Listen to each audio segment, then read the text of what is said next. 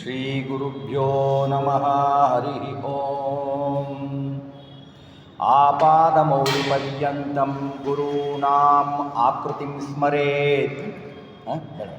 ತೇನ ವಿಘ್ನಾಃ ಪ್ರಣಶ್ಯಂತಿ ಸಿದ್ಧ್ಯಂತಿ ಚ ಮನೋರಥಾಃ. ಅಸ್ಪೃಷ್ಟದೋಷಗಂಧಾಯ ಕಲ್ಯಾಣಗುಣಸಿಂಧವೇ ನಮೋ ನಮೋ ಭಕ್ತಮುಕ್ತಿಪ್ರದಾಯಿನೇ ಶೇಷಸಾಯಿನೇ. ಅಭ್ರಮಂ ಭಂಗರಹಿತಂ ಅಜಡಂ ವಿಮಲಂ ಸದಾ ಆನಂದತೀರ್ಥಮತಲಂ ಭಜೆ ತಾಪತ್ರಯಾಪಹಂ. ಭವತಿ ಯದನುಭಾವಾದ್ ಏಡಮೂಕೋಪಿ ವಾಗ್ಮಿ ಜಡಮತಿರಪಿ ಜಂತುರ್ಜಾಯತೆ ಪ್ರಾಜ್ಞಮೌಲಿಃ. ಸಕಲವಚನಚೇತೋ ದೇವತಾ ಭಾರತೀ ಸಾ ಮಮ ವಚಸಿ ನಿಧತ್ತಾಂ ಸನ್ನಿಧಿಂ ಮಾನಸೇ ಚ.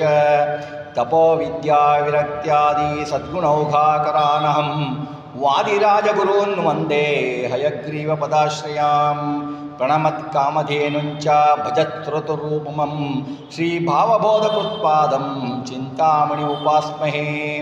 ಪೂಜ್ಯಾಯ ರಾಘವೇಂದ್ರಾಯ ಸತ್ಯಧರ್ಮರತಾಯ ಚ ಭಜತಾಂ ಕಲ್ಪವೃಕ್ಷಾಯ ನಮತಾಂ ಕಾಮಧೇನವೇ.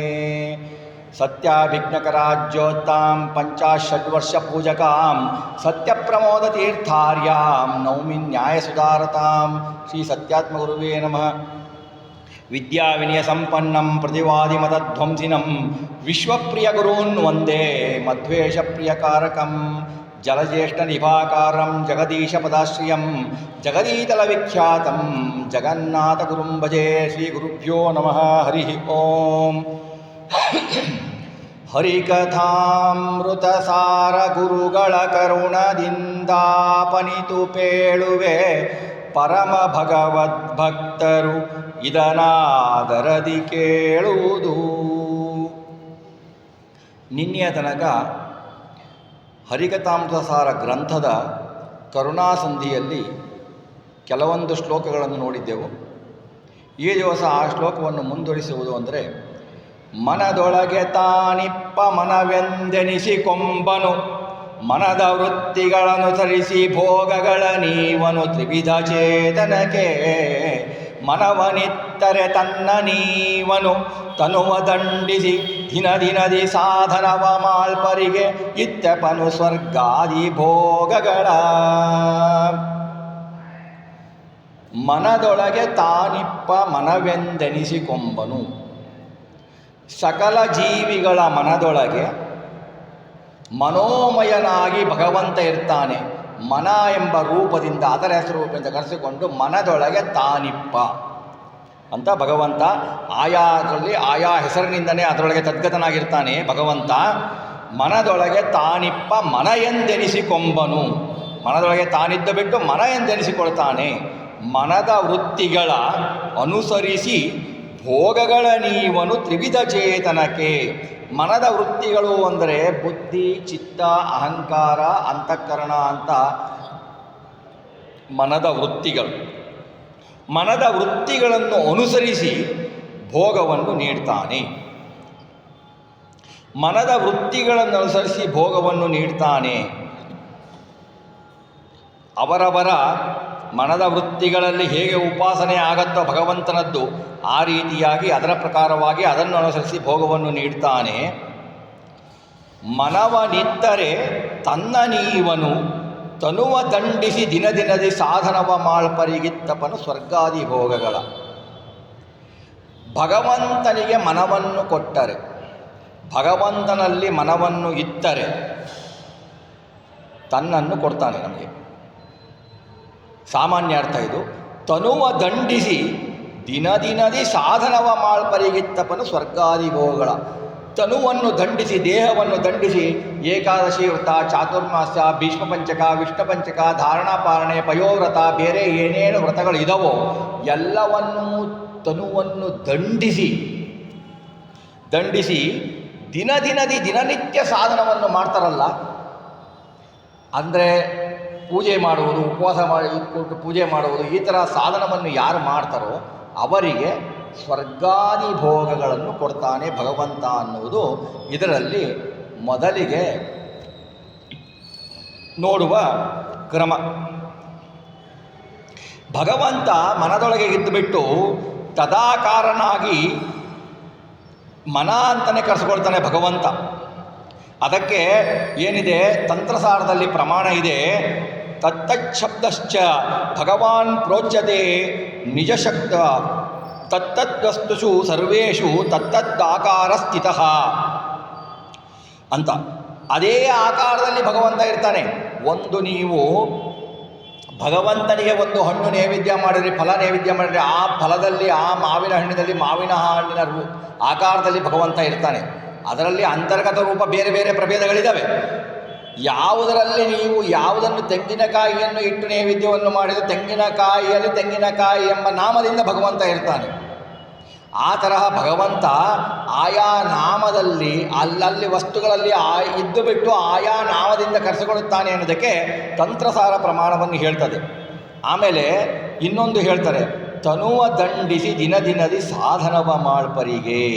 ತನುವ ದಂಡಿಸಿ ಸಾಧನೆಯನ್ನು ಮಾಳ್ಪವರಿಗೆ ಮೋಕ್ಷ ಆಗೋದಿಲ್ಲ. ಅದಕ್ಕೆ ಇನ್ನೂ ನಾವು ವಿವರಣೆ ಕೊಡ್ತೀನಿ. ತನುವ ದಂಡಿಸಿ ದಿನ ದಿನದಿ ಸಾಧನವ ಮಾಳ್ಪರಿಗೆ ಇತ್ತಪನು ಸ್ವರ್ಗಾದಿ ಭೋಗಗಳ ಸ್ವರ್ಗವನ್ನು ಕೊಡ್ತಾನೆ, ಬೇರೆ ಭೋಗಗಳನ್ನು ಪುಣ್ಯವನ್ನು ಕೊಡ್ತಾನೆ. ಪುಣ್ಯ ಮುಗಿದ ತಕ್ಷಣ ನಾವು ಸಂಚರಿಸ್ತಾ ಇರ್ತೀವಿ ಸಂಸಾರದಲ್ಲಿ. ಸ್ವರ್ಗ ಅನ್ನಕ್ಕೆ ಒಂದು ಹೆಸರು ಅದು. ಅದಕ್ಕೂ ಕೂಡ ಪ್ರಮಾಣ ಇದೆ. ನ ಯಜ್ಞ ನ ಚ ತೀರ್ಥಾನಿ ನ ಉಪವಾಸ ವ್ರತಾನಿ ಚ ದೈವತಾನಿ ಚ ಸರ್ವಾಣಿ ತ್ರಾತುಂ ತಂ ಶಕ್ನುಯು ಕ್ವಚಿತ್. ತಂತ್ರಸಾರದಲ್ಲಿ ಹೇಳ್ತಾರೆ ಯಜ್ಞದಿಂದ ಭಗವಂತ ಒಲಿಯಲ್ಲ, ತೀರ್ಥ ಸ್ನಾನದಿಂದ ಭಗವಂತ ಒಲಿಯಲ್ಲ, ಉಪವಾಸ ವ್ರತಗಳಿಂದ ಭಗವಂತ ಒಲಿಯಲ್ಲ. ಯಾವ ದೇವತೆಗಳನ್ನು ಅವರನ್ನು ಪ್ರಾರ್ಥಿಸಿದರೂ ಕೂಡ ಭಗವಂತ ಒಲಿಯಲ್ಲ ಅಂತ ಹೇಳ್ತಾರೆ. ಅದಕ್ಕೆ ಹೇಗೆ ಹೇಳ್ತಾರೆ ಅಂತಂದರೆ ನೋಡಿ, ತನುವ ದಂಡಿಸಿ ದಿನ ದಿನದಿ ಸಾಧನವ ಮಾಳ್ಪರಿಗೆ ಅಂತಂದರೆ, ಈಗ ಉಪವಾಸ ಎಲ್ಲ ಮಾಡ್ತೀವಿ, ದೇವರ ಸ್ಮರಣೆ ಬಿಟ್ಟು ಬಿಡ್ತೀವಿ. ವ್ರತಗಳನ್ನು ಮಾಡ್ತೀವಿ, ದೇವರ ಸ್ಮರಣೆ ಮಾಡಲ್ಲ. ನಮಗೇನಿರುತ್ತೆ, ವ್ರತ ಮಾಡಬೇಕು, ವ್ರತ ಮಾಡಿದರೆ ಪುಣ್ಯ ಬರುತ್ತೆ, ಇದು ನಮ್ಮ ಮನಸ್ಸಿನಲ್ಲಿರುತ್ತೆ.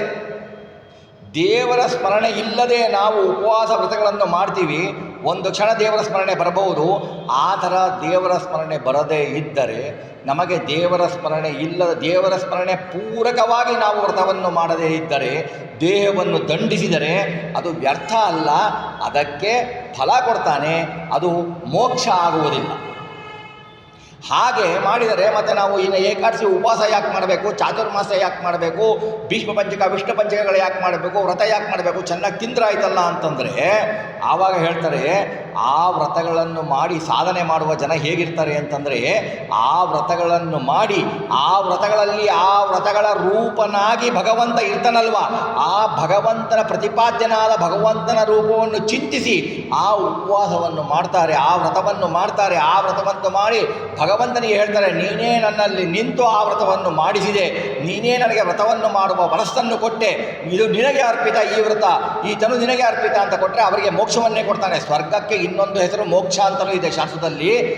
ಆ ಮೋಕ್ಷವನ್ನು ಕೊಡ್ತಾನೆ ಭಗವಂತ. ತನುವ ದಂಡಿಸಿ ಅಂದರೆ ಅದನ್ನು ಆ ತರಹ ಮಾಡುವುದು ಶ್ರೇಷ್ಠ. ಭಗವಂತನ ಉಪಾಸನೆ ಸಹಿತವಾಗಿ ತನುವನ್ನು ದಂಡಿಸಿದರೆ ಅದು ನಮ್ಮ ಲಿಂಗದೇಹ ಭಂಗಕ್ಕೆ ಮೆಟ್ಟಿಲಾಗುತ್ತದೆ.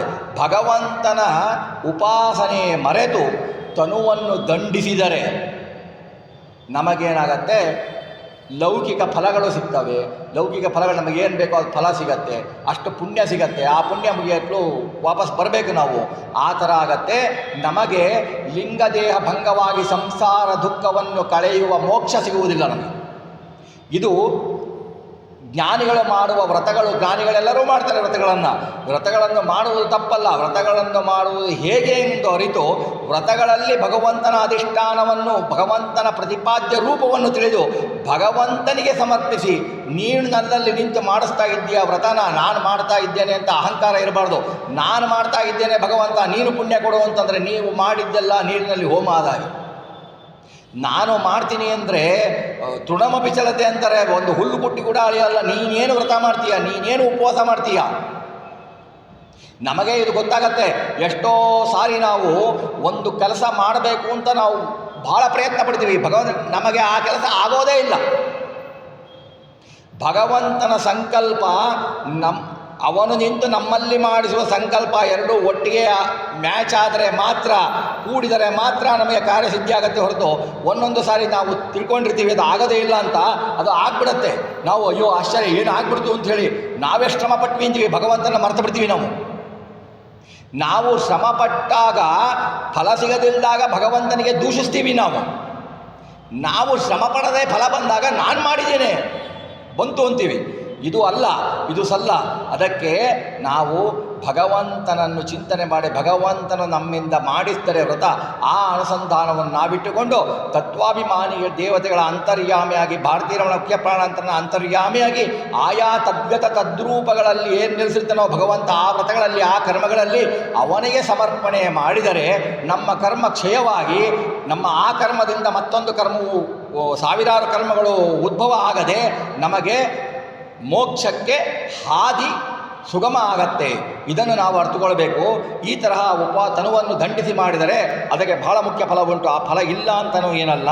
ಅದಕ್ಕೆ ಹೇಳ್ತಾರೆ, ವಿಷ್ಣು ರಹಸ್ಯದಲ್ಲಿ ಒಂದು ಪ್ರಮಾಣ ಬರುತ್ತೆ, ವಿಷ್ಣರ್ಪಿತತ್ವಂ ತಸ್ಮಾತ್ ಅನ್ಯ ಅಸ್ಮಿನ್ ದೈವತೆ ಅರ್ಪಿತಂ ಅನರ್ಪಿತಂ ಚ ಕುತ್ರಾಪಿ ತದೇವಂ ತ್ರಿವಿಧಂ ಭವೇತ್. ಆಮೇಲೆ ಇದರಲ್ಲೂ 3 ಬಗೆ ಬರುತ್ತೆ. ವಿಷ್ಣುವಿಗೆ ಅರ್ಪಿತವಾದ ಕರ್ಮ, ಅನ್ಯ ದೇವತೆಗಳಿಗೆ ಅರ್ಪಿತವಾದ ಕರ್ಮ, ಅನರ್ಪಿತವಾದ ಕರ್ಮ. ನೋಡಿ ಇಲ್ಲೇನು ಹೇಳಿದರು, ತ್ರಿವಿಧ ಚೇತನಕ್ಕೆ ಅಂತ ಹೇಳಿದರು. ಕರ್ಮದಲ್ಲಿಯೂ 3 ಬಗ. ಭಾರತೀಯ ರಮಣ ಮುಖ್ಯ ಪ್ರಾಣಾಂತರ್ಗತ ವಿಷ್ಣುವಿಗೆ ಅರ್ಪಣೆ ಮಾಡುವುದು, ಕರ್ಮವನ್ನು ಮಾಡಿದಾಗ ಅರ್ಪಣೆ ಮಾಡುವುದು ಒಂದು ಕರ್ಮ. ಇತರ ದೇವತೆಗಳಿಗೆ ಗಣಪತಿ, ಶಿವ, ಪಾರ್ವತಿ, ಲಕ್ಷ್ಮೀದೇವಿ, ಬೇರೆಯವ್ರು ಯಾರಿಗೂ ಪರಮಾಚಿಂತನೆ ಇಲ್ಲ, ಅನ್ಯ ದೇವತೆಗಳೇ ಮಾಡಿದರೆ ಅದು ಒಂದು ಕ್ರಮ. ನಾವು ಮಾಡ್ತಾ ಇದ್ದೀವಿ, ಉಪವಾಸ ಮಾಡ್ತೀವಿ, ಹೇಳಿದರೂ ಮಾಡ್ತೀವಿ, ಅಷ್ಟೇ ನಾವು ಕರ್ಮ ಮಾಡ್ತಾ ಇದ್ದೀವಿ, ಭಗವಂತನ ಸ್ಮರಣೆ ಇಲ್ಲ, ಇದು ಒಂದು ಕ್ರಮ. 3 ವಿಧ ಕರ್ಮ, 3 ವಿಧ ತ್ರಿವಿಧ ಕರ್ಮ. ತ್ರಿವಿಧ ಕರ್ಮಗಳಿಗೆ ತ್ರಿವಿಧ ಭೋಗಗಳನ್ನು ಕೊಡ್ತಾನೆ ಭಗವಂತ.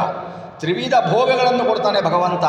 ವಿಷ್ಣುವಿನಿಗೆ ಅರ್ಪಿತವಾಗಿ ಅದರಲ್ಲಿ ಏನಾಗತ್ತೆ ಅಂದರೆ, ವಿಷ್ಣುವಿಗೆ ಅರ್ಪಿತ ಕರ್ಮಕ್ಕೆ ಉತ್ತಮ ಫಲ ಸಿಗತ್ತೆ, ಅನ್ಯ ದೇವತೆಗಳಿಗೆ ಅರ್ಪಿತ ಕರ್ಮಕ್ಕೆ ಏನಾಗತ್ತೆ, ನಮಗೆ ಮಧ್ಯಮ ಫಲ ಸಿಗತ್ತೆ.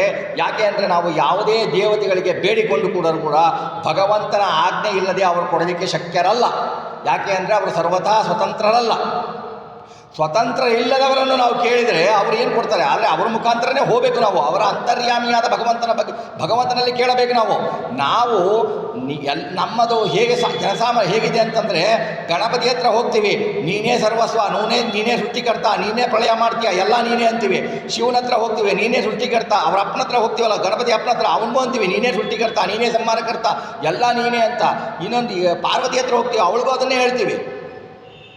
ಹೀಗೆ ಹೇಳಿದಾಗ ತನಗೆ ಇಲ್ಲದ ಸ್ವತಂತ್ರವನ್ನು ತನಗೆ ಆರೋಪಿಸಿದರೆ ನಾವು ಪೂಜೆ ಮಾಡಿದ ದೇವತೆಗಳು ನಮಗೆ ಮುನಿಸುತ್ತಾರೆಯೇ ಹೊರತು ಫಲ ಕೊಡುವುದಿಲ್ಲ.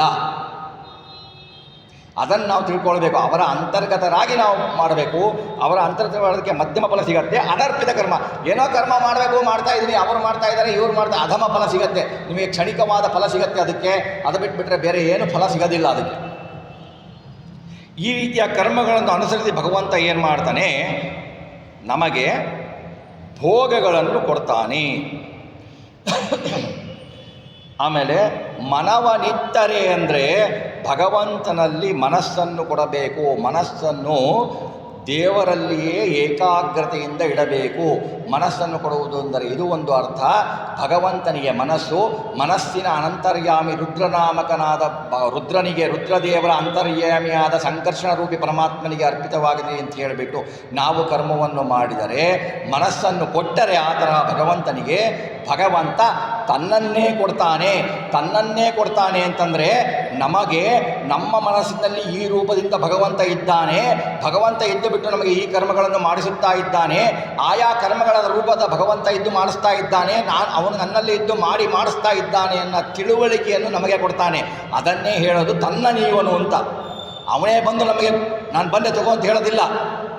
ಅವನು ತನ್ನ ತಿಳುವಳಿಕೆಯನ್ನು ನಮ್ಮಲ್ಲಿ ಪ್ರಕಟ ಮಾಡ್ತಾನೆ ಅವರವರ ಯೋಗ್ಯತೆ ಅನುಸಾರವಾಗಿ. ಅದು ಮನವನಿತ್ತರೆ ತನ್ನ ನೀವನು ಅಂತ ಅರ್ಥ. ಅದಕ್ಕೆ ದಾಸರಾಯರು ಸುಂದರವಾಗಿ ಹೇಳ್ತಾರೆ. ಆಮೇಲೆ ಮುಂದೆ ಹೇಳ್ತಾರೆ ಅವರು, ಮುಂದಿನ ಪದದಲ್ಲಿ ಹೇಳ್ತಾರೆ, ಪರಮ ಸತ್ಪುರುಷಾರ್ಥ ರೂಪನು ಹೊರಿಯು ಲೋಕಕ್ಕೆ ಎಂದು ಪರಮಾದರದಿ ಸದುಪಾಸನೆಯ ಗೈವರಿಗೆ ಇತ್ತಪನು ತನ್ನ ಮರೆತು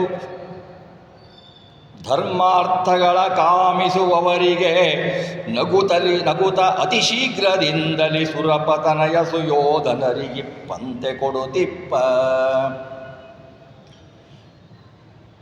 ಮೇಲ್ಮೈ ಅರ್ಥ ನೋಡಿಕೊಂಡ್ರೆ ಪರಮ ಸತ್ಪುರುಷಾರ್ಥ ರೂಪನಾದ ಭಗವಂತನು ಹರಿ ನೀನೇ ಸತ್ಪುರುಷಾರ್ಥ ರೂಪ ಎಂದು ಹರಿ ಲೋಕಕ್ಕೆ ಎಂದು ನಾವು ಪರಮಾದರದಿ ಭಗವಂತನನ್ನು ಒಳ್ಳೆಯ ಉಪಾಸನೆಯನ್ನು ಮಾಡಿದರೆ ತನ್ನನ್ನು ಕೊಡ್ತಾನೆ.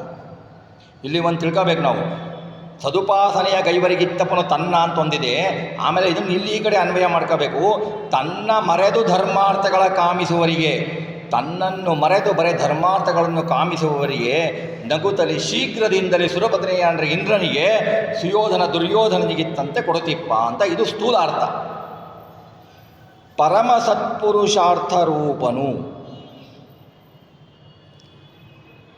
ಪರಮ ಸತ್ಪುರುಷಾರ್ಥ ಅಂದರೆ ಪುರುಷಾರ್ಥ ಅಂದರೆ ಧರ್ಮ ಅರ್ಥ ಕಾಮ ಮೋಕ್ಷ ಪುರುಷಾರ್ಥ, ಚತುರ್ವಿಧ ಪುರುಷಾರ್ಥ ಎಲ್ಲರಿಗೂ ಗೊತ್ತಿದೆ. ಪುರುಷಾರ್ಥ ರೂಪಗಳನ್ನು ಕೊಡುವವನು ಭಗವಂತ, ಆದ್ದರಿಂದ ಅವನು ಪುರುಷಾರ್ಥ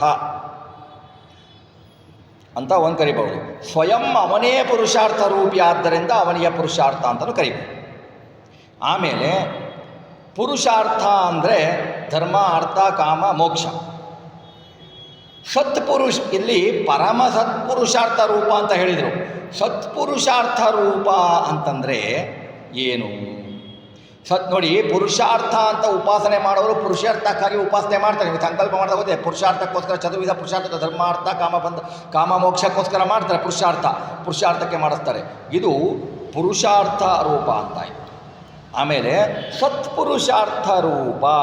ಸತ್ಪುರುಷಾರ್ಥ ರೂಪ ಅಂತಂದರೆ ಏನು?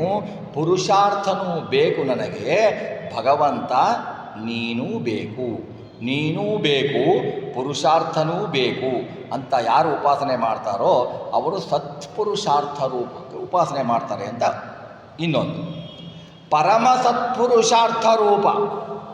ಪರಮ ಸತ್ಪುರುಷಾರ್ಥ ರೂಪ ಅಂದರೆ ನನಗೆ ನೀನು ಬೇಕು, ಪರಮ ಪುರುಷಾರ್ಥದ ಮೂಲಕ ನಿನ್ನನ್ನು ಪಡೆಯುತ್ತೇನೆ ನಾನು, ನೀನೇ ಬೇಕು, ನೀನೇ ಪರಮ ಸತ್ಪುರುಷಾರ್ಥ ರೂಪ. ಹರಿ, ನಿನ್ನನ್ನು ಬಿಟ್ಟು ಬೇರೆ ಪುರುಷಾರ್ಥ ರೂಪ ಇಲ್ಲ, ನೀನೇ ಪರಮ ಸತ್ಪುರುಷಾರ್ಥ ರೂಪ ಅಂತ ಭಗವಂತನನ್ನೇ ಯಾರು ಉಪಾಸನೆ ಮಾಡ್ತಾರಲ್ಲ ಅವರು ಪರಮ ಸತ್ಪುರುಷಾರ್ಥ ರೂಪದ ಉಪಾಸಕರು. ಅದು ಅತ್ಯಂತ ಶ್ರೇಷ್ಠ. ಇದನ್ನು ಜ್ಞಾನಿಗಳು ಮಾಡುವುದು ಇದೇ ಥರನೇ. ಪರಮ ಸತ್ಪುರುಷಾರ್ಥ ರೂಪನು ಹರಿಯು ಲೋಕಕ್ಕೆ, ಇಡೀ ಜಗತ್ತಿಗೆ ಪರಮ ಸತ್ಪುರುಷಾರ್ಥ ರೂಪನು ಹರಿಯು ಎಂದು ಸದುಪಾಸನೆಗೈವರಿಗಿತ್ತಪನು ತನ್ನ. ಆ ರೀತಿ ಉಪಾಸನೆ ಮಾಡ್ತಾರೆ. ಉಪಾಸನೆ ಆ ತರಹ ಒಳ್ಳೆಯ ಉಪಾಸನೆಯನ್ನು ಮಾಡ್ತಾರೆ. ಭಗವಂತನನ್ನು ಪ್ರಾರ್ಥಿಸ್ತಾರೆ. ಆದರೆ ಭಗವಂತನನ್ನು ನನ್ನಲ್ಲಿ ಇಟ್ಟುಕೊಂಡು ನನ್ನ ಇಂದ್ರಿಯಗಳ ದ್ವಾರ ನೀನು ವ್ಯಾಪಾರ ಮಾಡಿಸ್ತಾ ಇದ್ದೀಯಾ, ತತ್ತತ್ ಅಭಿಮಾನಿಗಳ ದ್ವಾರ ನೀನು ವ್ಯಾಪಾರ ಮಾಡಿಸ್ತಾ ಇದ್ದೀಯಾ, ಆ ಅಭಿಮಾನಿಗಳ ಪೂರ್ವಕವಾಗಿ ನೀನು ವ್ಯಾಪಾರ ಮಾಡಿಸ್ತಾ ಇದ್ದೀಯಾ, ಅಂತಹ ಪರಮ ಪುರುಷಾರ್ಥ ರೂಪ ಹರಿ ಎತ್ತು ಮಾಡುವುದು ನಾವು ಸದುಪಾಸನೆ ಅಂತ ಆಗತ್ತೆ. ಸದುಪಾಸನೆ ಆಗತ್ತೆ. ಸದುಪಾಸನೆಯ ಗೈವರಿಗೆ ಏನು ಮಾಡ್ತಾನೆ? ತನ್ನನ್ನೇ ಕೊಡ್ತಾನೆ. ಅಂದರೆ ತನ್ನ ಆಯಾ ಕ್ರಿಯೆಗಳ, ಆಯಾ ಕರ್ಮಗಳ, ಆಯಾ ಪುರುಷಾರ್ಥಗಳಲ್ಲಿ ಇರುವ ಆಯಾ ರೂಪಗಳನ್ನು ಭಗವಂತ ಆಯಾ ಜೀವಿಗಳಿಗೆ ಅವರವರ ಯೋಗ್ಯತೆಯ ಅನುಸಾರವಾಗಿ ಪ್ರಕಟ ಮಾಡ್ತಾನೆ. ಅದು ತನ್ನನ್ನು ಕೊಡುತ್ತಾನೆ ಭಗವಂತ ಅಂತ ಅನ್ನೋದಕ್ಕೆ ಒಳಗಿನ ಅರ್ಥ.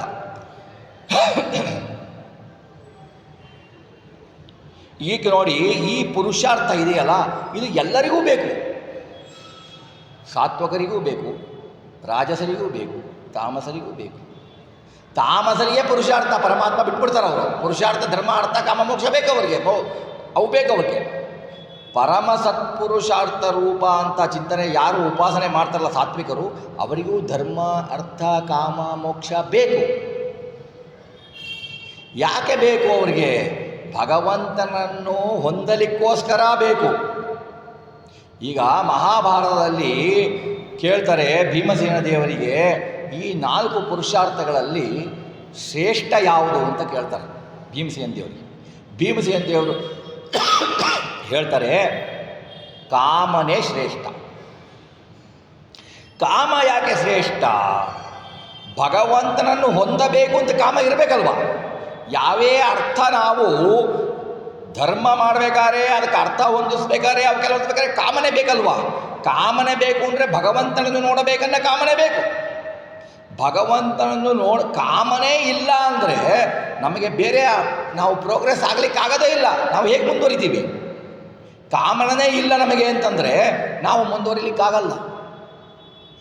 ಈಗ ಏನು ವ್ಯತ್ಯಾಸ ಆಗತ್ತೆ ಅಂತಂದರೆ, ನಾವು ಉಪಾಸನೆ ಮಾಡುವವರು ನಾವೇನು ಉಪಾಸನೆ ಮಾಡ್ತೀವಿ? ಭಗವಂತನನ್ನು ನಮ್ಗೆ ಯಾಕೆ ಬೇಕು? ಭಗವಂತ ನಮಗೆ ಮೋಕ್ಷ ಕೊಡ್ತಾನೆ, ಅದಕ್ಕೆ ಬೇಕು. ಹೌದಾ? ಭಗವಂತ ಮೋಕ್ಷ ಕೊಡ್ತಾನೆ, ನಮಗೆ ಬೇಕು. ನೋಡಿ, ಭಗವಂತನನ್ನು ಬಿಟ್ಟು ಪುರುಷಾರ್ಥ ಸಾಧಿಸೋರು ಒಬ್ಬರು. ಭಗವಂತನೂ ಬೇಕು. ಯಾಕೆ ಬೇಕು ಭಗವಂತ? ಮೋಕ್ಷ ಕೊಡ್ತಾನೆ. ಮೋಕ್ಷದಲ್ಲಿರುವ ಆನಂದ ಇಲ್ಲಿ ಇಲ್ಲ. ಆ ಆನಂದ ಕೊಡುವುದರಿಂದ ಭಗವಂತ ಬೇಕು. ಇದು ಎರಡನೇದು. ನಮಗೆ ಭಗವಂತನೇ ಬೇಕು. ಭಗವಂತನೇ ಬೇಕು. ಭಗವಂತ ಬಂದರೆ ನಮಗೆ ಅವನಾಗೆ ಮೋಕ್ಷ ಕೊಡ್ತಾನೆ. ಇದು ಸದುಪಾಸನೆ. ಇದನ್ನು ಪ್ರಾಣದೇವರೆಲ್ಲ ಮಾಡ್ತಾರೆ. ಹನುಮಂತ ದೇವರೆಲ್ಲ ಕೇಳಿದಾಗ, ಹನುಮಂತನಿಗೆ ಏನು ಬೇಕು ಅಂತ ಕೇಳಿದಾಗ, ನೀನೇ ಬೇಕು ಅಂತಾನೆ ರಾಮದೇವರಿಗೆ. ಅವನು ಹನುಮಂತ ಅಲ್ವಾ, ಮುಖ್ಯ ಪ್ರಾಣದೇವರು. ನೀನೇ ಬೇಕು ಅಂತಾನೆ, ಅವನು ಏನು ಕೇಳಲ್ಲ. ನೀನು ಬೇಕು, ನನಗೆ ಮೋಕ್ಷ ಏನು ಬೇಡ ಅಂತಾರೆ. ಯಾಕೆ ಅಂದರೆ ಭಗವಂತ ಬಂದರೆ ಎಲ್ಲ ಅದೇ ಬರುತ್ತೆ. ಒಂದು ಹೊಲದಲ್ಲಿ ನೀವು ಒಂದು ಸಸಿಯನ್ನು ಹಾಕಿದರೆ, ಭತ್ತವನ್ನು ಬಿತ್ತರೆ ಅದರಲ್ಲಿ ಬರುವ ವೇಸ್ಟ್ ಕಳೆಗಳಿಗೆ ನೀವೇನು ಗೊಬ್ಬರ ಹಾಕೋಗಿಲ್ಲ, ಅದಾಗೆ ಬೆಳೆಯುತ್ತೆ. ಕಳೆಗಳು ಅದಾಗೆ ಬರುತ್ತೆ. ಅದೇ ಕಳೆಗಳು ಬರುತ್ತೆ, ಭತ್ತನೂ ಬೆಳೆಯುತ್ತೆ ಅಂದರೆ ಭತ್ತ ಬೆಳೆಯಲ್ಲ. ಭತ್ತದ ಬೀಜ ಹಾಕ್ತಾರೆ, ಬೆಳೆಯಲ್ಲ. ಹೌದಾ? ಹಾಗಾಗಿ ಭಗವಂತನೇ ಬೇಕು. ಭಗವಂತ ಸಿಕ್ಕರೆ ನಮಗೆ ಮೋಕ್ಷದ ಸುಖ ಅವನು ಕರುಣಿಸ್ತಾನೆ. ಇದು ಒಂದು ಉತ್ತಮ ಅಧಿಕಾರಿಗಳ ಭಗವಂತನ ಉಪಾಸನೆಯ ಕ್ರಮ. ಇದನ್ನು ನಮಗೆ ಸೂಕ್ಷ್ಮವಾಗಿ ಇಲ್ಲಿ ದಾಸರಾಯರು ಹೇಳ್ತಾರೆ. ಇದನ್ನೇ ಭೀಮಸೇನ ದೇವರು ಏನು ಹೇಳಿದರು? ಕಾಮವೇ ಶ್ರೇಷ್ಠ. ಕಾಮ ಇಲ್ಲದಿದ್ದರೆ ಏನು ಮಾಡಲಿಕ್ಕಾಗಲ್ಲ. ಆಮೇಲೆ ಧರ್ಮಾರ್ಥಗಳ ಕಾಮಿಸುವವರಿಗೆ ನಗುತತಿ ಶೀಘ್ರದಿಂದಲೇ ಸುರಪತನಯ ಸುಯೋಧನರಿಗೆ ಇಪ್ಪಂತೆ ಕೊಡುತ್ತಿಪ್ಪ. ಮಹಾಭಾರತದಲ್ಲಿ ಶ್ರೀಕೃಷ್ಣ ಪರಮಾತ್ಮ ಮಲಗಿರ್ತಾನೆ. ಯುದ್ಧದಲ್ಲಿ ಸಹಾಯ ಕೇಳಬೇಕಾದರೆ ಅರ್ಜುನ, ದುರ್ಯೋಧನ ಇಬ್ಬರು ಬರ್ತಾರೆ. ದುರ್ಯೋಧನ ಮುಂಚಿತವಾಗಿ ಬರ್ತಾನೆ.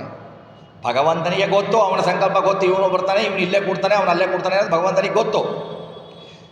ದುರ್ಯೋಧನ ಬಂದು ಏನು ಮಾಡ್ತಾನೆ? ಕೃಷ್ಣ ಮಲಗಿದ ನಟನೆ ಮಾಡ್ತಿರ್ಬೇಕಾದ್ರೆ, ನಾನು ಮಹಾರಾಜ, ನಾನು ಚಕ್ರವರ್ತಿ, ಯಗಶ್ಚಿತ್ ಗೊಲ್ಲ ಇವನು, ಇವನ ಕಾಲಿನ ಹತ್ತಿರ ನಾನು ಕೂಡಬೇಕಾ? ಅಲ್ಲ, ನಾನು ತಲೆಯ ಹತ್ತಿರ ಕೂಡ್ತೇನೆ ಅಂತ ಅಂದ್ಬಿಟ್ಟು ತಲೆಯ ಹತ್ತಿರ ಕೂಡ್ತಾನೆ ದುರ್ಯೋಧನ. ಆಮೇಲೆ ಅರ್ಜುನ ಬರ್ತಾನೆ. ಅರ್ಜುನ ಬಂದುಬಿಟ್ಟು ನೋಡ್ತಾನೆ, ದುರ್ಯೋಧನ ಬಂದು ತಲೆ ಹತ್ರ ಕೂತಿರೋದು ನೋಡ್ತಾನೆ. ಸದ್ಯ ನಾನು ಪಾರಾದೆ ಅಂತಾನೆ. ಯಾಕೆಂದರೆ ದುರ್ಯೋಧನ ಪಾಠದಲ್ಲಿ ಕೂತ್ಬಿಟ್ಟಿದ್ರೆ ಇವನಲ್ಲಿ ಕೂಡಬೇಕಾಗಿತ್ತು. ಇವನೇನು ಮಾಡ್ತಾರೆ? ಭಗವಂತನ ಪಾದದ ಮುಂದೆ ಕೂಡ್ತಾನೆ. ಕೃಷ್ಣ ಕಣ್ಣು ತೆರೆಯುವ ನಾಟಕ ಆಡ್ತಾನೆ. ಕಣ್ಣು ತೆರೆತಾನೆ. ಕಣ್ಣು ತೆರೆದಾಗ ಮೊದಲ ದೃಷ್ಟಿ ಬಿದ್ದಿದ್ದು ಅರ್ಜುನನ. ಅರ್ಜುನಿಗೆ ಹೇಳ್ತಾನೆ, ಏನು ಬಂದ್ಯಾ, ಚೆನ್ನಾಗಿದ್ದೀಯಾ, ಏನು ಯಾತಕ್ಕೆ ಬಂದಿದ್ದು ಅಂತ ಕೇಳ್ತಾನೆ. ದುರ್ಯೋಧನನಿಗೆ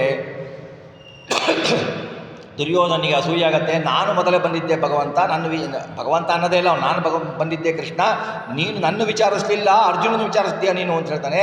ಭಗವಂತ ಹೇಳ್ತಾನೆ, ನೀನು ಬಂದು ಕೂತಿದ್ದರೂ ನನಗೆ ನನ್ನ ಮೊದಲ ದೃಷ್ಟಿ ಬಿದ್ದಿದ್ದು ಕಾಲಿನ ಅಡಿ ಕೂತವನಿಗೆ.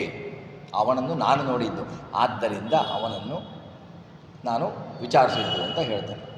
ಆಮೇಲೆ ಏನು ನೀವು ಬಂದಿರುವ ಸಮಾಚಾರ ಅಂದಾಗ, ಯುದ್ಧಕ್ಕೆ ಸಹಾಯ ಬೇಕು ಅಂತ ಇಬ್ಬರು ಹೇಳ್ತಾರೆ. ಯುದ್ಧಕ್ಕೆ ಸಹಾಯ ಬೇಕು ಅಂತಂದಾಗ ಭಗವಂತ ಹೇಳ್ತಾನೆ, ಅರ್ಜುನ ನೀ ಕೇಳು ಅಂತಾನೆ, ನೀನು ಮೊದಲು ಕೇಳುತ್ತಾನೆ. ಆವಾಗ ಸುಯೋಧನ ಅವನು ಅಡ್ಡಿ ಮಾಡ್ತಾನೆ. ನಾನು ಮೊದಲು ಬಂದಿದ್ದು, ನನಗೆ ಕೇಳುವ ಹಕ್ಕು ಬೇಕು, ಮೊದಲು ಬಂದವರಿಗೆ ಆದ್ಯತೆ, ಅವನು ಆಮೇಲೆ ಬಂದಿರುವವನು. ಆವಾಗ ಕೃಷ್ಣ ಪರಮಾತ್ಮ ಹೇಳ್ತಾನೆ, ನೀನು ಮೊದಲೇ ಬಂದಿರಬಹುದು, ನಾನು ಮೊದಲು ನೋಡಿದ್ದು ಇವನ್ನ.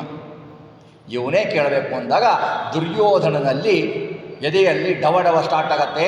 ಇವನು ಏನು ಕೇಳ್ತಾನೋ ಏನೋ ಅಂಥೇಳಿ ಅಂತ ಸ್ಟಾರ್ಟ್ ಆಗತ್ತೆ. ಆವಾಗ ಇವನು ಕೇಳ್ತಾನೆ, ಅವನಿಗೆ ಕೃಷ್ಣ ಪರಮಾತ್ಮ ಹೇಳ್ತಾನೆ, ನಂದು ನಾರಾಯಣಿ ಸೈನ್ಯ ಇದೆ, ನಾರಾಯಣಿ ಸೈನ್ಯ ನಿನಗೆ ಬೇಕೋ? ನಾನು ಬೇಕು, ನಾನು ಶಸ್ತ್ರ ಹಿಡಿಯೋದಿಲ್ಲ, ಯುದ್ಧ ಮಾಡಲ್ಲ.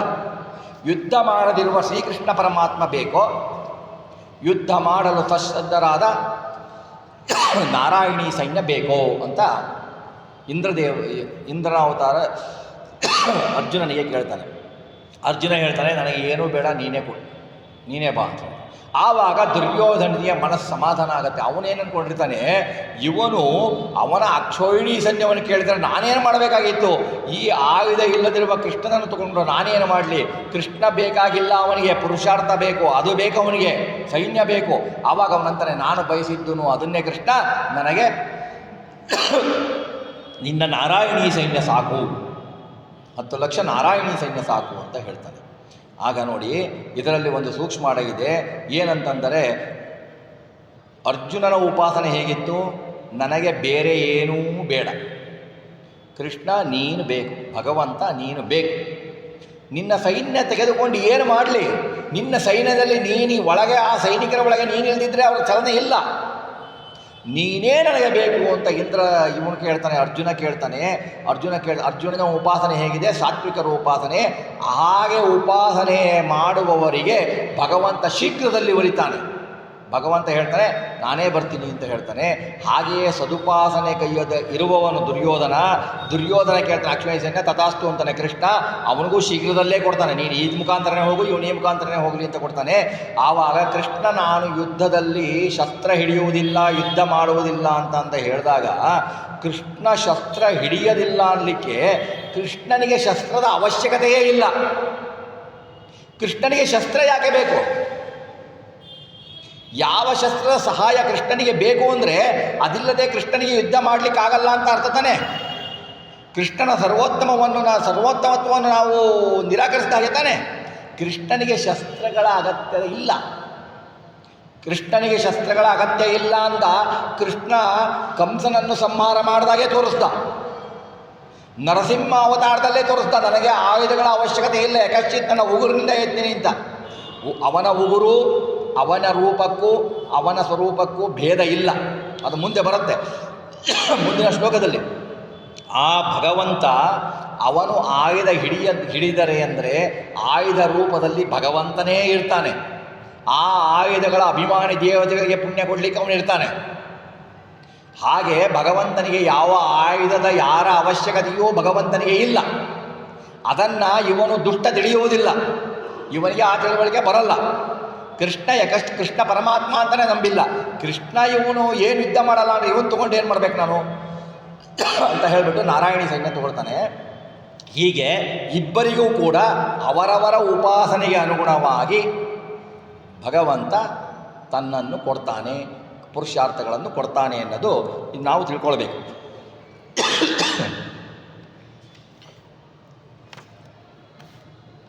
ಮುಂದೆ ಹೇಳ್ತಾರೆ ದಾಸರು, ಜಗವನೆಲ್ಲವ ನಿರ್ಮಿಸುವ ನಾಲ್ಮಗನೊಳಗೆ ತಾನಿದ್ದು ಸಲಹುವ ಗಗನಕೇಶನೊಳಿದ್ದು ಸಂಹರಿಸುವನು ಲೋಕಗಳ ಸ್ವಗತ ಭೇದ ವಿವರ್ಜಿತನು ಸರ್ವಗ ಸದಾನಂದೈಕ ದೇಹನು ಬಗೆ ಬಗೆಯ ನಾಮದಲ್ಲಿ ಕರೆಸುತ್ತ ಭಕುತರನು ಪೊರೆವ. ಜಗವನೆಲ್ಲವ ನಿರ್ಮಿಸುವ ನಾಲ್ಮಗನೊಳಗೆ ತಾನಿದ್ದು ನಾಲ್ಮಗನೊಳಗೆ ತಾನಿದ್ದು ಜಗವನೆಲ್ಲವ ನಿರ್ಮಿಸುವ, ತಾನಿದ್ದು ಸಲಹುವ, ಗಗನಕೇಶನೊಳಿದ್ದು ಸಂಹರಿಸುವನು ಲೋಕಗಳ. ಇಡೀ ಜಗತ್ತನ್ನು ನಿರ್ಮಿಸ್ತಾನೆ ಸೃಷ್ಟಿಕರ್ತ. ಬ್ರಹ್ಮನಲ್ಲಿ ಬ್ರಹ್ಮರೂಪನಾಗಿ ಭಗವಂತ ಇದ್ದು ಬಿಟ್ಟು ಸೃಷ್ಟಿಕರ್ತನಾಗ್ತಾನೆ. ತಾನೇ ಸ್ವತಃ ಇದ್ದು ಬಿಟ್ಟು ಪಾಲನೆ ಮಾಡ್ತಾನೆ. ತಾನಿದ್ದು ಸಲಹುವ, ಗಗನಕೇಶನೊಳಿದ್ದು ಸಂಹರಿಸುವ ಲೋಕಗಳ ಅಂದರೆ ಗಗನಕೇಶನಲ್ಲಿ ಅಂದರೆ ಗಗನಕೇಶ ಅಂದರೆ ವ್ಯೋಮಕೇಶ, ವ್ಯೋಮಕೇಶ ಅಂದರೆ ರುದ್ರದೇವರಲ್ಲಿ ಎದ್ದು ಸಂಹರಿಸುತ್ತಾನೆ ಭಗವಂತ. ರುದ್ರನಾಮಕನಾಗಿ ಇರ್ತಾನೆ. ರುದ್ರನಾಮಕನಾಗಿರ್ತಾನೆ. ರುದ್ರದೇವರಿಗೆ ಗಗನಕೇಶ ಅಂತ ಯಾಕೆ ಹೆಸರು ಬಂತು, ವ್ಯೋಮಕೇಶ ಅಂತ ಯಾಕೆ ಹೆಸರು ಬಂತು ಅಂದರೆ, ಗಂಗಾದೇವಿಯು ಮೇಲಿನಿಂದ ಭೂಲೋಕಕ್ಕೆ ಕರೆದುಕೊಂಡು ಬರಬೇಕಾದರೆ ಭಗವಂತನ ಪಾದೋದಕ ನೆಲದ ಮೇಲೆ ಬೀಳಬಾರದು ಎಂದು ರುದ್ರದೇವರು ತಮ್ಮ ಕೂದಲನ್ನು ಆಕಾಶ ಪೂರ್ತಿ ವ್ಯಾಪ್ತಿ ಮಾಡ್ತಾರೆ. ಯಾವಾಗ ತೀರ್ಥ ಕೆಳಗೆ ಬೀಳಬಾರದು, ನೋಡಿ ಆ ತೀರ್ಥದ ಮಹತ್ವ ಹೇಗಿದೆ ಅಂತ. ಭಗವಂತನ ಪಾದೋದಕ ಕೆಳಗಡೆ ಒಂದು ಹನಿ ಬೀಳಬಾರದು. ಬೀಳದ ಹಾಗೆ ನಾವು ಎಚ್ಚರಿಕೆ ವಹಿಸಬೇಕು. ಆ ಭಗವಂತನ ಅದನ್ನು ರುದ್ರದೇವರು ತೋರಿಸ್ಕೊಟ್ರು. ಭಗವಂತನ ಪಾದೋದಕ ಕೆಳಗೆ ಬೀಳ್ತದೆ ಅಂತ ತಮ್ಮ ಜಟೆಯನ್ನು ಆಕಾಶದ ಪರ್ಯಂತ ಹಬ್ಬಿಸಿ ಅದನ್ನು ತಮ್ಮ ಜಟೆಯಲ್ಲಿ ಸಿಗಿಸ್ಕೊಂಡ್ರು. ಈ ತರಹ ರುದ್ರದೇವರು ತೋರಿಸಿದ್ರು. ಅದಕ್ಕೆ ಗಗನಕೇಶ ಅಂತ ಕರೀತಾರೆ, ವ್ಯೋಮಕೇಶ ಅಂತಲೂ ಕರೀತಾರೆ, ಗಗನಕೇಶ ಅಂತಲೂ ಕರೀತಾರೆ. ಆ ಗಗನಕೇಶನೊಳಿದ್ದು ಸಂಹರಿಸುವನು ಲೋಕಗಳ ಅಂತ. ಇದಕ್ಕೆ ಸ್ಕಾಂದ ಪುರಾಣದಲ್ಲಿ ಕೊಡ್ತಾರೆ ಪ್ರಾಮಾಣ್ಯವನ್ನು. ಬ್ರಹ್ಮಣಿ ಬ್ರಹ್ಮರೂಪೋಸೌ ಶಿವರೂಪೇ ಶಿವಸ್ಥಿತಃ ನಿಮಿತ್ತ ಮಾತ್ರತಾದೇವು ವಿಷ್ಣು ಸರ್ವಸ್ಯ ಕಾರಣಂ ಅಂತ ಹೇಳ್ತಾರೆ. ಬ್ರಹ್ಮದಲ್ಲಿ ಬ್ರಹ್ಮನಾಗಿ, ಶಿವನಲ್ಲಿ ಶಿವರೂಪನಾಗಿ ತಾನೇ ನಿಂತಿರ್ತಾನೆ ಹೊರತು ಅವರು ಇಲ್ಲದೆ ಅವರಿಗೆ ಒಂದು ಚಲನೆ, ಒಂದು ಹುಲ್ಲನ್ನು ಅಲ್ಲಾಡಿಸುವ ಶಕ್ತಿ ಪ್ರಪಂಚದಲ್ಲಿ ಯಾರಿಗೂ ಇಲ್ಲ. ಈ ಬ್ರಹ್ಮಾಂಡದಲ್ಲಿ ಯಾರಿಗೂ ಇಲ್ಲ, ಲಕ್ಷ್ಮೀ ಸಮೇತವಾಗಿ ಯಾರಿಗೂ ಇಲ್ಲ. ಹಾಗೆ ಅವನ ರೂಪದಲ್ಲಿ ಅವನಾಗಿ ನಿಂತು ಭಗವಂತ ಮಾಡ್ತಾನೆ, ಅವರ ಕಾರ್ಯವನ್ನು ಮಾಡಿಸ್ತಾನೆ ಅನ್ನೋದಕ್ಕೋಸ್ಕರ ಇದರಲ್ಲಿ ಹೇಳ್ತಾರೆ. ಆಮೇಲೆ ಸರ್ವತ್ರ ವ್ಯಾಪ್ತ ಅನ್ನೋದಕ್ಕೆ ಶ್ರುತಿ ಹೇಳುತ್ತೆ, ಅಂತರ್ಬಹಿಶ್ಚ ಸತ್ಸರ್ವಂ ವ್ಯಾಪ್ಯ ನಾರಾಯಣ ಸ್ಥಿತ. ಒಳಗೆ ಹೊರಗೆ, ಬ್ರಹ್ಮಾಂಡದ ಒಳಗೆ ಹೊರಗೆ, ವಸ್ತುವಿನ ಹೊರಗೆ ಒಳಗೆ ಎಲ್ಲ ಕಡೆ ಸರ್ವತ್ರ ವ್ಯಾಪ್ತನಾಗಿದ್ದಾನೆ ಭಗವಂತ ಅನ್ನುವುದಕ್ಕೆ ಪ್ರಮಾಣ ಶ್ರುತಿ, ವೇದಗಳು ಪ್ರಮಾಣ ಹೇಳ್ತವೆ. ಆಮೇಲೆ ಸರ್ವಗ ಅಂದರೆ ಎಲ್ಲರಿಗೂ ನಿಯಾಮಕನು, ಜಗತ್ತಿನ ಎಲ್ಲರ ಚೇತನರಿಗೂ ನಿಯಾಮಕನು ಭಗವಂತ. ಅವರವರ ರೂಪದಲ್ಲಿ ಅವರವರಲ್ಲಿ ಇದ್ದು ಆ ರೂಪದಿಂದ ಅವನು ಕರೆಸಿಕೊಳ್ತಾನೆ ಭಗವಂತ. ಆಯಾ ರೂಪದಿಂದ ಭಗವಂತ ಕರೆಸಿಕೊಳ್ತಾನೆ ಅವನಿಗೆ. ಅದಕ್ಕೋಸ್ಕರನೇ ಹೇಳ್ತಾರೆ, ಅವನು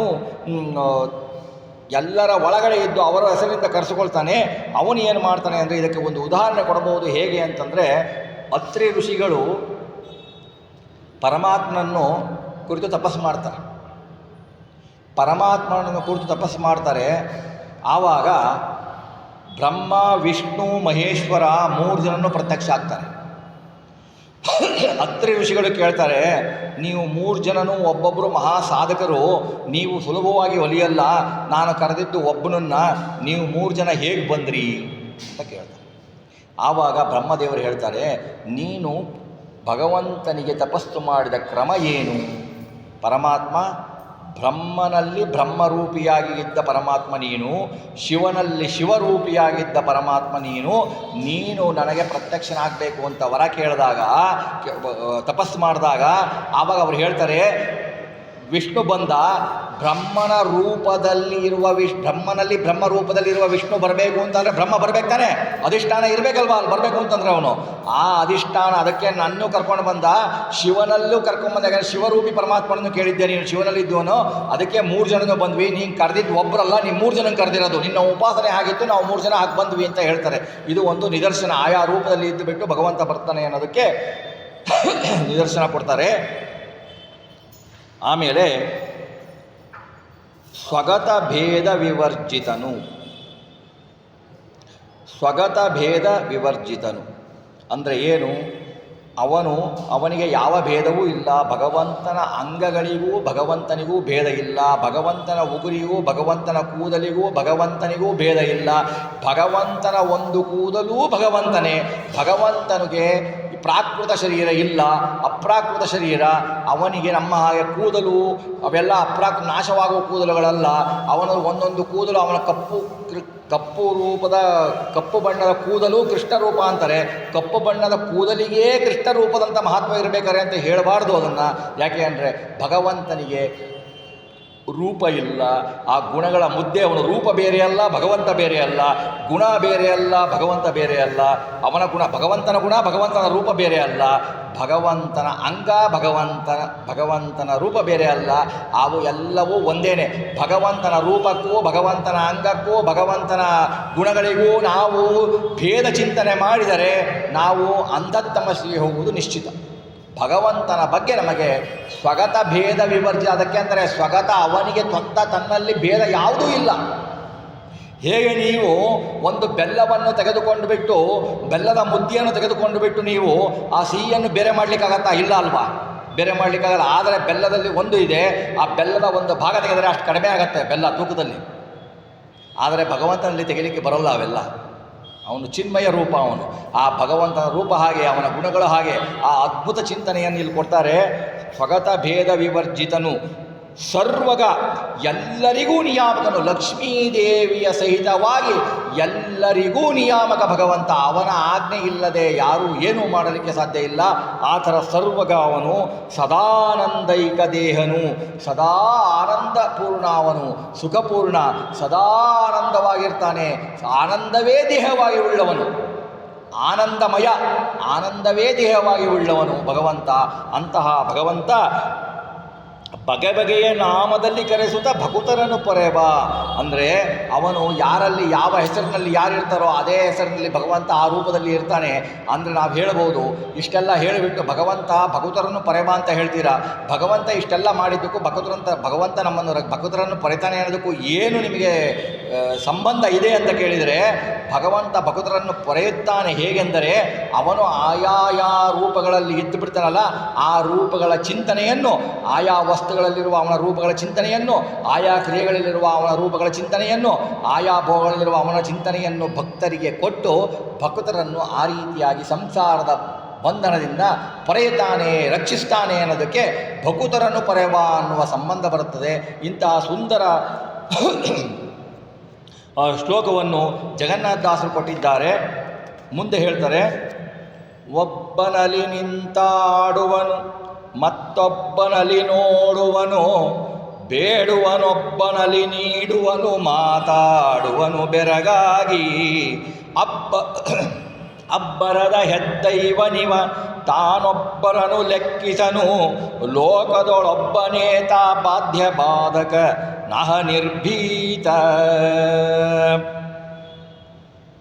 ಒಬ್ಬನಲ್ಲಿ ನಿಂತಾಡುವನು, ಒಬ್ಬನಲ್ಲಿ ನಿಂತ್ಕೊಳ್ತಾನೆ.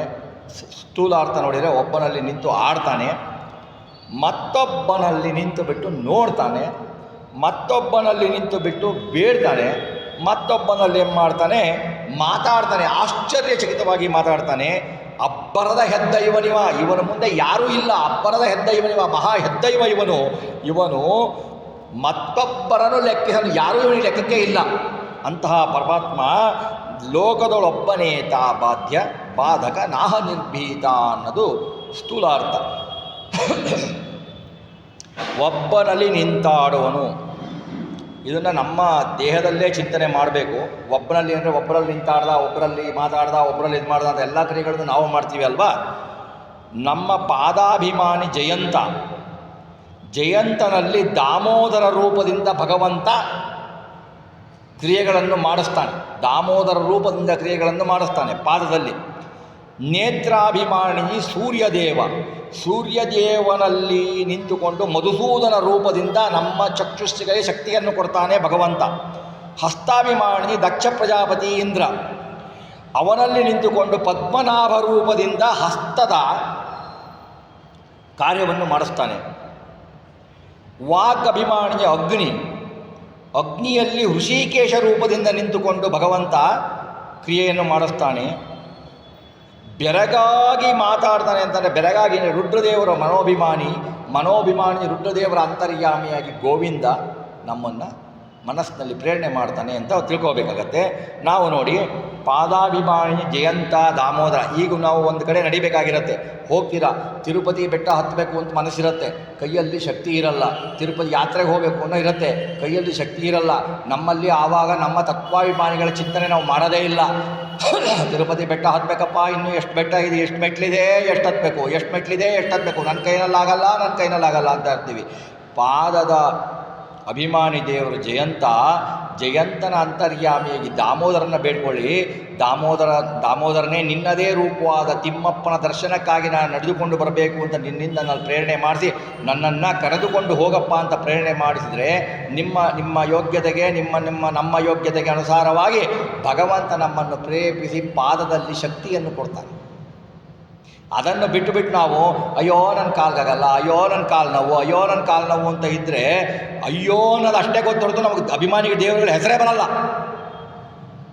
ಹಾಗಾಗಿ ನಾವು ಭಗವಂತನ ಚಿಂತನೆಯನ್ನು ಮಾಡಬೇಕು. ಪಾದದಲ್ಲಿ ನಾವು ನಡೆದುಕೊಳ್ಳುವ ದಾರಿ ಆ ಗುರಿಯನ್ನು ನಾವು ಮುಟ್ಟಬೇಕಾದರೆ, ನಮ್ಮ ಪಾದದ ಚಲನೆ ಆಗಬೇಕಾದರೆ ಪಾದದಲ್ಲಿರುವ ಜಯಂತನ ಅಂತರ್ಯಾಮಿಯಾದ ಭಗವಂತನ ರೂಪವನ್ನು, ದಾಮೋದರನ ರೂಪವನ್ನು ಬೇಡಿಕೊಂಡು ನೆನೆಸಿಕೊಂಡು ಬಿಟ್ಟು ನಾವು ನೆನೆಸಿಕೊಂಡು ಬಿಟ್ಟು ಭಗವಂತನನ್ನು ನೆನೆಸಿ ನಾವು ನಡೆಯುವ ಪ್ರಯಾಣ ಮಾಡಿದರೆ ನಮ್ಮ ಪಾದಯಾತ್ರೆ ಸುಸೂತ್ರವಾಗಿ ಆಗುತ್ತದೆ. ಅದನ್ನು ತಿಳ್ಕೊಳ್ಬೇಕು. ನಾವು ಈ ಅನುಸಂಧಾನ ಬರಬೇಕು. ನೇತ್ರಾಭಿಮಾನಿ ಸೂರ್ಯನಲ್ಲಿ ನಮಗೆ ನೋಡುವ ಶಕ್ತಿ ಇರೋದಿಲ್ಲ. ನಾವು ನೋಡಬಾರದನ್ನು ನೋಡ್ತೀವಿ, ನೋಡುವುದನ್ನು ನೋಡೋದಿಲ್ಲ. ನೋಡುವುದನ್ನು ನೋಡಲಿಕ್ಕೆ ನಮಗೆ ಬೇಸರ, ನೋಡಬಾರ್ದನ್ನು ನೋಡಲಿಕ್ಕೆ ನಮಗೆ ಇಷ್ಟ. ನಾವು ಭಗವಂತನ ಶ್ರವಣವನ್ನು ಮಾಡ್ತೀವಿ, ಭಗವಂತನ ರೂಪಗಳನ್ನು ನೋಡಬೇಕು. ಅಯ್ಯೋ ಅದನ್ನು ಯಾರು ನೋಡ್ತಾರೆ, ಮೊನ್ನೆ ಏನು ಹೋಗಿದ್ದೆ ಅದನ್ನು ನೋಡಿದ್ದೆ ನಾನು, ಅದನ್ನು ಯಾಕೆ ನೋಡಬೇಕು? ಅದು ಸಲ್ಲದು. ಭಗವಂತನು ನಿತ್ಯ ನೂತನ. ನೀವು ಮೊನ್ನೆ ನೋಡಿದ ರೂಪನೇ ನಿಮ್ಗೆ ಅಲ್ಲಿ ಸಿಗತ್ತೆ ಅಂತಲೇ ಇಲ್ಲ ಅದು. ಹಾಗಾಗಿ ಭಗವಂತನನ್ನು ನೋಡಬೇಕು. ಭಗವಂತನ ನೋಡಬೇಕು ಅಂದರೆ ನನ್ನ ಕಣ್ಣಿನಲ್ಲಿ ಶಕ್ತಿ ಕೊಡು ಸೂರ್ಯನ ಅಂತರ್ಯಾಮಿಯಾಗದ ಮಧುಸೂದನನೇ, ನೀನು ನನ್ನಲ್ಲಿ ಶಕ್ತಿ ಕೊಟ್ಟು ನಿನ್ನ ರೂಪವನ್ನು ನನಗೆ ತೋರಿಸುವಂಥವನಾಗು, ನಿನ್ನ ಮೂರ್ತಿಯಲ್ಲಿ ನಿನ್ನ ರೂಪವನ್ನು ನಾನು ಕಾಣಬೇಕು ಅಂತ ಹೇಳಿಬಿಟ್ಟು ಅವನಲ್ಲಿ ಪ್ರಾರ್ಥನೆ ಮಾಡಿಕೊಂಡರೆ ನಮಗೆ ನಮ್ಮ ಯೋಗ್ಯತೆಯ ಅನುಸಾರವಾಗಿ ಆ ಬಿಂಬರೂಪಿ ಪರಮಾತ್ಮ ಕಾಣಬಹುದು. ಆಮೇಲೆ ಹಸ್ತಾಭಿಮಾನಿ, ನಾವು ದೇವರಿಗೆ ಪೂಜೆ ಮಾಡ್ತೀವಿ, ದಿವಸ ನಿತ್ಯ ಪೂಜೆ ಮಾಡ್ತೀವಿ. ಪೂಜೆ ಮಾಡಬೇಕಾದ್ರೆ ನಾವು ಅಭಿಷೇಕ ಮಾಡ್ತೀವಿ, ತುಳಸಿ ಏರಿಸ್ತೀವಿ, ಹೂವು ಏರಿಸ್ತೀವಿ, ಗಂಧ ಏರಿಸ್ತೀವಿ. ಗಂಧದ ಅಭಿಮಾನಿಗಳು ಅದು ಡೀಟೇಲ್ ಮುಂದೆ ಬರುತ್ತೆ. ನಾವು ಮಾಡಬೇಕಾದ್ರೆ ನಾವು ಕೈಯಿಂದ ಹಾಕ್ತೀವಿ. ಕೈಯಿಂದ ಹಾಕಬೇಕಾದ್ರೆ ನಮ್ಮ ಚಿಂತನೆ ಹೇಗಿರಬೇಕು? ನಮ್ಮ ಚಿಂತನೆ ಕೈಯಿನ ಅಭಿಮಾನಿ ದೇವರು ಇಂದ್ರದೇವರು, ದಕ್ಷ ಪ್ರಜಾಪತಿನೂ ಅವರ ಅಂತರ್ಯಾಮಿಯಾಗಿ ಭಾರತೀಯ ಮುಖ್ಯ ಪ್ರಾಣದ ಅಂತರ್ಯಾಮಿಯಾದ ಭಗವಂತ, ಲಕ್ಷ್ಮೀದೇವಿನೇ ಏನು ಧನ್ಯಳೋ ಲಕುಮಿ, ಎಂಥ ಮಾನ್ಯಳೋ, ಕೋಟಿ ಭೃತ್ಯರಿರಲು ಆಟಕಾಂಬರನ ಸೇವೆ. ಎಷ್ಟು ಜನ ಇರ್ತಾರೆ ಅವಳಿಗೆ ಮನಸ್ಸು ಮಾಡಿದರೆ, ತಾನೇ ಮಾಡ್ತೀನಿ ಅಂತ ಲಕ್ಷ್ಮಿ ಹೋಗ್ತಾಳೆ. ಆದರೆ ನಾವೇನು ಮಾಡ್ತೀವಿ? ನಾನು ತುಳಸಿ ಏರಿಸ್ದೆ, ನಾನು ಗಂಧ ಏರಿಸ್ದೆ, ನಾನು ಹಾಕಿದೆ, ನೀವೇನು ಹಾಕೋದಲ್ಲಿ? ಅಲ್ಲಿ ಕೈಯ ಅಭಿಮಾನಿ ದೇವರು ದಕ್ಷ ಪ್ರಜಾಪತಿ, ಅವನ ಅಂತರ್ಯಾಮಿ, ಮುಖ್ಯ ಪ್ರಾಣ, ಅವನ ಅಂತರ್ಯಾಮಿಯಾಗಿ ಭಗವಂತ ಇರ್ತಾನೆ.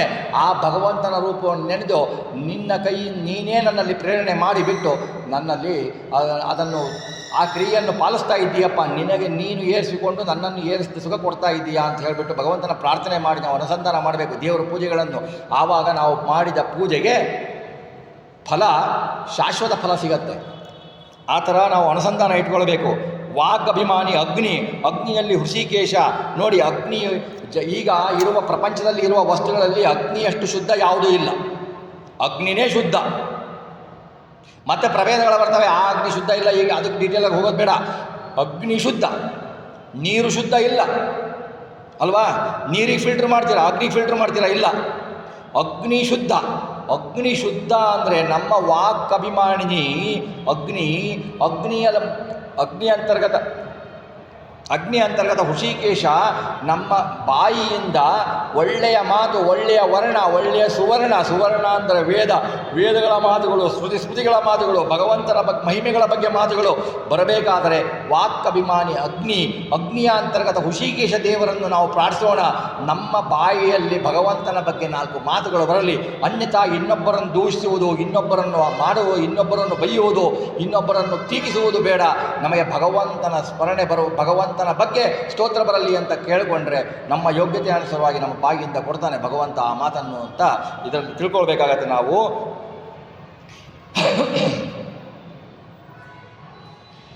ಆಮೇಲೆ ತಾನೊಬ್ಬನೇ ಬಾಧಕ ನಾಹ ನಿರ್ಭೀತ. ಇದಕ್ಕೆ ಪ್ರಮಾಣ ಇದೆ ಭಾಗವತದಲ್ಲಿ. ಸ್ವಮಾಯಂ ಗುಣಮಾವಿಶ್ಯ ಬಾಧ್ಯ ಬಾಧಕತಾಂ ಗತಃ. ಕರ್ತಕಾರಯಿತ ವಿಷ್ಣು ಪ್ರೇರಕ ಸಾಕ್ಷಿಚೇತನ ಶಿಕ್ಷಕ ಶಿಕ್ಷಣೀಯಶ್ಚೇತಿ ಆಗ್ನೇಯ ಪುರಾಣದಲ್ಲಿದೆ, ಭಾಗವತದಲ್ಲಿದೆ. ಭಗವಂತನೇ ಬಾಧ್ಯ ಬಾಧಕ, ಭಗವಂತ ಬಾಧ್ಯ. ನಮ್ಮಲ್ಲಿ ಬಾಧೆಗಳು ಉಂಟಾಗ್ತವೆ, ನಮ್ಮಲ್ಲಿ ಕ್ಲೇಶಗಳು ಉಂಟಾಗ್ತವೆ. ಭಗವಂತನಿಗೆ ಬಾಧ್ಯ ಅಂತ ಕರೀತಾರೆ ಅಂದರೆ ಭಗವಂತನಿಗೆ ಬಾಧೆ ಉಂಟಾಗತ್ತ ಅಂದರೆ ಇಲ್ಲ. ಬಾಧ್ಯ ನಮ್ಮಲ್ಲಿ ಇದ್ದುಕೊಂಡು ಬಿಟ್ಟು ನಮ್ಮ ಯೋಗ್ಯತೆ ಅನುಸಾರವಾಗಿ ಬಾಧ್ಯವನ್ನು ಅನುಭವಿಸುವ ಹಾಗೆ ಮಾಡ್ತಾನೆ. ಆದ್ದರಿಂದ ಅದಕ್ಕೆ ನಿಯಾಮಕ ಅವನಾದ್ದರಿಂದ ಅವನಿಗೆ ಬಾಧ್ಯ ಅಂತ ಕರೀತಾರೆ. ಅವನು ದುಃಖಿ ಅಂತಲೂ ಕರೀತಾರೆ. ಅವನಿಗೆ ಭಗವಂತ ದುಃಖ ಪಡುವವನಲ್ಲ. ಆ ದುಃಖಕ್ಕೆ ನಮ್ಮಲ್ಲಿ ನಿಂತುಕೊಂಡು ಬಿಟ್ಟು ಆ ದುಃಖಕ್ಕೆ ನಿಯಾಮಕನಾಗಿರ್ತಾನಲ್ಲ ಭಗವಂತ, ಅವನಿಗೆ ದುಃಖಿ ಅಂತಂತಾರೆ. ಆ ದುಃಖಿ ಕೊಡ್ತಾನೆ. ಆಮೇಲೆ ಅವನು ಬಾಧಕ, ನಮ್ಮ ಯೋಗ್ಯತೆಯ ಅನುಸಾರವಾಗಿ ಭಗವಂತ ನಮ್ಮ ಯೋಗ್ಯತೆಗೆ ಅನುಸಾರವಾಗಿ ಏನು ಕರ್ಮ ಫಲ ಬೇಕೋ ಅದನ್ನು ಕೊಡ್ತಾನೆ. ನಮಗೆ ಬಾಧೆಯನ್ನು ಕೊಡ್ತಾನೆ, ನಮಗೆ ಒಳ್ಳೆಯ ಫಲವನ್ನು ಕೊಡ್ತಾನೆ ನಮ್ಮ ಯೋಗ್ಯತೆ ಅನುಸಾರವಾಗಿ. ಆದ್ದರಿಂದ ಅವನೇ ಬಾಧ್ಯ, ಅವನೇ ಬಾಧಕ. ಇದನ್ನು ನಾವು ನಮ್ಮ ಜೀವನದಲ್ಲಿ ಅಳವಡಿಸಿಕೊಂಡ್ರೆ ಆದಷ್ಟು ಕ್ಲೇಶಗಳು ಕಡಿಮೆ ಆಗ್ತವೆ ಲೌಕಿಕದಲ್ಲಿ. ಈಗ ಬರುವ ಕರ್ಮ ನೋಡಿ, ಒಬ್ಬರು ಬರ್ತಾರೆ ನಮಗೆ ಏನಂತಂದರೆ ನಮಗೆ ನಮಗೆ ಚೆನ್ನಾಗಿ ಹೊಗಳುವವರ ನೆನಪಿಗಿಂತ ಬೈಯುವವರ ನೆನಪು ಜಾಸ್ತಿ ನಮಗೆ ಅಲ್ವಾ. ಅವ್ರು ಹೀಗನ್ಬಿಟ್ರು, ಹೀಗನ್ಬಿಟ್ರು, ನಾವು ಮನೆಗೆ ಹೋಗಲ್ಲ, ಒಂದು ವರ್ಷ ಆದರೂ ನೆನಪಿಟ್ಟಿರ್ತೀವಿ ನಾವು. ಅವರು ಹೀಗೆ ಬೈದರು, ನನಗೆ ಹೀಗೆ ಬೈಯೋದು ಸರಿನಾ ಅಂತ. ಅವನು ಸ್ವತಂತ್ರನಲ್ಲಪ್ಪ, ಅವನು ಸ್ವತಂತ್ರ ಅಲ್ಲ. ಅವನಲ್ಲಿರುವ ಪರಮಾತ್ಮ ನಾನು ನುಡಿಸ್ತಾನೆ. ನನಗೆ ಆ ಕರ್ಮ ಅವನಿಂದ ಬಯಸ್ಕೊಳ್ಳೋ ಕೆಟ್ಟ ಮಾತು ಕೇಳುವಂಥ ಕರ್ಮ ನನ್ನಲ್ಲಿರುತ್ತೆ. ಆ ಬಾಧೆ ನನ್ನಲ್ಲಿದ್ದು ಬಿಟ್ಟು ಆ ಬಾಧೆ ಕೊಡ್ತಾನೆ ಅಂತ ನೀವು ತಿಳ್ಕೊಂಡ್ರೆ ಆ ಕ್ಲೇಶ ಆದಷ್ಟು ಕಡಿಮೆ ಮಾಡ್ಕೋಬೋದು. ಅವನು ಅಸ್ವತಂತ್ರ, ನಾನು ಅಸ್ವತಂತ್ರ, ನನ್ನ ಕರ್ಮಾನುಸಾರವಾಗಿ ಮಾಡಿಸ್ತಾ ಇದ್ದಾನೆ ದೇವರು ಅಂತ ನಾವು ತಿಳ್ಕೊಂಡ್ರೆ ನಮಗೆ ಆಗುವ ಕ್ಲೇಶ ಕಡಿಮೆ ಆಗತ್ತೆ. ನಾವು ಆವಾಗ ಭಗವಂತನ ಬಗ್ಗೆ ಬೇರೆಯವರ ಟೀಕೆಯ ಬಗ್ಗೆ, ಬೇರೆಯವರ ಟೀಕೆಗೆ ಕಿವಿಗೊಡುವ ಬಗ್ಗೆ, ಬೇರೆಯವರನ್ನು ಟೀಕೆ ಮಾಡುವ ಬಗ್ಗೆ ನಾವು ಹೋಗೋದಿಲ್ಲ. ಅದು ಹೋಗೋದಿಲ್ಲ ಅಂದರೆ ನಮಗೆ ಪಾಪಗಳ ಕ್ಲೇಶ ಕಡಿಮೆ ಆಗ್ತಾ ಬರುತ್ತೆ. ಭಗವಂತನ ಬಗ್ಗೆ ಚಿಂತನೆ ಮಾಡಿ ಮುಂದೆ ಬರೆಯಬಹುದು ನಾವು. ಇದನ್ನು ನಾವು ತಿಳ್ಕೊಳ್ಬೇಕು. ಯಾರೂ ಸ್ವತಂತ್ರರಲ್ಲ. ನಮಗೆ ಒಬ್ಬರು ಎದುರಾಡ್ತಾ ಇದ್ದಾರೆ ಅಂತಂದರೆ ಅವರಲ್ಲಿ ನಿಂತು ಪರಮಾತ್ಮ ನಮ್ಮ ಕರ್ಮಕ್ಕನುಸಾರವಾಗಿ ಅದನ್ನು ಮಾಡಿಸ್ತಾ ಇರ್ತಾನೆ ಹೊರತು ಅವನು ಬೇರೆ ಮಾಡಲಿಕ್ಕೆ ಸಾಧ್ಯನೇ ಇಲ್ಲ. ಯಾಕೆಂದರೆ ಯಾರ್ಯಾರು ಹುಟ್ಟುವುದು, ಗಂಡ ಹೆಂಡತಿ ಆಗುವುದು, ಅಪ್ಪ ಮಕ್ಕಳು ಆಗುವುದು ಅವರವರು ಪೂರ್ವ ಕರ್ಮದ ಅನುಸಾರವಾಗಿಯೇ ಹೊರತು ಏನೂ ಆಟೋಮೆಟಿಕ್ಕಾಗಿ ಬಂದೇನು ಹಿಡಿದಿರಲ್ಲ. ಎಲ್ಲರೂ ಒಬ್ಬರಿಂದ ನಮಗೆ ತೊಂದರೆ ಆಗಿದೆ ಅಂದರೆ ಅವರಿಗೆ ನಾವು ಯಾವುದೋ ಜನ್ಮದಲ್ಲಿ ತೊಂದರೆ ಮಾಡಿರ್ತೀವಿ, ನಮಗದು ನೆನಪಿರಲ್ಲ ಅಷ್ಟೇ.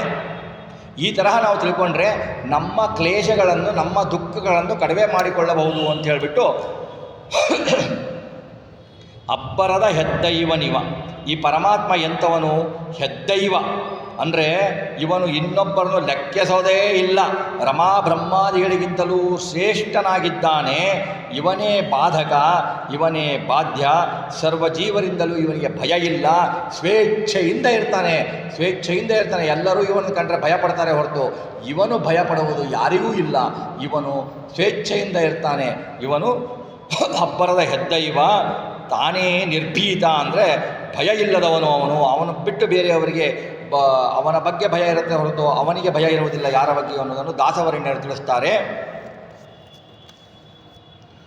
ಮುಂದೆ ಹೇಳ್ತಾರೆ, ಶರಣ ಜನ ಮಂದಾರ ಶಾಶ್ವತ ಕರುಣಿ ಕಮಲಾಕಾಂತ ಕಾಮದ ಪರಮ ಪಾವನತರ ಸುಮಂಗಳ ಚರಿತ ಪಾರ್ಥ ಸಖ ನಿರುಪಮಾನಂದಾತ್ಮ ನಿರ್ಗತ ದುರಿತ ದೇವವರೇಣ್ಯನೆಂದು ಆದರದಿ ಕರೆಯಲು ಬಂದು ಒದಗುವನು ತನ್ನವರ ಬಳಿಗೆ. ಶರಣ ಜನರಿಗೆ, ತನ್ನನ್ನು ಶರಣು ಹೊಂದಿದ ಜನರಿಗೆ ಕಲ್ಪತರು, ಮಂದಾರ ಅಂದರೆ ಕಲ್ಪತರು ಅಂತ ಅರ್ಥ ಆಗತ್ತೆ. ಶಾಶ್ವತ ಕರುಣಿ, ಶಾಶ್ವತವಾಗಿ ಕಾರುಣ್ಯವನ್ನು ತೋರಿಸ್ತಾ ಇರ್ತಾನೆ. ಕಮಲಾಕಾಂತ, ಲಕ್ಷ್ಮಿಯ ಕಾಂತ. ಕಾಮದ, ನಮ್ಮ ಇಷ್ಟ ಕಾಮನೆಗಳನ್ನು ಕೊಡ್ತಾನೆ. ಪರಮ ಪಾವನ ಥರ, ಅತ್ಯಂತ ಪಾವನ. ಸುಮಂಗಳ ಚರಿತ, ಮಂಗಳ ಚರಿತ ಇಲ್ಲದವನು, ದೋಷರಹಿತನಾದವನು. ಪಾರ್ಥಸಖ, ಪಾರ್ಥನಿಗೆ ಸಖನಾದವನು. ನಿರುಪಮಾನಂದಾತ್ಮ, ಉಪಮೇಯವಿಲ್ಲದಂತಹ ಆತ್ಮ ಅವನು. ನಿರ್ಗತ ದುರಿತ, ದೋಷಗಳ ಲೇಪವೂ ಇಲ್ಲದವನು. ದೇವರಲ್ಲಿ ಶ್ರೇಷ್ಠ, ದೇವವರೇಣ್ಯ, ದೇವತೆಗಳಲ್ಲಿ ಶ್ರೇಷ್ಠ ಎಂದು ಆದರದಿ ಅವನನ್ನು ಯಾರು ಕರೀತಾರೋ ಅವರ ಹತ್ತಿರ ಬಂದು ಒದಗುವ, ತಾನಾಗೆ ಬಂದು ಬರ್ತಾನೆ ಅವನೊಳಗೆ ಅಂತ ಇದು ಸ್ಥೂಲ ಅರ್ಥ.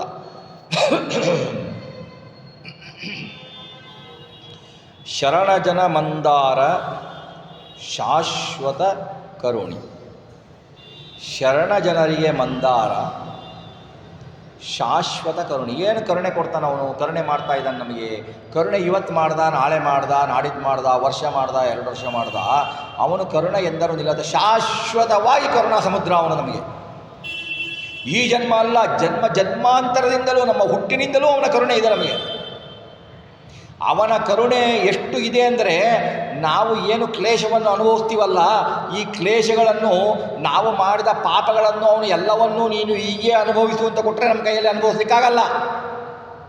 ಅದರಲ್ಲಿ ಕ್ಷುಲ್ಲಕವಾದ ಸ್ವಲ್ಪ ಪರ್ಸೆಂಟೇಜನ್ನು ಕೊಡ್ತಾನೆ, ಅದನ್ನೇ ನಮಗೆ ಅನುಭವಿಸ್ಲಿಕ್ಕಾಗಲ್ಲ. ಆ ಕರುಣೆ ಅವನಲ್ಲಿಲ್ಲ ಅಂತಂದರೆ ನಮ್ಮದು ಗತಿ ಏನಾಗಿರೋದು? ನೀ ಮಾಡಿದ ಪಾಪ ಎಲ್ಲ ಹೀಗೆ ಅನುಭವಿಸು ಜನ್ಮ ಜನ್ಮಾಂತರದ್ದು ಅಂತಿದ್ರೆ ಊಹಿಸ್ಲಿಕ್ಕೂ ಸಾಧ್ಯ ಇಲ್ಲ ನಮಗೆ. ಆ ಥರ ಕರುಣೆಯವನು, ಆ ಕರುಣೆ ಶಾಶ್ವತ ಕರುಣೆಯವನು. ಬೇರೆ ಯಾರೂ ಕರುಣ ತೋರಿಸಲ್ಲ ನಿಮಗೆ. ಕರುಣ ತೋರಿಸ್ಬೋದು, ಕರುಣ ಸ್ಥೂಲವಾಗಿ ಇಟ್ಕೊಂಡು ಬಿಟ್ಟರು ಕೂಡ, ಲೌಕಿಕವಾಗಿ ಇಟ್ಕೊಂಡು ಕೂಡ ಕರುಣೆ 1 ದಿವಸ 2 ದಿವಸ ತೋರಿಸ್ಬೋದು ನಿಮ್ಮಲ್ಲಿ ಕರುಣೆನ. ಯಾರಿದ್ದ ದಿವಸ ನಿಂದು ಇದೇ ರಾಗ ಹೋಗಯ್ಯ ಅಂತ ಹೇಳ್ತಾರೆ. ಹಾಗಾಗಿ ಭಗವಂತ ಅಲ್ಲ, ಜನ್ಮ ಜನ್ಮಾಂತರದಲ್ಲಿ ನಮ್ಮ ಜನ್ಮದಿಂದಲೂ ಅವನು ನಮಗೆ ಕರುಣೆಯನ್ನು ತೋರಿಸ್ತಾ ಬಂದಿದ್ದಾನೆ. ಅದಕ್ಕೆ ಅವನಿಗೆ ಶಾಶ್ವತ ಕರುಣೆ ಅಂತ ಹೇಳ್ತೀವಿ. ಕಮಲಾಕಾಂತ ಲಕ್ಷ್ಮಿಗೆ ಒಡೆಯ ಕಾಮದ ಇಷ್ಟಾರ್ಥಗಳನ್ನು ಕೊಡ್ತಾನೆ. ನಮಗೆ ಏನು ಬೇಡ್ತೀವೋ ನಮ್ಮ ಇಷ್ಟಾರ್ಥಗಳನ್ನು ಕೊಡ್ತಾನೆ. ಇಷ್ಟಾರ್ಥಗಳನ್ನು ಕೊಡ್ತಾನೆ ಅಂದರೆ ಅವರವರ ಯೋಗ್ಯತೆ ಅನುಸಾರ ಕೊಡ್ತಾನೆ. ಪರಮ ಪಾವನ ಥರ. ಪಾವನರು ಅಂದರೆ ಯಾರು? ಪವನ ಸಂಬಂಧಿ ಪಾವನ. ಪವನ ಸಂಬಂಧಿ ಅಂದರೆ ಪವಮಾನ, ಮಧ್ವರು. ಮಧ್ವ ಸಂಬಂಧಿ ಅಂದರೆ ಆ ಅನುಯಾಯಿಗಳು. ಅಂಥವರನ್ನು ತರತಿ, ಪಾಲನೆ ಮಾಡ್ತಾನೆ, ಪಾವನ ಮಾಡ್ತಾನೆ. ಆದ್ದರಿಂದ ಅವನು ಪಾವನ. ಪಾವನನಾದ ಪವನನಿಗೂ ಕೂಡ ಅವನು ಪತಿಯಾದವನಾದ್ದರಿಂದ ಅವನು ಪಾವನ ಅನಿಸ್ಕೊಳ್ತಾನೆ, ಪರಮ ಪಾವನ ಅಂತ ಹೇಳ್ತಾನೆ. ಇನ್ನೊಂದು ಹೇಳ್ತಾರೆ, ಪವನ ಅಂದರೆ, ಪಾವನ ಅಂದರೆ ಜ್ಞಾನ ಅಂತ ಹೇಳ್ತಾರೆ. ಜ್ಞಾನ ವಾಯುದೇವರು ಪಾವನ. ಲಕ್ಷ್ಮೀದೇವಿ ಪರಮ ಪಾವನಳು. ಲಕ್ಷ್ಮೀದೇವಿ ವಾಯುದೇವರಿಗಿಂತ ಶ್ರೇಷ್ಠ, ಪರಮ ಪಾವನಳು ಲಕ್ಷ್ಮೀದೇವಿ. ಪರಮ ಪಾವನಳು ಲಕ್ಷ್ಮೀದೇವಿ ಪರಮ ಪಾವನ ಥರ. ಪರಮ ಪಾವನ ಥರ ಪರಮ ಪಾವನ ಥರ ಭಗವಂತ. ಪರಮ ಪಾವನ ಥರ ಅಂದರೆ ಲಕ್ಷ್ಮಿಗೂ ಪಾವನವನ್ನು ಕೊಡುವವನು, ಉತ್ತಮನು. ಅವನಿಗೆ ಸಮರು ಯಾರೂ ಇಲ್ಲ, ಸಮರೇ ಇಲ್ಲ ಅಂದ ಮೇಲೆ ಉತ್ತಮರಿಲ್ಲ. ಅವನಿಗೆ ಬೇರೆ ಸೂಪರ್ಲೇಟಿವ್ ಡಿಗ್ರೀಸ್ ಯಾವುವೂ ಅನ್ವಯ ಆಗಲ್ಲ ಅವನಿಗೆ. ಪರಮ ಪಾವನ ಥರ, ಪವನ ಪಾವನ ತಮ ಎಲ್ಲ ಒಂದೇ ಭಗವಂತನಿಗೆ, ಯಾವುದೂ ಅವನಿಗೆ ಸಮಾನ ಇಲ್ಲ. ಹಾಗಾಗಿ ಪರಮ ಪಾವನ ಥರ ಭಗವಂತ, ಪಾವನ ವಾಯುದೇವರು, ಪರಮ ಪಾವನ ಲಕ್ಷ್ಮೀದೇವಿ, ಪರಮ ಪಾವನ ಥರ ಭಗವಂತ. ಈ ಪರಮ ಪಾವನ ಥರ ಸುಮಂಗಳ ಚರಿತ, ಮಂಗಳವಾದ ಚರಿತವುಳ್ಳವನು. ಅಂಥವನು ಪಾರ್ಥಸಖ. ಪಾರ್ಥಸಖ ಅಂತಾರೆ. ಪಾರ್ಥ ಅಂದರೆ ಅರ್ಜುನನ ಸಖನಾಗಿ ಬರ್ತಾನೆ. ಅರ್ಜುನನ ಸಖನಾಗಿ ಏನು ಮಾಡ್ತಾನೆ ಭಗವಂತ? ಅವನು ಹೇಳಿದ್ದೆಲ್ಲ ಮಾಡ್ತಾನೆ. ನೀನು ರಥ ಓಡಿಸು ಅಂದರೆ ರಥ ಓಡಿಸ್ತಾನೆ, ನೀನು ಕುತ್ಕೋ ಅಂದರೆ ಕುತ್ಕೊಳ್ತಾನೆ, ನಿಂತ್ಕೋ ಅಂದರೆ ನಿಂತ್ಕೊಳ್ತಾನೆ. ಅವನಿಗೆ ಸಖನಾಗಿ ಭಗವಂತ, ಅವನಿಗೆ ಎಷ್ಟು ಕರುಣೆ ನೋಡಿ ಅವನ ಮೇಲೆ ಭಗವಂತನಿಗೆ. ಪಾರ್ಥನ ಸಖನಾಗಿ ಬಂದು ಪಾರ್ಥನಿಗೆ ಅನುಕೂಲ ಮಾಡಿಕೊಡ್ತಾನೆ ಭಗವಂತ. ಅಂತಹ ಭಗವಂತ ನಿರ್ಗತ ದುರಿತ ಅಂದರೆ ಅವನಿಗೆ ದುರಿತಗಳು ಅವನ ಹತ್ತಿರನೇ ಬರಲ್ಲ. ದುರಿತಗಳು ಇದ್ವಪ್ಪ, ಎಲ್ಲ ಹೋಗಿಬಿಟ್ಟಿದೆ ಅವನ ಹತ್ರ ಅಂತಿಲ್ಲ. ದುರಿತಗಳು ಅವನ ಹತ್ತಿರನೇ ಸುಳಿಯಲು ಅಶಕ್ಯ ಅವು. ಹಾಗಾಗಿ ಭಗವಂತ ನಿರ್ಗತ ದುರಿತ. ದೇವವರೇಣ್ಯ. ದೇವತೆಗಳಲ್ಲಿ ಶ್ರೇಷ್ಠ ಅವನು. ದೇವತೆಗಳಲ್ಲಿ ಅತೀ ಉತ್ತಮ. ಯಾಕೆ ಅಂದರೆ ದೇವವರೇಣ್ಯ ಅಂದರೆ ಎಲ್ಲ ಲಕ್ಷ್ಮೀದೇವಿ ಅಂತ ಹಿಡಿದು ಬಿಟ್ಬಿಟ್ಟು ಎಲ್ಲ ದೇವತೆಗಳಿಗೂ ಒಂದು ದೋಷ ಯಾವುದು ಅಂದರೆ ಅಸ್ವತಂತ್ರ ದೋಷ, ಪಾರತಂತ್ರ ದೋಷ. ಆ ಪಾರತಂತ್ರದ ಮಹಾದೋಷದಿಂದಲೇ ಇತರ ದೋಷಗಳು ಬರ್ತವೆ. ಪಾರತಂತ್ರ ಇಲ್ಲದವನು ಯಾರು? ಸ್ವತಂತ್ರ ಯಾರು? ಭಗವಂತನೇ ದೇವವರೇಣ್ಯ ಅಂದರೆ ಶ್ರೇಷ್ಠನಾದ ಭಗವಂತ ನೀನೇ ಎಂದು ಯಾರು ಆದರದಿಂದ ಭಗವಂತನಿಗೆ ಪ್ರಾರ್ಥಿಸ್ತಾರೋ ಭಗವಂತ ಬಂದು ಒದಗುವ ತನ್ನವರ ಬಳಿಗೆ. ಭಗವಂತ ಏನು ಮಾಡ್ತಾನೆ, ಅವರು ಇದ್ದ ಹತ್ತಿರ ತಾನು ಬರ್ತಾನೆ. ಅವರ ಇದ್ದ ಹತ್ತಿರ ತಾನು ಬರ್ತಾನೆ ಅಂದರೆ ಅವರವರ ಕರ್ಮಗಳಲ್ಲಿ, ಅವರವರ ಕ್ರಿಯೆಗಳಲ್ಲಿ, ಅವರವರ ಚಿಂತನೆಗಳಲ್ಲಿ, ಆಯಾ ರೂಪಗಳಲ್ಲಿ ಭಗವಂತ ಅವರ ಚಿಂತನೆಯನ್ನು ಪ್ರಕಟ ಮಾಡ್ತಾನೆ. ಅವರು ಇದ್ದಲ್ಲಿಗೆ ಅವನು ಬರ್ತಾನೆ ಭಗವಂತ. ಇದು ಭಗವಂತನ ಒಂದು ಗುಣಗಾನದ ಕಾರುಣ್ಯದ ಒಂದು ಶ್ಲೋಕ. ಮುಂದೆ ಹೇಳ್ತಾರೆ ಆ ದಾಸವರೇಣ್ಯರು, ಹಿಟ್ಟಿಕಲ್ಲನು ಭಕುತಿಯಿಂದಲಿ ಕೊಟ್ಟ ಭಕುತಗೆ ಮೆಚ್ಚಿ ತನ್ನನೆ ಕೊಟ್ಟ ಬಡ ಬ್ರಾಹ್ಮಣನವಪ್ಪಿ ಅಪ್ಪಿಡಿಯವಲಿಗೆ ಕೀಳಾರ್ಥ ಕೆಟ್ಟ ಮಾತುಗಳೆಂದ ಚೈತ್ಯನ ಪಟ್ಟೆಯೊಳಗಿಂಬಿಟ್ಟ ಬಾಣದಲ್ಲಿಟ್ಟ ಭೀಷ್ಮನ ಅವಗುಣಗಳನ್ನು ಎಣಿಸಿದನೆ ಕರುಣಾಳು.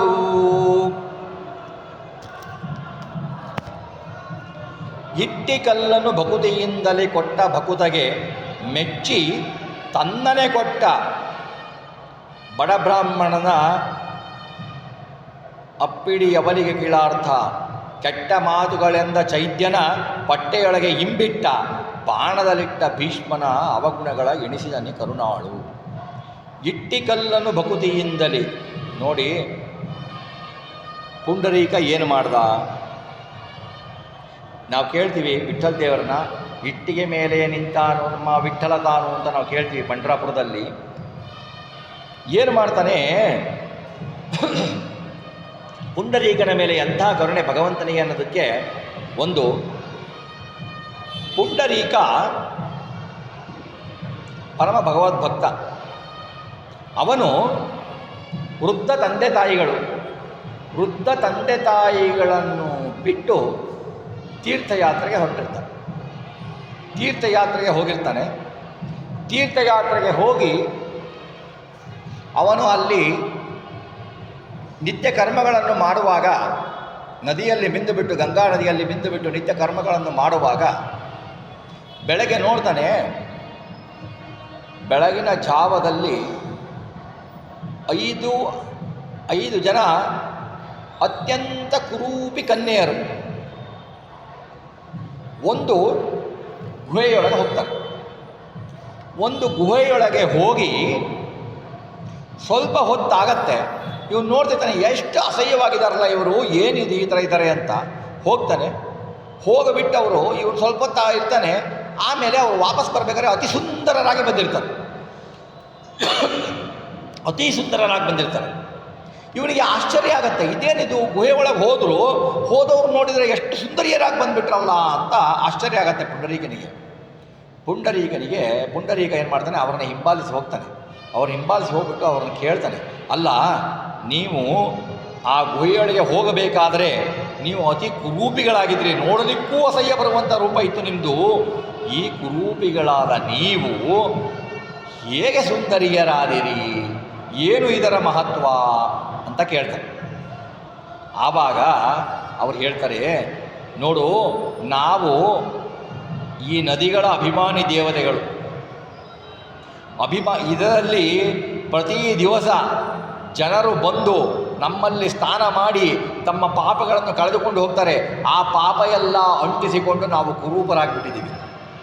ಕುರೂಪರಾಗಿ ನಾವು ಬೆಳಗಿನ ಜಾವ ಬಂದುಬಿಟ್ಟು ಇಲ್ಲಿ ಬಂದರೆ ಅಲ್ಲ ಒಬ್ಬ ಮುನಿ ಇದ್ದಾರೆ, ಕುಕ್ಕಟ ಮುನಿ ಅಂತ, ಅವರ ಹತ್ರ ಬಂದುಬಿಟ್ಟು ಅವರ ಪಾದ ಸೇವೆಯನ್ನು ಮಾಡಿದರೆ, ನಾವು ಅವರ ಆಶ್ರಮ ಗುಹೆಯಲ್ಲಿ ಆ ಗುಹೆಯನ್ನು ಸ್ವಚ್ಛ ಮಾಡಿದರೆ ನಮಗೆ ಮತ್ತೆ ಸ್ವಚ್ಛ ರೂಪ, ನಮ್ಮ ಪಾಪಗಳೆಲ್ಲ ಹೋಗ್ತವೆ, ಸ್ವಚ್ಛ ರೂಪ ಬರುತ್ತೆ.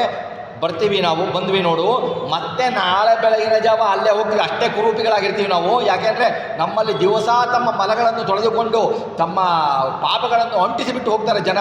ಆ ಪಾಪವನ್ನು ಕಳೆಯುವ ಮಹಾತ್ಮರಲ್ಲಿದ್ದಾರೆ, ಅದನ್ನು ನಾನು ಮಾಡ್ತಾ ಇದ್ದೀನಿ ಅಂತ ಹೇಳ್ತಾರವರು.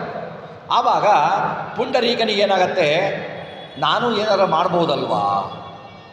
ಏನಾದರೂ ಮಾಡ್ಬೋದಲ್ವಾ ಅಂತ ಪುಂಡರೀಕನಿಗೆ ಯೋಚನೆ ಬರುತ್ತೆ. ಪುಂಡರೀಕ ಏನು ಮಾಡ್ತಾನೆ ಅಂತಂದರೆ, ಅವನು ಆಶ್ರಮದೊಳಗೆ ಹೋಗ್ತಾನೆ. ಆಶ್ರಮದೊಳಗೆ ಹೋಗಿ ಹುಡುಕ್ತಾನೆ. ಯಾವ ಮುನಿನೂ ಇಲ್ಲ, ಯಾವ ಋಷಿನೂ ಇಲ್ಲ, ಯಾರೂ ಇಲ್ಲ. ಹುಡುಕಿ ಹುಡುಕಿ ಸಾಕಾಗಿ ಅವನು ವಾಪಸ್ ಬರ್ತಾನೆ. ವಾಪಸ್ ಬಂದು ಮತ್ತೆ ಅವ್ರನ್ನ ಕೇಳ್ತಾನೆ, ಅಲ್ಲ ನೀವು ಹೇಳಿದ್ರಿ ಅಲ್ಲಿ ಋಷಿ ಇದ್ದಾನೆ, ಅವನ ಹತ್ರ ಹೋಗಿಬಿಟ್ಟು ನಾವು ಪಾಪ ಎಲ್ಲ ಕಳ್ಕೊಂಡ್ವಿ ಅಂತ, ನಮಗೆ ಯಾರೂ ಋಷಿನೇ ಕಾಣ್ತಾ ಇಲ್ಲಲ್ಲ ಅಂತ ಕೇಳ್ತಾರೆ. ಆವಾಗ ಅವ್ರು ಹೇಳ್ತಾರೆ, ನೋಡು, ನಾವು ಎಷ್ಟು ಪಾಪ ಮಾಡಿದ್ವಲ್ಲ ಅದನ್ನು ಕಳ್ಕೊಳ್ಳಿಕ್ಕೆ ಆ ಋಷಿ ಕಂಡ್ರು. ನೀನು ಎಣಿಸಲಾಗದಷ್ಟು ಪಾಪ ಮಾಡಿಬಿಟ್ಟಿದೀಯ. ನಿನಗೆ ಋಷಿ ಕಾಣ್ತಾ ಇಲ್ಲ ಅಂದರೆ ನಿನ್ನ ಪಾಪ ಭಾಳ ಜಾಸ್ತಿ ಇದೆ. ಆವಾಗ ಅವನು ಹೇಳ್ತಾನೆ, ನಾನು ದೇವರ ಅತ್ಯಂತ ಪರಮ ಭಕ್ತ, ನಾನು ದಿವಸ ಎಷ್ಟು ಸೇವೆ ಮಾಡ್ತೀನಿ ನಾನು ಭಗವಂತನಿಗೆ, ಅಂಥ ಪರಮ ಭಕ್ತ ನಾನು, ಅಂತರಂಗ ಭಕ್ತ ಅಂದರೆ. ಆವಾಗ ಹೇಳ್ತಾಳೆ, ನೀನು ಯಾತ್ರೆಗೆ ಬಂದಿದ್ದೀಯಾ, ನೀನು ಹೇಗೆ ಬಂದಿದ್ದೀಯಾ, ನಿಮ್ಮ ತಂದೆ ತಾಯಿ ಎಲ್ಲಿದ್ದಾರೆ, ನಮ್ಮ ತಂದೆ ತಾಯಿ ಮನೆಯಲ್ಲಿದ್ದಾರೆ, ಅವರಿಗೆ ಯಾರು ನೋಡ್ಕೊಳ್ತಾರೆ, ಯಾರು ಊಟ ಹಾಕ್ತಾರೆ, ವೃದ್ಧ ದಂಪತಿಗಳಿಗೆ ಯಾರು ಇಲ್ಲ ಸೇವೆ ಮಾಡಲಿಕ್ಕೆ. ಮತ್ತು ತಂದೆ ತಾಯಿಗಳನ್ನು ಬಿಟ್ಟು ನೀನು ಯಾತ್ರೆಗೆ ಬಂದು ಮುಳುಗಿದರೆ ಅದರಿಂದ ಪಾಪ ಬರುತ್ತೆ ಹೊರತು ಪುಣ್ಯ ಬರೋದಿಲ್ಲ. ತಂದೆ ತಾಯಿಗಳಿಗೆ ಸೇವೆ ಮಾಡಲಿಕ್ಕೆ ಆಗಲ್ಲ ನಿನಗೆ. ತಂದೆ ತಾಯಿಗಳ ಸೇವೆಯನ್ನು ಬಿಟ್ಟು ನೀನು ಬಂದು ಇಲ್ಲಿ ಗಂಗಾ ಸ್ನಾನವನ್ನು ಮಾಡಿ ಮಿಂದರೆ ಏನು ಫಲ ನಿನಗೆ? ತಂದೆ ತಾಯಿಗಳ ಸಹಿತವಾಗಿ ಬಂದು ಯಾತ್ರೆ ಮಾಡು, ಇಲ್ಲ ತಂದೆ ತಾಯಿಗಳಿಗೆ ತೊಂದರೆ ಆಗಬಾರ್ದು, ಹಾಗೆ ಯೋಚಿಸಿ ಮಾಡು. ಅದು ಬಿಟ್ಟು ತಂದೆ ತಾಯಿಗಳನ್ನು, ವೃದ್ಧ ತಂದೆ ತಾಯಿಗಳನ್ನು ನಾನು ಬಿಟ್ಟು ಬಂದು ನಾನು ತೀರ್ಥಯಾತ್ರೆ ಮಾಡ್ತೀನಿ, ನಾನು ಬದರಯಾತ್ರೆ ಮಾಡ್ತೀನಿ, ನಾನು ಗಂಗಾಸಾಗರ ಯಾತ್ರೆ ಮಾಡ್ತೀನಿ, ನನಗೆ ಅತ್ಯಂತ ಫಲ ಬಂತು ಅಂತಂದರೆ ಅಂತಹ ಪುಂಡರೀಕನಿಗೆ ಋಷಿಗಳು ಕಾಣಲಿಲ್ಲ.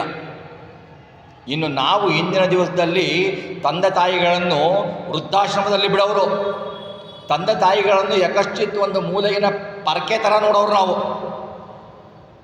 ಅವರನ್ನು ಬಿಟ್ಬಿಟ್ಟು ಏನೋ ಒಂದು ಮೂಲೆಯಲ್ಲಿದೆ ಅದು ಕನ್ನ ಹಾಕಬೇಕು ಅಂತ ಹಾಕೋರು ನಾವು. ತಂದೆ ತಾಯಿಗಳ ಬಗ್ಗೆ ಅಸಡ್ಡೆ ತೋರಿಸೋರು, ಕಿಂಚಿತ್ತೂ ಗೌರವ ಇಲ್ಲ. ನಿಂದು ಇದೇ ಹಣೆ ಬಾರ, ನೀನು ಇದ್ದರೆ ಬಿಡು, ಸತ್ರ ಸಾಗಿ ನನ್ನ ಪಾಡಿ ನಾನು ಬದರಿಯಾತ್ರೆ ಮಾಡ್ಕೊಂಬರ್ತೀನಿ ತಗೋರು ಇದ್ದಾರೆ. ಇನ್ನು ನಮ್ಮಗಳ ನೋಡಿ, ನಾವು ಮಾಡೋದು ನೋಡಿ, ತಂದೆ ತಾಯಿಗಳ ಸೇವೆ ನಾವು ಮನಸ್ಸಿನಿಂದ ಪಾದಂತೆ ತಾಯಿಗಳಲ್ಲಿ ಭಗವಂತನ ರೂಪವನ್ನು ಧ್ಯಾನ ಮಾಡಿ ನನಗೆ ಯಾತ್ರೆಗೆ ಬರಲಿಕ್ಕೆ ಆಗ್ತಾ ಇಲ್ಲ ಭಗವಂತ, ನಮ್ಮ ತಂದೆ ತಾಯಿಯನ್ನು ಸೇವೆ ಮಾಡ್ತಾ ಇದ್ದೇನೆ, ಈ ತಂದೆ ತಾಯಿಗಳ ಪಾದವನ್ನು ತೊಳೆದರೆ ಅವರಿಗೆ ನಾನು ಏನು ಸೇವೆ ಮಾಡ್ತೀನೋ ಆ ನೀರು ಪ್ರೋಕ್ಷಣೆ ಮಾಡ್ಕೊಂಡ್ರೆ ನನಗೆ ಗಂಗಾ ಫಲ ಸಿಗತ್ತೆ ಅಂತ ನೀನೇ ಹೇಳಿದೀಯ ಶಾಸ್ತ್ರದಲ್ಲಿ. ಆ ಫಲವನ್ನು ನನಗೆ ಕೊಡುವಂಥ ಭಗವಂತನ ಬೇಡ್ಕೊಳ್ಳಿ. ಭಗವಂತ ನೀವು ಅಲ್ಲಿ ಹೋಗಿ ಖರ್ಚು ಮಾಡ್ಕೊಂಡು ಹೋಗೋದು ಬೇಡ, ಭಗವಂತ ಇಲ್ಲೇ ಕೊಡ್ತಾನೆ.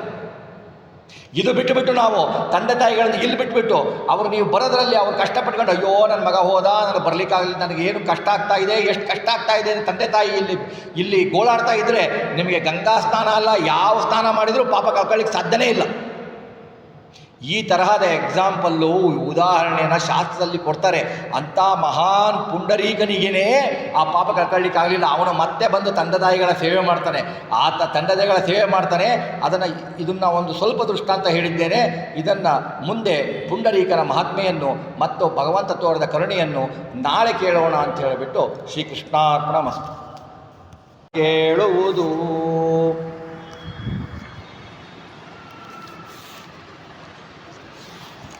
ಜಗನ್ನಾಥದಾಸ ವಿರಚಿತ ಹರಿಕಥಾಮೃತ ಸಾರದ ಕರುಣಾಸಂಧಿಯ ಚಿಂತನೆಯನ್ನು ನಡೆಸಿದ್ದೇವೆ ಒಂದು 3 ದಿವಸದಿಂದ. ಇದರಲ್ಲಿ ನಿನ್ನೆ ನಾವು ಚಿಂತನೆ ನಡೆಸುತ್ತಿದ್ದ ಆ ಶ್ಲೋಕ, ಇಟ್ಟಿ ಕಲ್ಲನು ಭಕುತಿಯಿಂದಲಿ ಕೊಟ್ಟ ಭಕುತಗೆ ಮೆಚ್ಚಿ ತನ್ನನೆ ಕೊಟ್ಟ ಬಡ ಬ್ರಾಹ್ಮಣನ ಅವಪ್ಪಿಡಿಯವಲಿಗ ಕೀಳಾರ್ಥ ಕೆಟ್ಟ ಮಾತುಗಳೆಂದ ಚೈದ್ಯನ ಪಟ್ಟೆಯೊಳಗಿಂಬಿಟ್ಟ ಬಾಣದಲ್ಲಿಟ್ಟ ಭೀಷ್ಮನ ಅವಗುಣಗಳನ್ನು ಎಣಿಸಿದನೆ ಕರುಣಾಳು.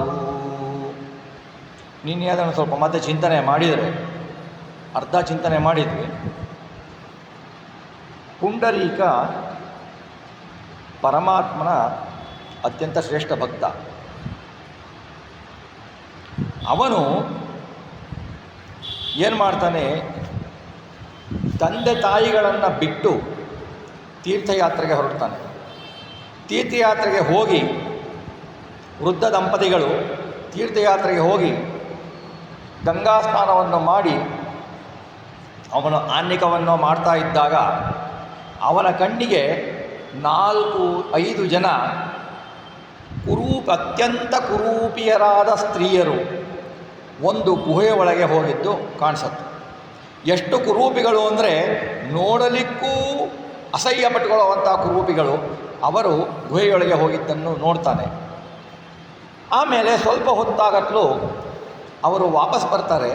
ಬರಬೇಕಾದ್ರೆ ಅತ್ಯಂತ ಸುಂದರಿಯರಾಗಿ ಬಂದಿರ್ತಾರೆ. ಇದು ಪುಂಡರೀಕನ ಮನಸ್ಸಿನಲ್ಲಿ ಒಂದು ಪ್ರಶ್ನೆಗೆ ಉಳಿಯುತ್ತೆ. ಅವನಿಗೆ ಅನುಮಾನ ಬರುತ್ತೆ, ಇವರು ಹೋದರು ಗುಹೆಯಲ್ಲಿ ಹೋಗಿ ಸ್ವಲ್ಪ ಹೊತ್ತಿಗೆ ವಾಪಸ್ ಬಂದರು, ಬರಬೇಕಾದ್ರೆ ಸುಂದರಿಯರಾಗಿ ಬಂದರು, ಇದು ಹೇಗೆ ಸಾಧ್ಯ ಅಂತ ಹೇಳಿಬಿಟ್ಟು ಆ ಯುವತಿಯರನ್ನು ಹಿಂಬಾಲಿಸಿ ಹೋಗ್ತಾನೆ, ಆ ಸ್ತ್ರೀಯರನ್ನು ಹಿಂಬಾಲಿಸಿ ಹೋಗಿ ಅವರನ್ನು ಕೇಳ್ತಾನೆ, ನೀವು ಗುಹೆಗೆ ಹೋಗಿದ್ದು ನಾನು ನೋಡಿದೆ, ಅತ್ಯಂತ ಕುರೂಪಿಗಳಾಗಿದ್ದೀರಿ, ನೀವು ಗುಹೆಗಳಿಗೆ ಹೋಗಿ ಬರಬೇಕಾದರೆ ಅತ್ಯಂತ ಸುಂದರಿಯರಾಗಿ ಬಂದಿದ್ದೀರಲ್ಲ, ಇದರ ರಹಸ್ಯ ಏನು ಅಂತ ಪುಂಡರೀಕ ಕೇಳ್ತಾನೆ. ಪುಂಡರೀಕ ಕೇಳಲು ಆ ಸ್ತ್ರೀಯರು ಹೇಳ್ತಾರೆ, ನೋಡು, ನಾವು ನದಿಯ ಅಭಿಮಾನಿ ದೇವತೆಗಳು. ಪ್ರತಿ ದಿವಸ ಪಾಪಿ ಜನರು ನಮ್ಮಲ್ಲಿ ಮಿಂದು ಬಿಟ್ಟು ಪಾಪವನ್ನು ಕಳೆದುಕೊಂಡು ನಮಗೆ ಪಾಪ ಅಂಟಿಸಿಬಿಟ್ಟು ತಾವು ಹೋಗ್ತಾರೆ. ಆ ಪಾಪದಿಂದ ನಾವು ಕುರೂಪಿಗಳಾಗ್ತೇವೆ. ಆ ಕುರೂಪವನ್ನು ಕಳೆದುಕೊಳ್ಳುವುದಕ್ಕೆ ಈ ಗುಹೆಯಲ್ಲಿ ಒಬ್ಬ ಕುಕ್ಕಟ ಮುನಿ ಅಂತ ಇದ್ದಾರೆ ಮಹರ್ಷಿಗಳು, ಅವರ ದರ್ಶನ ಅವರ ಸೇವೆಯನ್ನು ಮಾಡ್ತೀವಿ, ಅಲ್ಲಿ ಅವರ ಆ ಗುಹೆಯ ಸೇವೆಯನ್ನು ಮಾಡ್ತೀವಿ. ಆ ಸೇವೆಯನ್ನು ಮಾಡಿದ ಫಲವಾಗಿ ನಮಗೆ ನಮ್ಮ ಪಾಪಗಳೆಲ್ಲವೂ ನಾಶವಾಗಿ ನಮಗೆ ಮೊದಲನೆಯ ಸುಂದರ ರೂಪ ಬರುತ್ತದೆ. ಇದು ನಮ್ಮ ಪ್ರತಿದಿನದ ದಿನಚರಿ. ಎಲ್ಲರೂ ಪಾಪ ಕಳ್ಕೊಳ್ತಾರೆ, ಅವರು ಕುರೂಪಿಗಳಾಗ್ತಾರೆ, ಅವರು ಬಂದು ಮುನಿಯ ಸೇವೆ ಮಾಡಿ ಅಲ್ಲಿಂದ ಸುಂದರಿಯರಾಗಿ ಹೊರಡ್ತಾರೆ. ಇದನ್ನು ಕೇಳಿ ಪುಂಡರೀಕನಿಗೇನಾಯಿತು ಅಂದರೆ, ನಾನು ಹೋಗಿ ನನ್ನ ಪಾಪ ಕಳ್ಕೊಳ್ಬಹುದಲ್ಲ ಏನಾದರೂ ಇದ್ದರೆ ಅಂತ ಹೇಳಿಬಿಟ್ಟು ಅವನೇನು ಮಾಡ್ತಾನೆ, ಪುಂಡರೀಕ ಗುಹೆಗೆ ಒಳಗೆ ಹೋಗ್ತಾನೆ. ಗುಹೆಯ ಒಳಗೆ ಹೋದಾಗ ನೋಡ್ತಾನೆ, ಯಾರೂ ಕಾಣಲ್ಲ. ಗುಹೆ ಪೂರ್ತಿ ಹುಡುಕ್ತಾನೆ, ಯಾರೂ ಕಾಣೋದಿಲ್ಲ ಅಂದಾಗ ವಾಪಸ್ ಬರ್ತಾನೆ. ಬಂದುಬಿಟ್ಟು ಆ ಸ್ತ್ರೀಯರಲ್ಲಿ ಹೋಗ್ತಾ ಇರ್ತಾರಲ್ಲ ಅವ್ರನ್ನ ಹತ್ರ ಮತ್ತೆ ಬರ್ತಾನೆ, ನೀವು ಹೇಳಿದ್ರಿ ನೀವು ಸುಂದರಿಯರಾಗಿದ್ದು ಅವನ ಸೇವೆಯಿಂದ ಅಂತ, ಮಹರ್ಷಿಗಳ ದರ್ಶನದಿಂದ ಅವನ ಸೇವೆ ಮಾಡಿದ್ದರಿಂದ ಅಂತ. ನಾನು ಪಾಪ ಕಳೆದುಕೊಳ್ಳಬೇಕು ಅಂತ ಅಲ್ಲಿ ಹೋದರೆ ಅಲ್ಲಿ ಯಾರೂ ಕಾಣಲೇ ಇಲ್ಲವಲ್ಲ ನನಗೆ ಅಂತ. ಆವಾಗ ಅವರು ಹೇಳ್ತಾರೆ, ನೋಡು, ನಾವು ಎಷ್ಟು ಪಾಪ ಮಾಡಿದ್ದೀವಿ, ಅವರು ಮಹರ್ಷಿಗಳು ಕಳೆದರು. ನೀನು ಕಾಣಲಿಲ್ಲ ಅಂದರೆ ನೀನು ನಮ್ಮ ಪಾಪಕ್ಕಿಂತ ಮೀರಿ ಪಾಪ ಮಾಡಿರಬೇಕು, ಅದಕ್ಕೆ ನೀನು ಕಂಡಿಲ್ಲ. ಆವಾಗ ಇವನು ಹೇಳ್ತಾನೆ, ಪುಂಡರೀಕ, ನಾನು ಭಗವಂತನ ಪರಮ ಭಕ್ತ, ಪರಮಾತ್ಮನ ಪೂಜೆಯನ್ನು ಮಾಡದೇನೆ ನಾನು ದಿವಸವನ್ನು ಕಳೆಯುವುದಿಲ್ಲ, ಪರಮಾತ್ಮನ ಸ್ಮರಣೆ ಯಾವಾಗಲೂ ಇರುತ್ತದೆ, ಹಾಗಾಗಿ ನನ್ನ ಪಾಪ ಜಾಸ್ತಿ ಹೇಗೆ ಅಂತ ಕೇಳಿ. ಆವಾಗ ಆ ನದಿ ದೇವತೆಗಳಿಗೆ ಹೇಳ್ತಾರೆ, ನೀನು ಯಾತ್ರೆಗೆ ಬಂದಿದ್ದೀಯಾ ತಾನೇ ಅಂತಾರೆ. ಹೌದು ಅಂತಾನೆ. ನಿಮ್ಮ ತಂದೆ ತಾಯಿಗಳು ಎಲ್ಲಿ ಅಂತ ಕೇಳ್ತಾರೆ. ನಿಮ್ಮ ವೃದ್ಧ ತಂದೆ ತಾಯಿಗಳು ನಿಮ್ಮನ್ನು ನಿಮ್ಮ ಮನೆಯಲ್ಲಿ ಬಿಟ್ಟು ನೀನು ಯಾತ್ರೆಗೆ ಬಂದಿದ್ದೀಯಾ, ನಿಮ್ಮ ವೃದ್ಧ ತಂದೆ ತಾಯಿಗಳನ್ನ ನೋಡಿಕೊಳ್ಳುವವರು ಯಾರೂ ಇಲ್ಲ, ಅವರಿಗೆ ಬಹಳ ಕಷ್ಟ ಆಗಿ ದುಃಖ ಪಡ್ತಾ ಇದ್ದಾರೆ. ನೀನು ಅವರನ್ನು ದುಃಖಕ್ಕೆ ತಳ್ಳಿ ನಿಮ್ಮ ತಂದೆ ತಾಯಿಗಳ ಸೇವೆಯನ್ನು ಮಾಡದೇನೆ ತೀರ್ಥಯಾತ್ರೆಗೆ ಬಂದು ಮಿಂದಿದ್ದಕ್ಕೆ ನಿನಗೆ ಪಾಪ ಹೋಗಿಲ್ಲ, ಇನ್ನು ಪಾಪ ಅಂಟಿಕೊಂಡಿದೆ ಅಂತ ಹೇಳ್ತಾರೆ. ವೃದ್ಧ ತಂದೆ ತಾಯಿಗಳನ್ನು ಬಿಟ್ಟು ಮನೆಯಲ್ಲಿ ನಾವು ಒಬ್ಬರೇ ತೀರ್ಥಯಾತ್ರೆ ಮಾಡಿದರೆ ನಮಗೆ ಏನಾಗತ್ತೆ, ಆ ತೀರ್ಥಯಾತ್ರೆಯ ಫಲ ದೊರಕುವುದಿಲ್ಲ. ತಂದೆ ತಾಯಿಗಳ ಸೇವೆಯನ್ನು ಮಾಡಬೇಕಾದರೆ ತಂದೆ ತಾಯಿಗಳ ಸೇವೆಯೇ ಸಕಲ ಯಾತ್ರೆಯ ಫಲ ಅಂತ ಅನುಸಂಧಾನ ಮಾಡಿ ಭಗವಂತನೇ ತಂದೆ ತಾಯಿಗಳಿದ್ದಾರೆ, ಅವರನ್ನು ನೋಡಿಕೊಳ್ಳಬೇಕು, ಅವರನ್ನು ಬಿಟ್ಟು ನಾನು ತೀರ್ಥಯಾತ್ರೆಗೆ ಹೋಗಲು ನಿನ್ನ ವಿವಿಧ ಅವತಾರಗಳ ವಿವಿಧ ರೂಪಗಳ ಆಲಯಗಳನ್ನು ನೋಡಲಿಕ್ಕಾಗುವುದಿಲ್ಲ, ನನಗೆ ವಿವಿಧ ಕ್ಷೇತ್ರಗಳ ದರ್ಶನ ಆಗೋದಿಲ್ಲ, ನನಗೆ ಎಲ್ಲವನ್ನೂ ಇಲ್ಲೇ ನೋಡ್ತೇನೆ, ನಮ್ಮ ತಂದೆ ತಾಯಿಯಲ್ಲಿಯೇ ನಾನು ನೋಡ್ತೇನೆ, ಸೇವೆಯಲ್ಲಿ ನಾನು ನೋಡ್ತೇನೆ ಅಂತ ಹೇಳಿಬಿಟ್ಟು ತಂದೆ ತಾಯಿಯ ಸೇವೆ ಮಾಡಿದರೆ, ಒಳ್ಳೆಯ ಶುದ್ಧ ಮನಸ್ಸಿನಿಂದ ಸಂಕಲ್ಪಿಸಿ ಮಾಡಿದರೆ ಅವನಿಗೆ ಸಕಲ ತೀರ್ಥಯಾತ್ರೆಗಳ ಫಲವೂ ಬರುತ್ತೆ. ಆ ಸಂಕಲ್ಪ ಮಾಡದೇನೆ ಉದಾಸೀನ ಮಾಡಿ ಇವರು ಯಾವಾಗ ನೋಡಿದರೂ ಇವ್ರು ಇರೋದೇ ಇವ್ರು ಹೀಗೆ ಇರ್ತಾರೆ, ಇವ್ರು ತೊಗೊಂಡು ಏನು ಮಾಡಬೇಕು, ಇವ್ರು ಇಲ್ಲ, ನಾವು ಎಲ್ಲೂ ಹೋಗ್ಲಿಕ್ಕಾಗಲ್ಲ ಇವರಿಂದ ಅಂತ ಹೇಳ್ಬಿಟ್ಟು ಅವ್ರು ನೀವು ಇಲ್ಲಿರಿ, ನಾವು ಹೋಗಿ ಬರ್ತೀವಿ ಒಂದು 15 ದಿವಸ ಅಂತ ಹೇಳಿಬಿಟ್ಟು ನಮ್ಮ ಪಾಡಿಗೆ ನಾವು ಯಾತ್ರೆಗೆ ಹೋಗಿ ಬಂದರೆ ಆ ಯಾತ್ರೆಯ ಫಲ ದಕ್ಕುವುದಿಲ್ಲ. ಇದು ನಮಗೆಲ್ಲರಿಗೂ ಅಳವಡಿಕೆ. ಈಗಿನ ಪರಿಸ್ಥಿತಿಯಲ್ಲಿ ವಿಕೋಪಕ್ಕೆ ಹೋಗಿದೆ. ಮನೆಯಲ್ಲಿ ಯಾತ್ರೆ ಹೋಗೋದಿರಲಿ, ಮನೆಯಲ್ಲಿ ತಂದೆ ತಾಯಿಗಳನ್ನ ಇಟ್ಕೊಳ್ಳೋದೇ ಕಷ್ಟ, ಈಗ ಆ ಮಟ್ಟಕ್ಕೆ ಬಂದುಬಿಟ್ಟಿದೆ. ಈಗ ಅದು ಬೇರೆ. ಹೀಗೆ ಆಗತ್ಲು ಅವ್ರು ಹೇಳೋಕ್ಕೆ ಏನು ಮಾಡ್ತಾನೆ, ಪುಂಡರೀಕನಿಗೆ ತನ್ನ ತಪ್ಪಿನ ಅರಿವಾಗುತ್ತೆ. ಅವನು ಸೀದಾ ಮನೆಗೆ ಬರ್ತಾನೆ, ತಂದೆ ತಾಯಿಗಳ ಸೇವೆಯಲ್ಲಿ ಮಗ್ನನಾಗ್ತಾನೆ. ತಂದೆ ತಾಯಿಗಳ ಸೇವೆಯಲ್ಲಿ ಮಗ್ನನಾದಾಗ ಭಗವಂತ ಇವನನ್ನು ಪರೀಕ್ಷಿಸಬೇಕು, ಇವನು ಎಷ್ಟು ದೀಕ್ಷೆಯಿಂದ ತಂದೆ ತಾಯಿಗಳ ಸೇವೆ ಮಾಡ್ತಾ ಇದ್ದಾನೆ ಅಂತ ಹೇಳಿಬಿಟ್ಟು ಭಗವಂತ ಬರ್ತಾನೆ. ಭಗವಂತ ಬಂದು ಬಿಟ್ಟು ಅಲ್ಲಿ ನಿಂತು ಬಿಟ್ಟು ಪುಂಡರೀಕನ ಕರೀತಾನೆ. ಪುಂಡರೀಕ ತನ್ನ ತಂದೆ ತಾಯಿಗಳ ಕಾಲು ತೊಳೆಯುತ್ತಾ ಇರ್ತಾನೆ, ಸೇವೆ ಮಾಡ್ತಾ ನೋಡ್ತಾನೆ ಭಗವಂತನಿಗೆ, ನೀನು ಅಲ್ಲೇ ನಿಲ್ಲು, ನನ್ನ ತಂದೆ ತಾಯಿಗಳ ಸೇವೆ ಮಾಡ್ತಾ ಇದ್ದೇನೆ ಅಂತ ಹೇಳಿಬಿಟ್ಟು ಎಡಗೈಯಿಂದ ಒಂದು ಇಟಗಿಯನ್ನು ಹಾಕ್ತಾನೆ. ಆ ಇಟಿಗೆಯ ಮೇಲೆ ಭಗವಂತ ನಿಲ್ತಾನೆ. ಅದನ್ನೇ ಇಟ್ಟಿಗೆ ಮೇಲೆ ನಿಂತ ನೋಡು ವಿಠ್ಠಲ ತಾನು ಅಂತ ತನ್ನ ಎಡಗೈನಿಂದ ಹಾಕ್ತಾನೆ. ನೋಡಿ, ಇದು ಭಗವಂತನು ಮೆಚ್ಚಿ ಅಲ್ಲೇ ನಿಲ್ತಾನೆ. ಭಗವಂತ ಶಾಪ ಕೊಡಲ್ಲ. ಇವನ ತಂದೆ ತಾಯಿಯ ಸೇವೆಯ ಶ್ರದ್ಧೆಯನ್ನು ನೋಡಿ ಭಗವಂತ ಅಲ್ಲಿ ನಿಲ್ತಾನೆ. ಆದರೆ ಈಗ ಒಂದು ಪ್ರಶ್ನೆ ಬರುತ್ತೆ, ಅವನು ಎಡಗೈ ವರ್ಜ್ಯ, ಎಡಗೈ ಅಪವಿತ್ರ, ಎಡಗೈನಿಂದ ಅವನ ಭಗವಂತನಿಗೆ ನೀನು ಅಲ್ಲಿ ನೀನು ಅಂತ ಹೇಳಿಬಿಟ್ಟು ಇಟ್ಟಿಗೆಯನ್ನು ಹಾಕಿದನಲ್ಲ, ಇದು ಪಾಪ ಅಲ್ಲವೇ ಅಂತ. ಅವನು ಬಹಳ ಉತ್ಕೃಷ್ಟ ಭಕ್ತ, ಭಗವಂತನ ಉತ್ಕೃಷ್ಟ ಭಕ್ತ. ತಂದೆ ತಾಯಿಗಳ ಕಾಲಿನಲ್ಲಿ ಭಗವಂತನ ಕಾಲನ್ನು ಕಂಡು ಭಗವಂತನ ಕಾಲನ್ನು ಚಿಂತನೆ ಮಾಡಿ, ಭಗವಂತ ನಮ್ಮ ತಂದೆ ತಾಯಿಗಳ ಒಳಗೆ ಇದ್ದ ನಿನ್ನ ರೂಪದ ಕಾಲನ್ನು ನಾನು ಒತ್ತಾ ಇದ್ದೇನೆ ಅಂತ ಅನುಸಂಧಾನ ಮಾಡಿ ಒತ್ತಾ ಇರ್ತಾನೆ. ಅವನಿಗೆ ಅಲ್ಲಿ ರೂಪ ನೋಡ್ತಾ ಇರ್ತಾನೆ, ಭಗವಂತನ ಹೊರಗಡೆಯ ರೂಪ ನೋಡ್ತಾನೆ. ಭಗವಂತ ನೀನು ಇಲ್ಲಿದ್ದೀಯಾ, ನಿನ್ನ ಈ ರೂಪವನ್ನು ನಾನು ಇಲ್ಲಿ ಸೇವೆ ಮಾಡ್ತಾ ಇದ್ದೇನೆ, ಈ ರೂಪ ಈ ಸೇವೆ ಮಾಡ್ತೀನಿ, ಈ ರೂಪಕ್ಕೆ ಸೇವೆ ಮಾಡ್ತೀನಿ, ನೀನು ಅಲ್ಲೇ ನಿಲ್ಲು ಅಂತ ಎಡಗೈನಿಂದ ಹಾಕ್ತಾನೆ. ಆವಾಗ ಯಾಕೆ ಅಂತಂದರೆ, ನಾವು ಸಾಮಾನ್ಯ ನೋಡಿ ದೇವರಿಗೆ ಏನೇ ಏರಿಸಬೇಕಾದ್ರೂ ಎರಡೂ ಕೈಯಿಂದ ಏರಿಸಬೇಕು, ಹೂನಾರನ ಅಥವಾ ಎಡಗೈ ಒಂದರಿಂದನೇ ನಾವು ಹಾಕುವ ಹಾಗಿಲ್ಲ. ಆದರೆ ಅವನ ಚಿಂತನೆ ಹೇಗಿತ್ತು ಅಂತಂದರೆ, ಭಗವಂತ ನನ್ನ ಎಡಕೈಯಲ್ಲಿ ಅಂತ ಅವನ ಚಿಂತನೆ, ನನ್ನ ಎಡಕೈಯಲ್ಲಿ ನಿನ್ನ ಕೈ ಇದೆ, ನಿನ್ನ ಕೈ ಮುಖಾಂತರ ನಿನಗೆ ಇಟ್ಟಿಗೆ ಕೊಟ್ಟಿದ್ದೇನೆ, ನೀನು ಅದರಲ್ಲಿ ನಿಂದು ನನಗೆ ಅನುಗ್ರಹಿಸು. ನನ್ನ ತಂದೆ ತಾಯಿಗಳಲ್ಲಿ ನಿನ್ನ ರೂಪವನ್ನು ಕಂಡು ಸೇವೆ ಮಾಡ್ತಾ ಇದ್ದೇನೆ, ಇದು ಮುಖ್ಯ ನನಗೆ. ನಿನ್ನ ಹೊರಗಿನ ರೂಪಕ್ಕಿಂತ ಅಂತರಂಗ ರೂಪದಲ್ಲಿ ನಾನು ಸೇವೆ ಮಾಡ್ತಾ ಇದ್ದೇನೆ, ನೀನು ಅಲ್ಲಿ ನಿಂತುಕೋ, ನಾನು ಬರೋ ತನಕ ಹೇಳ್ತಾನೆ. ಭಗವಂತ ಮೆಚ್ಚಿ ಅವನಿಗೆ ನಿಲ್ತಾನೆ. ಅದಕ್ಕೆ ಅವನಿಗೆ ಇಟ್ಟಿಗೆ ಮೇಲೆ ನಿಂತ ನಮ್ಮ ವಿಠ್ಠಲ ತಾನು ಅಂತ ಹೇಳಿ. ಇದು ಪುಂಡರೀಕನ ಕಥೆ. ಆಮೇಲೆ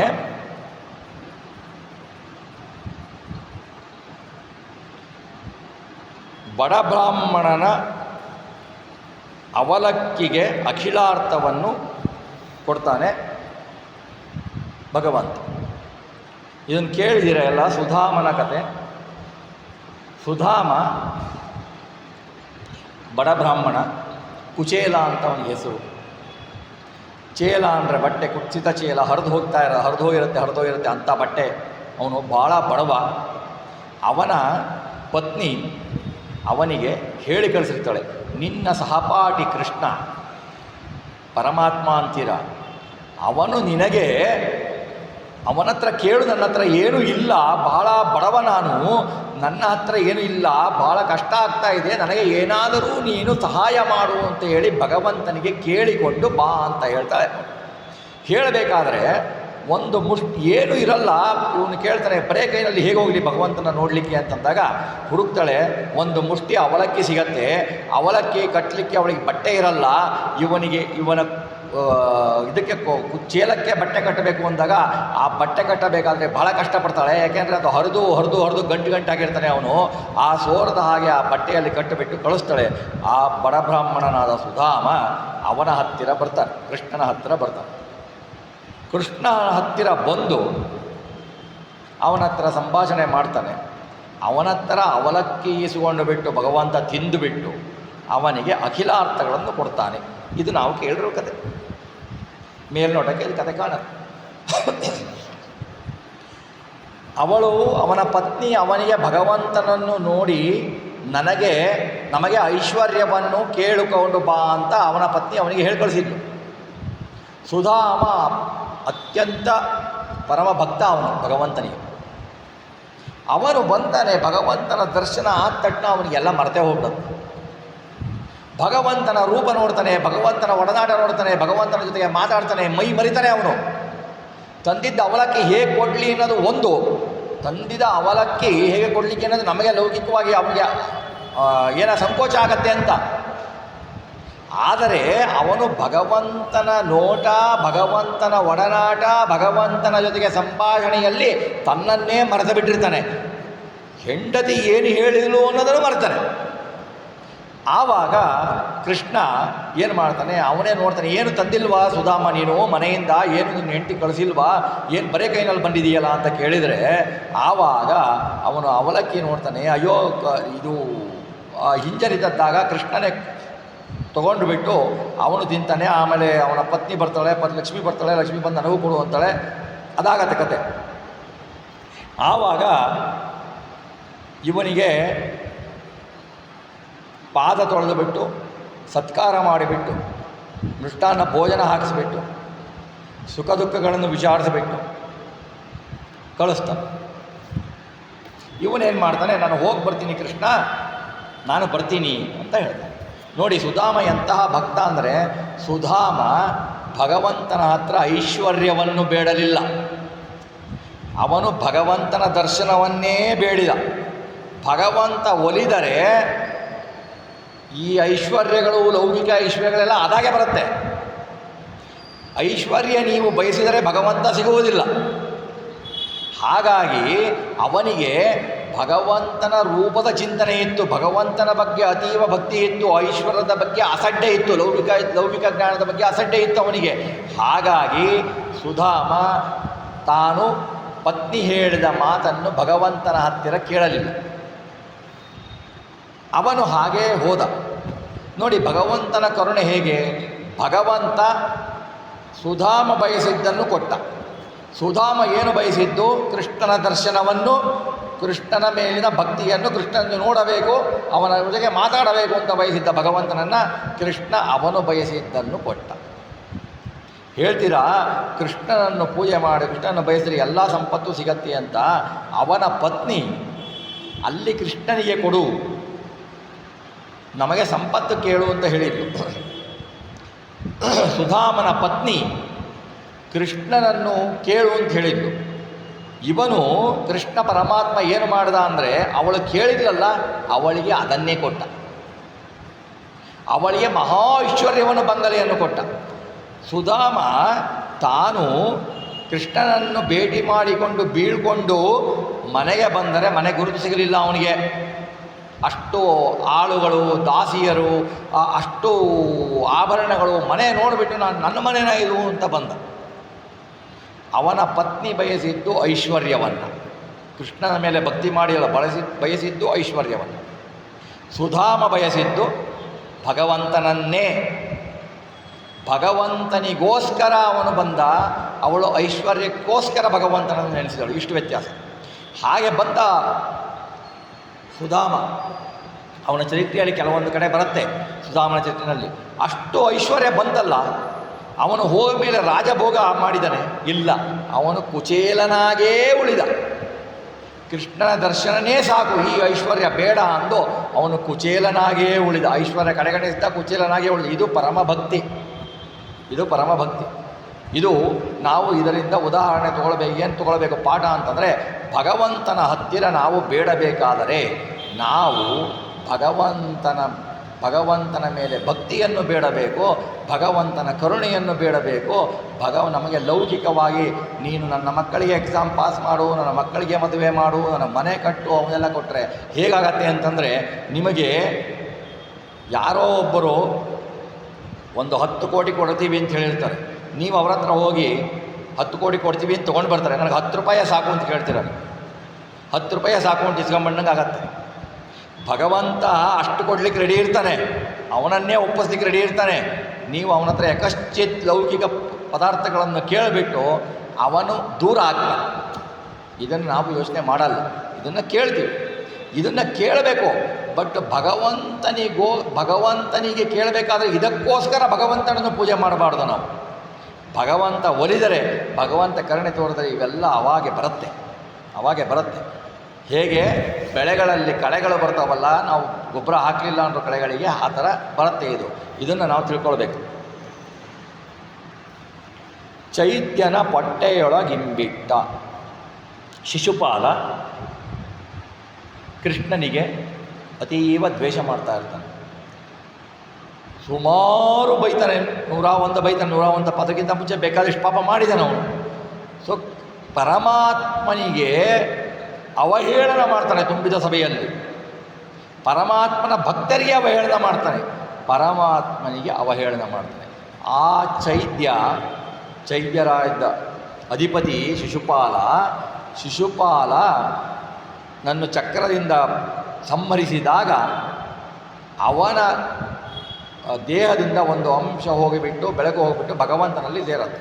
ಆಶ್ಚರ್ಯ ಪಡ್ತಾರೆ, ಇಂತಹ ಪಾಪಿ ಇವನು, ಇಂತಹ ಪಾಪಿನನ್ನು ಕೊಂದುಬಿಟ್ಟು ಅವನಿಗೆ ಮೋಕ್ಷವನ್ನು ಕೊಟ್ಟಲ್ಲ ಭಗವಂತ ಅಂತ ಕೇಳಿದರೆ, ಅಲ್ಲಿ ಭಗವಂತ ಹೇಳ್ತಾನೆ, ನೋಡು ಅವನು ಪರಮಭಕ್ತ, ಅವನೊಳಗೆ ಜಯ ಅನ್ನೋ ಭಕ್ತ ಇದ್ದ. ಶಾಪದ ಫಲವಾಗಿ ಅವನು ಅಸುರರೊಳಗೆ ಸೇರಿಕೊಂಡು ಅಸುರರ ಪ್ರಭಾವದಿಂದ ನನ್ನನ್ನು ಬೈದನೇ ಹೊರತು ನನ್ನನ್ನು ಅವನ ಸ್ವಭಾವದಿಂದ ನಿಲ್ಲಿಸಲಿಲ್ಲ. ಅವನು ಪರಮಭಕ್ತ ಅಂತ ಹೇಳಿಬಿಟ್ಟು ಅವನಿಗೆ ಸಾಯುಜ್ಯ ಮೋಕ್ಷವನ್ನೇ ಕೊಡ್ತಾನೆ ಭಗವಂತ.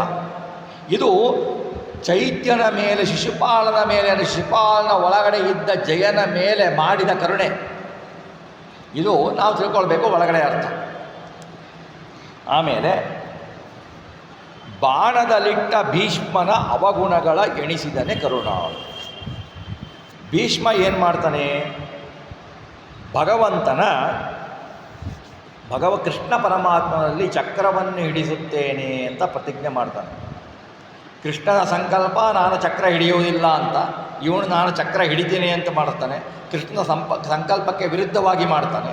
ಅದು ಹೇಗೆ ಮಾಡ್ತಾನೆ, ಕೃಷ್ಣನಿಗೆ ಬಾಣ ಬಿಟ್ಟು ಘಾಸಿ ಮಾಡಿ ರಕ್ತವನ್ನು ತರಿಸಿ ಅವನಲ್ಲಿ ಸಿಟ್ಟು ಬರಿಸಿ ನಾನು ಅವನ ಕೈನಲ್ಲಿ ಚಕ್ರ ಹಿಡಿಸ್ತೇನೆ.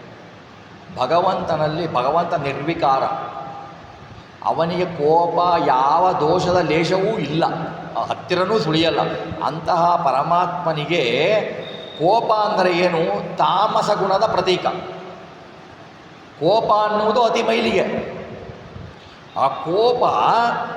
ಆ ಕೋಪದ ತಾಮಸ ಗುಣವನ್ನು ಭಗವಂತನಲ್ಲಿ ಆರೋಪ ಮಾಡಿದ ಪಾಪ ಬಂತವನಿಗೆ. ತಾಮಸ ಗುಣವನ್ನು ಆರೋಪ ಮಾಡಿದ ಭಗವಂತನಿಗೆ ಕೋಪ ಬರುತ್ತೆ ಅಂತಂದ್ರೆ ಏನು, ಭಗವಂತನಿಗೆ ತಾಮಸ ಗುಣದ ಆರೋಪ ಮಾಡಿದಾಗಾಯಿತು. ಹಾಗಾದರೆ ಭಗವಂತ ಪರಿಪೂರ್ಣನಲ್ಲ, ಗುಣಪೂರ್ಣನಲ್ಲ ಅಂತ ಬಂತು. ದೋಷ ಇದೆ ಭಗವಂತನಲ್ಲಿ ಅಂತ ಚಿಂತನೆ ಆದಾಗಾಯಿತು ಅದು. ಹಾಗಾಗಿ ಅವರಿಗೆ ಅದು ಒಂದು ಪಾಪ ಬಂತು. ಆಮೇಲೆ ರಕ್ತ ಚೆಲ್ಲಿದ್ದು ಭಗವಂತನು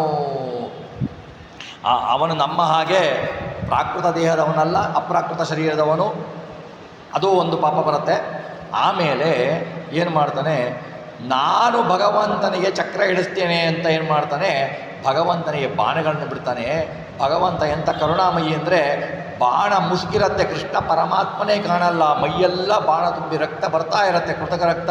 ಭಗವಂತನ ಮುಖದ ಮೇಲೆ ಮಂದಹಾಸದ ನಗು ಇರುತ್ತೆ. ಒಂದು ಚೂರು ನೋವು ಆಗೋದೇ ಇಲ್ಲ ಅವನಿಗೆ, ಒಂದು ಚೂರು ಕೋಪ ಇಲ್ಲನಿಲ್ಲ, ಮಂದಹಾಸದ ನಗು ಇರುತ್ತೆ. ನಗುತ್ತಾ ಇರ್ತಾನೆ ಮಂದಹಾಸದಿಂದ, ಬಿಡು ನೀನು ಬಾಣ ಬಿಡು ಅಂತ. ಕೊನೆಗೆ ಭೀಷ್ಮಾಚಾರ್ಯರು ಭಗವಂತನಿಗೆ ಬಾಣ ಬಿಟ್ಟು ಅವನ ಮಂದಹಾಸ ಕಡಿಮೆ ಆಗೋದಿಲ್ಲ. ಇವರಿಗೂ ಕೈ ಚೆಲ್ಲಿಬಿಡ್ತಾರೆ, ನನಗೆ ಆಗುವುದಿಲ್ಲ ಭಗವಂತ, ನನಗೆ ಆಗೋದಿಲ್ಲ ಅಂಥೇಳಿ ಅವರು ಕೈ ಚೆಲ್ಲಿ ನನ್ನ ಕೈಯಲ್ಲಿ ಆಗಲ್ಲ ನಿನ್ಗೆ ಹಿಡಿಸ್ಲಿಕ್ಕೆ ಅಂದಾಗ ಭಗವಂತ ಎದ್ದು ಬಂದು ತಾನು ಚಕ್ರ ಹಿಡಿತಾನೆ. ಅಲ್ಲಿ ಭಗವಂತ ತನ್ನ ಸಂಕಲ್ಪವನ್ನು ಮುರಿದ ಹಾಗಾಯಿತು ಅಂದರೆ, ಇಲ್ಲ, ಭಗವಂತನ ಸಂಕಲ್ಪ ಏನಾಯಿತು, ನಾನಾಗೇ ಚಕ್ರವನ್ನು ಹಿಡಿಯುವುದಿಲ್ಲ, ಅವನಾಗೇ ಚಕ್ರವನ್ನು ಹಿಡಿಯಲಿಲ್ಲ.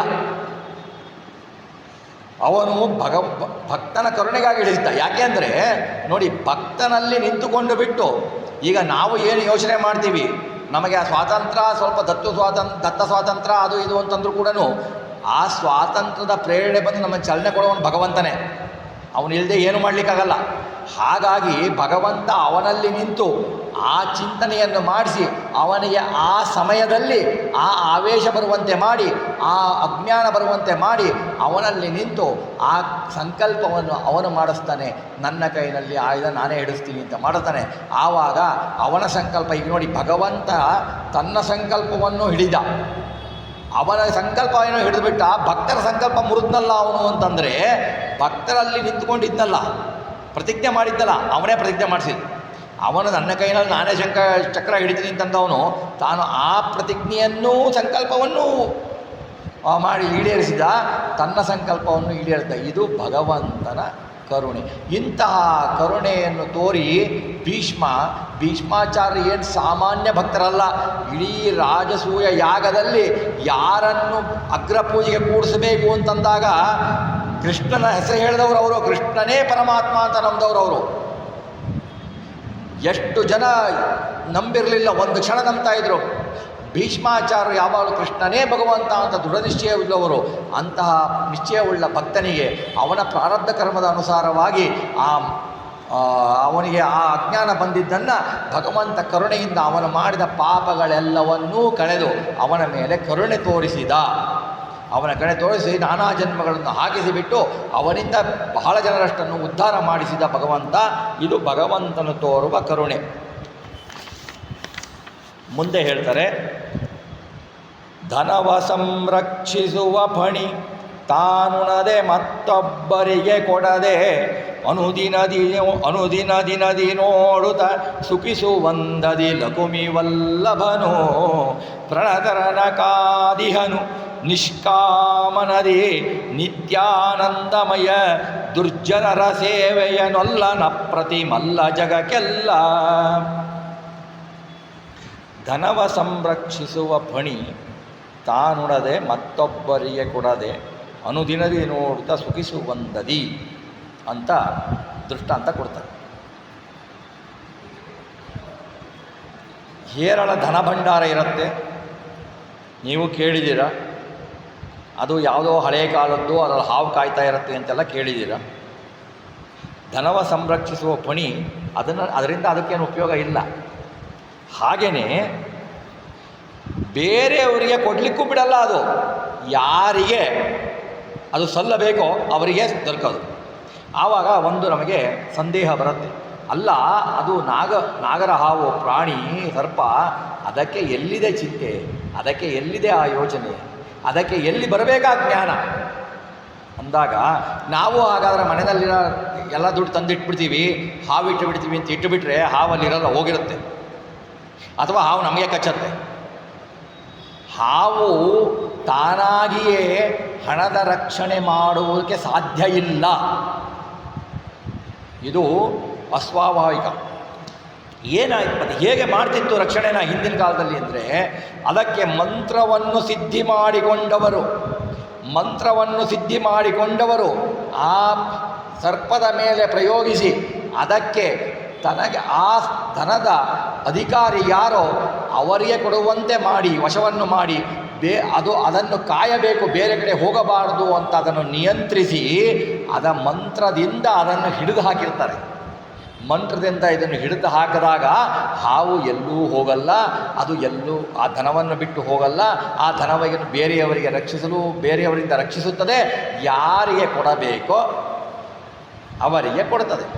ಇದು ಧನವ ಸಂರಕ್ಷಿಸುವ ಫಣಿ ತಾನುಣದೆ ಮತ್ತೊಬ್ಬರಿಗೆ ಕೊಡದೆ. ಈ ಹಾವು ಮಂತ್ರವಾದಿಗಳಿಂದ, ಅಂದರೆ ಆ ಮಂತ್ರಸಿದ್ಧಿ ಪುರುಷರಿಂದ ಮಂತ್ರಿಸಲ್ಪಟ್ಟು ಆ ನಾಗರಾಜ ಹಾಗೆ ಮಾಡ್ತಾರೆ. ಮಾಮೂಲಿ ಹಾವುಗಳ ಥರ ಮಾಡಲಿಕ್ಕಾಗಲ್ಲ. ಹಾಗಾದರೆ ಇಲ್ಲಿ ಧನವ ಸಂರಕ್ಷಿಸುವ ಫಣಿಯನ್ನು ಭಗವಂತನಿಗೆ ಉದಾಹರಣೆ ಕೊಟ್ಟರು ಅಲ್ವಾ? ಭಗವಂತನಿಗೆ ಉದಾಹರಣೆ ಕೊಟ್ಟರು. ಭಗವಂತನಿಗೆ ಉದಾಹರಣೆ ಕೊಟ್ಟರು. ಫಣಿಗೂ ಭಗವಂತನಿಗೂ ಏನು ಸಂಬಂಧ? ನಮ್ಮ ಧನ ಅಂದರೆ ಏನು? ನಮ್ಮ ಧನ ಇರಬೇಕಲ್ವಾ? ಭಗವಂತನಿಗೆ ಹಣದ ರಕ್ಷಣೆ ಕೊಡಬೇಕು ಅಂದರೆ ಆ ಹಣ ಯಾವುದು? ನಮ್ಮ ಹಣ, ನಮ್ಮ ಪುಣ್ಯ ಪಾಪದ ಕರ್ಮಗಳೇ ಆ ಹಣ. ಆ ಹಣವನ್ನು ಭಗವಂತ ನಮ್ಮ ಪುಣ್ಯ ಪಾಪದ ಕರ್ಮದ ಹಣವನ್ನು ನಮ್ಮನ್ನು ಬಿಟ್ಟು ಬೇರೆಯವರು ತೆಗೆದುಕೊಂಡು ಹೋಗಲು ಬಿಡಲ್ಲ, ಹಂಚುವುದಿಲ್ಲ. ನಮ್ಮ ಪುಣ್ಯ ಪಾಪದ ಕರ್ಮ ಎಷ್ಟೇ ಜನ್ಮವಾದರೂ ನಾವು ಅನುಭವಿಸಲೇಬೇಕು. ಪ್ರಾರಬ್ಧ ಕರ್ಮ ನಾವು ಅನುಭವಿಸಲೇಬೇಕು. ಆ ಕರ್ಮ ಬೇರೆಯವರು ಕಸಿದುಕೊಳ್ಳಲಂತೆ ನೋಡ್ತಾನೆ. ಇದರಿಂದ ಅವನಿಗೇನು ಪ್ರಯೋಜನ? ಅವನಿಗೇನು ಇಲ್ಲ, ಅದನ್ನು ತಾವು ತಿನ್ನೋದು ಇಲ್ಲ, ಅವನಿಗೇನು ಇಲ್ಲ. ಹಾಗಾದರೆ ಈಗ ನೀವು ಹೇಳಿದರೆ ಭಗವಂತನಿಗೆ ಕರೆಕ್ಟು. ಹಾವಿನ ಉದಾಹರಣೆ ಎಷ್ಟು ಸರಿ? ಹಾವಿಗೆ ಮಂತ್ರವಾದಿ ಮಂತ್ರವನ್ನು ಕಲಿತ ಮಹರ್ಷಿ ಆ ಮಂತ್ರದಿಂದ ಹಾವಿಗೆ ಅಭಿಮಂತ್ರಿಸಿ ಅದು ಹಣವನ್ನು ರಕ್ಷಿಸುವ ಹಾಗೆ ಮಾಡ್ದ ಅಲ್ವಾ.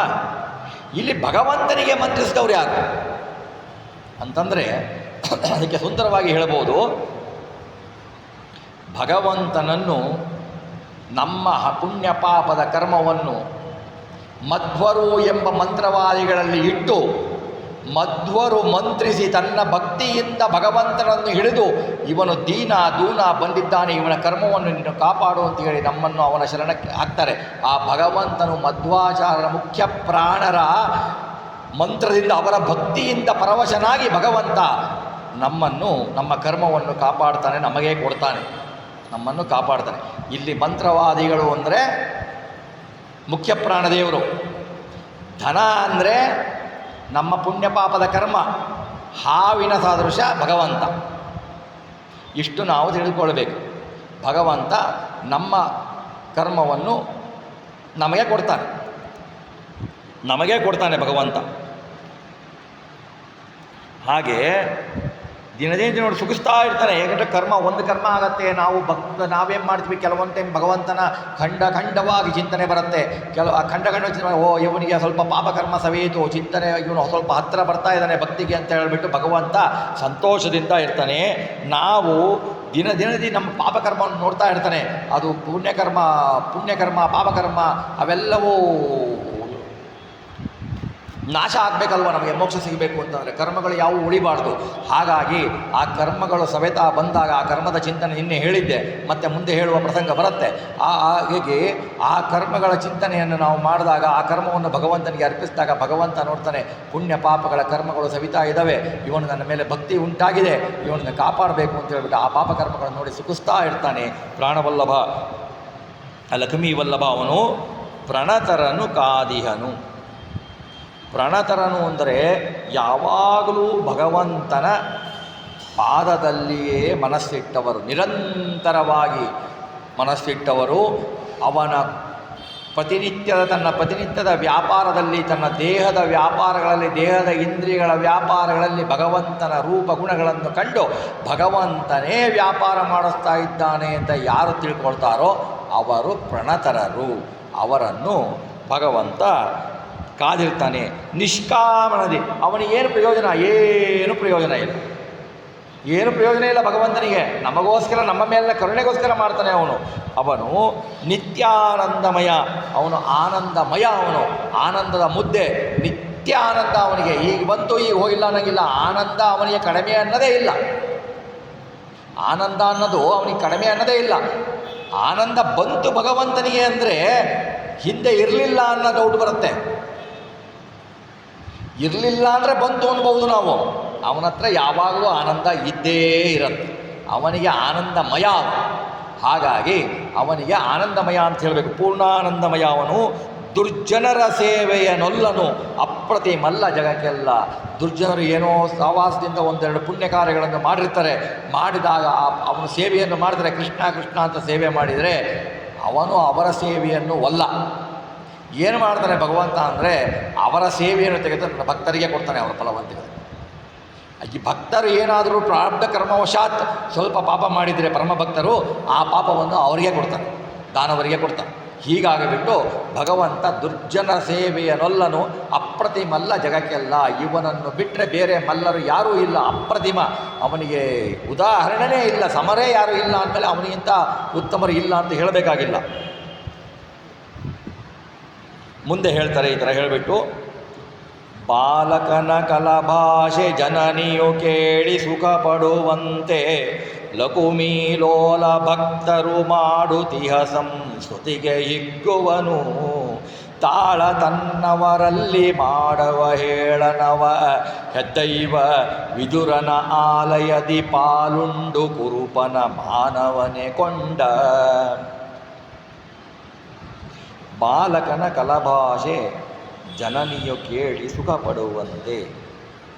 ಮನೆಯಲ್ಲಿ ಸಣ್ಣ ಮಗು ಇರುತ್ತೆ, ತಾಯಿ ಇರ್ತಾಳೆ, ಮಗು ತೊದಲು ಮಾತಾಡ್ತಾ ಇರುತ್ತೆ. ಅಮ್ಮ ಅನ್ನೋದು ಬರ್ತಾ ಇರಲ್ಲ, ಮಾತಾಡ್ತಾ ಇರಲ್ಲ. ಅಪ್ಪ ಅನ್ನೋದು ಸರಿಗೆ ಬರ್ತಾ ಇರಲ್ಲ, 3 ಅಕ್ಷರದ ಮಾತು ಬರ್ತಾ ಇರಲ್ಲ. ಅದು ತಪ್ಪು ಮಾತಾಡ್ತಾ ಇರುತ್ತೆ. ಅಮ್ಮ ಸಂತೋಷ ಪಡ್ತಾಳಲ್ವ, ಮಗು ಎಷ್ಟು ಚೆನ್ನಾಗಿ ಮಾತಾಡ್ತಾ ಇದೆ. ಮಗು ನೋಡು ನನಗೆ ಹಿಂಗತ್ತಾ ಇದೆ, ಅಮ್ಮ ಅಂತನ ಬಿಟ್ಟು ಬೇರೆ ಹೆಸರು ಹೇಳಿದ್ರು, ಅಪ್ಪ ಅನ್ನೋದು ಬಿಟ್ಟು ಬೇರೆ ತಪ್ಪು ಮಾಡಿದ್ರು ತಾಯಿ ಎಷ್ಟು ಸಂತೋಷ ಪಡ್ತಾಳೆ. ಅಯ್ಯೋ ಮಗು ಎಷ್ಟು ಚೆನ್ನಾಗಿ ಮಾತಾಡ್ಲಿಕ್ಕೆ ಮಾಡ್ತಾ ಇದೆ, ಮಗು ಮಾತಾಡ್ಲಿಕ್ಕೆ ಪ್ರಯತ್ನ ಮಾಡ್ತಾ ಇದೆ, ತಪ್ಪಾಗಿದ್ರು ಕೂಡ ತಾಯಿ ಅದನ್ನು ನೀನು ತಪ್ಪು ಮಾಡಿದಿಂದ ದಂಡಿಸಲ್ಲ ಮಗುಗೆ. ಮಗುವಿನ ತೊದಲು ನುಡಿಗಳನ್ನು ಕೇಳಿ ತಾಯಿ ಅತ್ಯಂತ ಸಂತೋಷ ಪಡ್ತಾಳೆ. ಆ ತಾಯಿ ಯಕಶ್ಚಿತ್ ಒಂದು ಮಗುವಿನ ತಾಯಿ ಸಂತೋಷ ಪಡ್ತಾಳೆ ಮಗುವಿನ ಕನ್ನಡವನ್ನು ನೋಡಿ. ಇವನು ಜಗತ್ತಿಗೆ ತಂದೆ ತಾಯಿ, ಜಗತ್ತಿಗೆ ತಂದೆ ತಾಯಿ. ಇವನೇನು ಮಾಡ್ತಾನೆ, ಅವಳು ಹೇಗೆ ಸುಖ ಪಡ್ತಾಳೋ ಹಾಗೆ ಭಕುತರು, ಈಗ ಭಕ್ತರಿರ್ತಾರೆ, ಭಕ್ತ ಜನಗಳಿರ್ತಾರೆ, ನಾವು ಸ್ತೋತ್ರ ಮಾಡ್ತಾ ಇರ್ತಾರೆ, ಅವನ ಸ್ಮರಣೆ ಮಾಡ್ತಾ ಇರ್ತಾರೆ, ತಪ್ಪಾಗಿ ಒಂದು ಸ್ವಲ್ಪ ತಪ್ಪು ಮಾಡ್ತಾರೆ, ಒಂದು ಸರಿ ಮಾಡ್ತಾರೆ, ಭಕ್ತಿ ಇರುತ್ತೆ ಅವರಿಗೆ, ಅವರ ರೂಪಗಳ ಜ್ಞಾನ ಇರಲ್ಲ, ಆ ವರ್ಣದ ಜ್ಞಾನ ಇರಲ್ಲ, ಅದರಲ್ಲಿರುವ ಭಗವಂತನ ರೂಪಗಳ ಚಿಂತನೆ ಇರಲ್ಲ, ಅದು ಏನೋ ಹೇಳಬೇಕಾದ್ರೆ ಏನೋ ಆಗೋಗಿರುತ್ತೆ.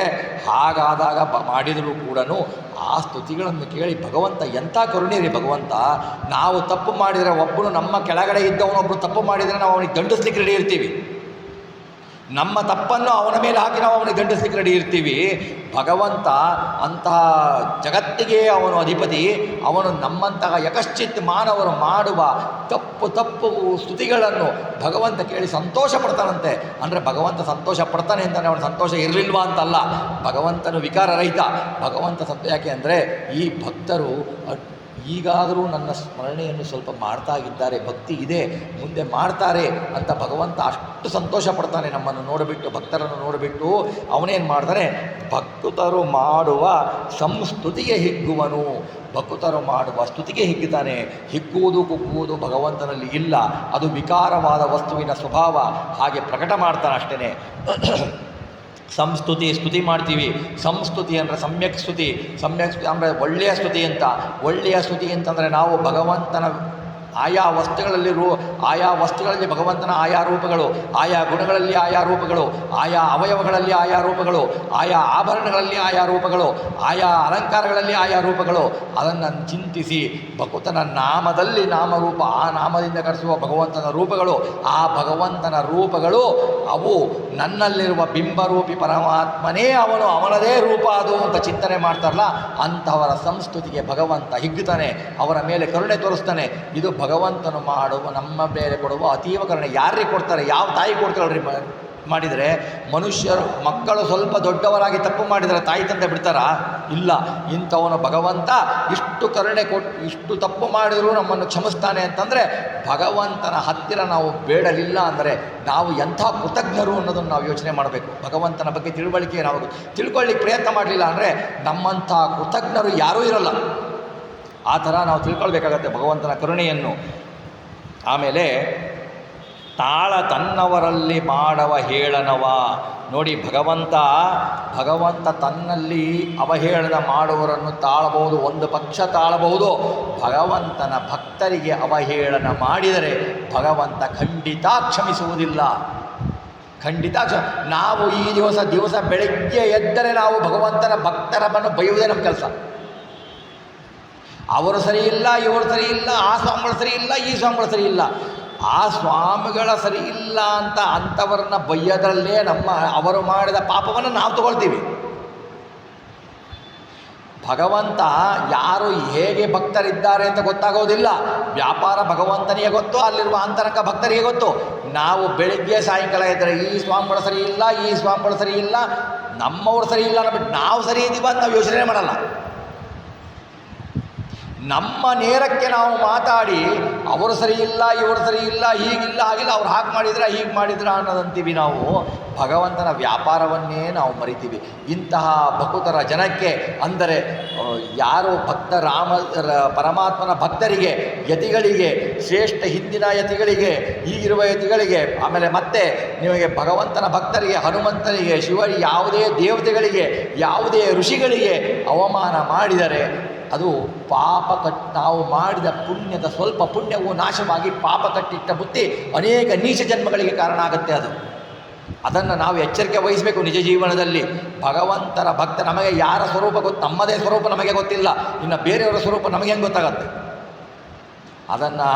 ನಾವು ಅದನ್ನು ಅನ್ಯಥಾ ಸರ್ವಥಾ ಮಾಡಬಾರದು. ಸರ್ವಥಾ ಅನ್ಯ ನಿಂದನೆ, ಉತ್ತಮರ ನಿಂದನೆ, ಬ್ರಾಹ್ಮಣರ ನಿಂದನೆ ಅಥವಾ ಯಾವುದೇ ಜನಗಳ ಜೀವಿಗಳ ನಿಂದನೆ ಸರಿಯಲ್ಲ, ಮಾಡಬಾರದು ಅದನ್ನು. ಅದನ್ನು ನಾವು ನಿಲ್ಲಿಸಬೇಕು. ಹಾಗೆ ಮಾಡಿದರೆ ಅದಕ್ಕೆ ಹೇಳ್ತಾರೆ, ತಾಳ ತನ್ನವರಲ್ಲಿ ಮಾಡವ ಹೇಳನವ ಹೆದ್ದೈವ ವಿದುರನ ಆಲೆಯದಿ ಪಾಲುಂಡು ಕುರುಪನ ಮಾನವನಿಗೆ. ಭಗವಂತ ಸಂಧಾನಕ್ಕೆ ಅಂತ ಬರ್ತಾನೆ. ಕೃಷ್ಣನ ಕೌರವನ ದುರ್ಯೋಧನನ ಸಭೆಗೆ ಬಂದಾಗ ದುರ್ಯೋಧನ ಮೊದಲು ಹೇಳ್ತಾನೆ, ಮಾತಿನಕ್ಕಿಂತ ಮುಂಚೆ ನಾನು ಭೋಜನಕ್ಕೆ ವ್ಯವಸ್ಥೆ ಮಾಡಿದ್ದೇನೆ, ಮೃಷ್ಟಾನ್ನ ಭೋಜನಕ್ಕೆ ವ್ಯವಸ್ಥೆ ಮಾಡಿದ್ದೇನೆ. ಕೃಷ್ಣ, ನೀನು ಬಂದು ನಮ್ಮ ಆತಿಥ್ಯವನ್ನು ಸ್ವೀಕರಿಸು ಅಂತ. ಜಗತ್ತೇ ಕೃಷ್ಣನನ್ನು ನೋಡ್ತಾ ಇರುತ್ತೆ. ದುರ್ಯೋಧನ ಹತ್ರ ಹೋಗ್ತಾನ. ದುರ್ಯೋಧನನ ಮಾತನ್ನು ಅದುವರೆಗೂ ಅವನ ಸಾಮ್ರಾಜ್ಯದಲ್ಲಿ ಅಲ್ಲಗಳೆದವರಿಗೆ ಉಳಿಗಾಲ ಇರಲಿಲ್ಲ. ದುರ್ಯೋಧನನ ಮಾತನ್ನು ಇಲ್ಲ ಅಲ್ಲ ಅಂತನ್ನವರಿಗೆ ಅವನ ರಾಜ್ಯದಲ್ಲಿ ಉಳಿಗಾಲ ಇರಲಿಲ್ಲ. ಎಲ್ಲರೂ ಕೃಷ್ಣ ಏನು ಮಾಡ್ತಾನೆ ಅನ್ನೋದನ್ನು ನೋಡ್ತಾ ಇದ್ದರೆ ಕೃಷ್ಣ ಹೇಳ್ತಾನೆ, ನಿನ್ನ ಮನೆಯಲ್ಲಿ ನಾನು ಸ್ವೀಕರಿಸಲು ಸಾಧ್ಯ ಇಲ್ಲ, ನಿನ್ನ ಮನೆಗೆ ಬರುವುದಿಲ್ಲ ಅಂತ ಹೇಳ್ತಾನೆ. ಆವಾಗ ದುರ್ಯೋಧನ ಕೇಳ್ತಾನೆ, ನಾನು ನಿನಗೆಲ್ಲ ಅವಮಾನ, ನನಗೆ ಅವಮಾನ ಮಾಡಿಲ್ಲ, ನನ್ನ ಪರಮ ಭಕ್ತರಾದ ಪಾಂಡವರಿಗೆ ಅನ್ಯಾಯ ಮಾಡಿದ್ದೀಯ, ನನ್ನಕ್ಕಿಂತ ನನ್ನ ಭಕ್ತರಿಗೆ ಅನ್ಯಾಯ ಮಾಡಿದವರ ಅವರ ಸೇವೆಯನ್ನು ನಾನು ಸ್ವೀಕರಿಸಲು ಸಾಧ್ಯವೇ ಇಲ್ಲ ಅಂತ ಹೇಳ್ತಾರೆ. ಹಾಗೆ ಹೇಳಿಬಿಟ್ಟು ಅಲ್ಲಿ ಇರುವ ಇತರೆಯರ ಮನೆಗೆ ಹೋಗ್ತಾನ, ಇತರವರ ಮನೆಗೆ, ಭೀಷ್ಮಾಚಾರ್ಯ ಮನೆಗೆ ಹೋಗ್ತಾನ, ದ್ರೋಣಾಚಾರ್ಯ ಮನೆಗೆ ಹೋಗ್ತಾನ, ಯಾರ ಮನೆಗೂ ಅವನು ಹೋಗಲ್ಲ, ಯಾರ ಮನೆಗೂ ಭಗವಂತ ಹೋಗಲ್ಲ. ನೋಡಿ, ವಿದುರ ಕರೀಲಿಲ್ಲ ಭಗವಂತನಿಗೆ, ನೀನು ಬಾ ಪರಮಾತ್ಮ ನನ್ನ ಮನೆಗೆ ಅಂತ ಕರೀಲಿಲ್ಲ ಭಗವಂತನನ್ನು ವಿದುರ. ಹೌದಾ? ವಿದುರ ಭಗವಂತನನ್ನು ಕರೆಯಲಿಲ್ಲ. ಭಗವಂತ ಅವನ ಮನೆಗೆ ಹೋದ, ವಿದುರನ ಮನೆಗೆ ಹೋದ. ವಿದುರ ಭಗವಂತನಿಗೆ ಕರೆಯಲಿಲ್ಲ. ಯಾಕೆಂದರೆ ಒಂದು ರಾಜ್ಯದಲ್ಲಿ ಆ ರಾಜ್ಯದ ಅಧಿಪತಿ ಆಹ್ವಾನ ಮಾಡಿದಾಗ ಅವನು ಹೋಗಲಿಲ್ಲ ಅಂದಾಗ ಒಂದು ಸಾಮಾನ್ಯ ಪ್ರಜೆ, ಒಬ್ಬ ಮಂತ್ರಿ ಆಹ್ವಾನ ಮಾಡಿದರೆ ಅದು ರಾಜದ್ರೋಹ ಆಗ್ತದೆ, ರಾಜದ್ರೋಹ ಆಗತ್ತೆ. ಅದಕ್ಕೋಸ್ಕರ ಅವನಿಗೆ ಅದು ಗೊತ್ತಿತ್ತು, ಅವನು ಮಾಡೋದಿಲ್ಲ, ಅದನ್ನು ಕರೀಲಿಲ್ಲ ಅವನು. ಆಮೇಲೆ ಏನಾಯಿತು, ಭಗವಂತ ಏನು ಮಾಡ್ದ, ಭೀಷ್ಮಾಚಾರ್ಯ ಮನೆಗೆ ಯಾಕೆ ಹೋಗಲಿಲ್ಲ ಎಲ್ಲ ಗೊತ್ತು. ಭೀಷ್ಮಾಚಾರ್ಯರು ಅನ್ಯಾಯಕ್ಕೆ ಮೂಕ ಪ್ರೇಕ್ಷಕರಾಗಿದ್ದರು. ಒಂದು ಅನ್ಯಾಯ ನಡೀತಾ ಇರಬೇಕಾದ್ರೆ ಅಲ್ಲಿಂದ ನಾವು ಎದ್ದು ಹೋಗಬೇಕು ಅಥವಾ ಅಲ್ಲಿ ಸಹಾಯ ಮಾಡಬೇಕು.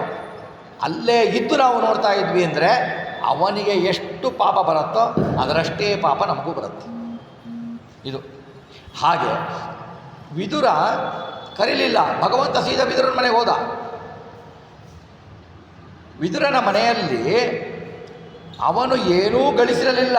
ಅವನು ಗಳಿಸಿದ ದುಡ್ಡು ಹೇಗಿತ್ತು ಅಂತಂದರೆ, ವಿದುರ ದುರ್ಯೋಧನನ ಮಂತ್ರಿಯಾಗಿದ್ದಲ್ವಾ, ಆ ಮಂತ್ರಿಯಾದಾಗ ಅದು ಪಾಪದ ಹಣ. ಆ ಹಣವನ್ನು ತನಗೆ ಎಷ್ಟು ಬೇಕೋ, ತನ್ನ ಜೀವನಕ್ಕೆ ಎಷ್ಟು ಸಾಕೋ ಅಷ್ಟನ್ನೇ ಕ್ರಯ ಮಾಡ್ತಿದ್ದ. ಒಂದು ಪೈಸಾ ಬೇರೆ ಹಣವನ್ನು ಎತ್ತಾ ಇರಲಿಲ್ಲ ಅವನು, ಜಾಸ್ತಿ ಹಣವನ್ನು. ಅವನ ಮನೆಗೆ ಭಗವಂತ ಹೋದಾಗ ನಾವು ಈಗೇನು ಮಾಡ್ತೀವಿ, ನಮ್ಮಲ್ಲಿ ಅನ್ಯಾಯದ ದುಡ್ಡೇ ಇರುತ್ತೆ, ನ್ಯಾಯದ ದುಡ್ಡು ಇರೋದು ಬಹಳ ಕಡಿಮೆ. ನಮ್ಮಂಥ ಕಳ್ಳರು ಯಾರೇ ಇಲ್ಲ. ಯಾಕೆಂದರೆ ಭಗವಂತನದ್ದೇ ಎಲ್ಲ, ನಾವು ಭಗವಂತನದನ್ನು ಮರೆತುಬಿಟ್ಟು ಎಲ್ಲ ನಂದು ಅಂತೀವಿ. ನಮ್ಮದಲ್ಲದ್ದನ್ನು ನಾವು ಅನ್ನೋದು ನಾವು ಕಳ್ಳರು, ಬೇರೆಯವರು ಹೇಳೋದೇ ಬೇಡ ನಾವು.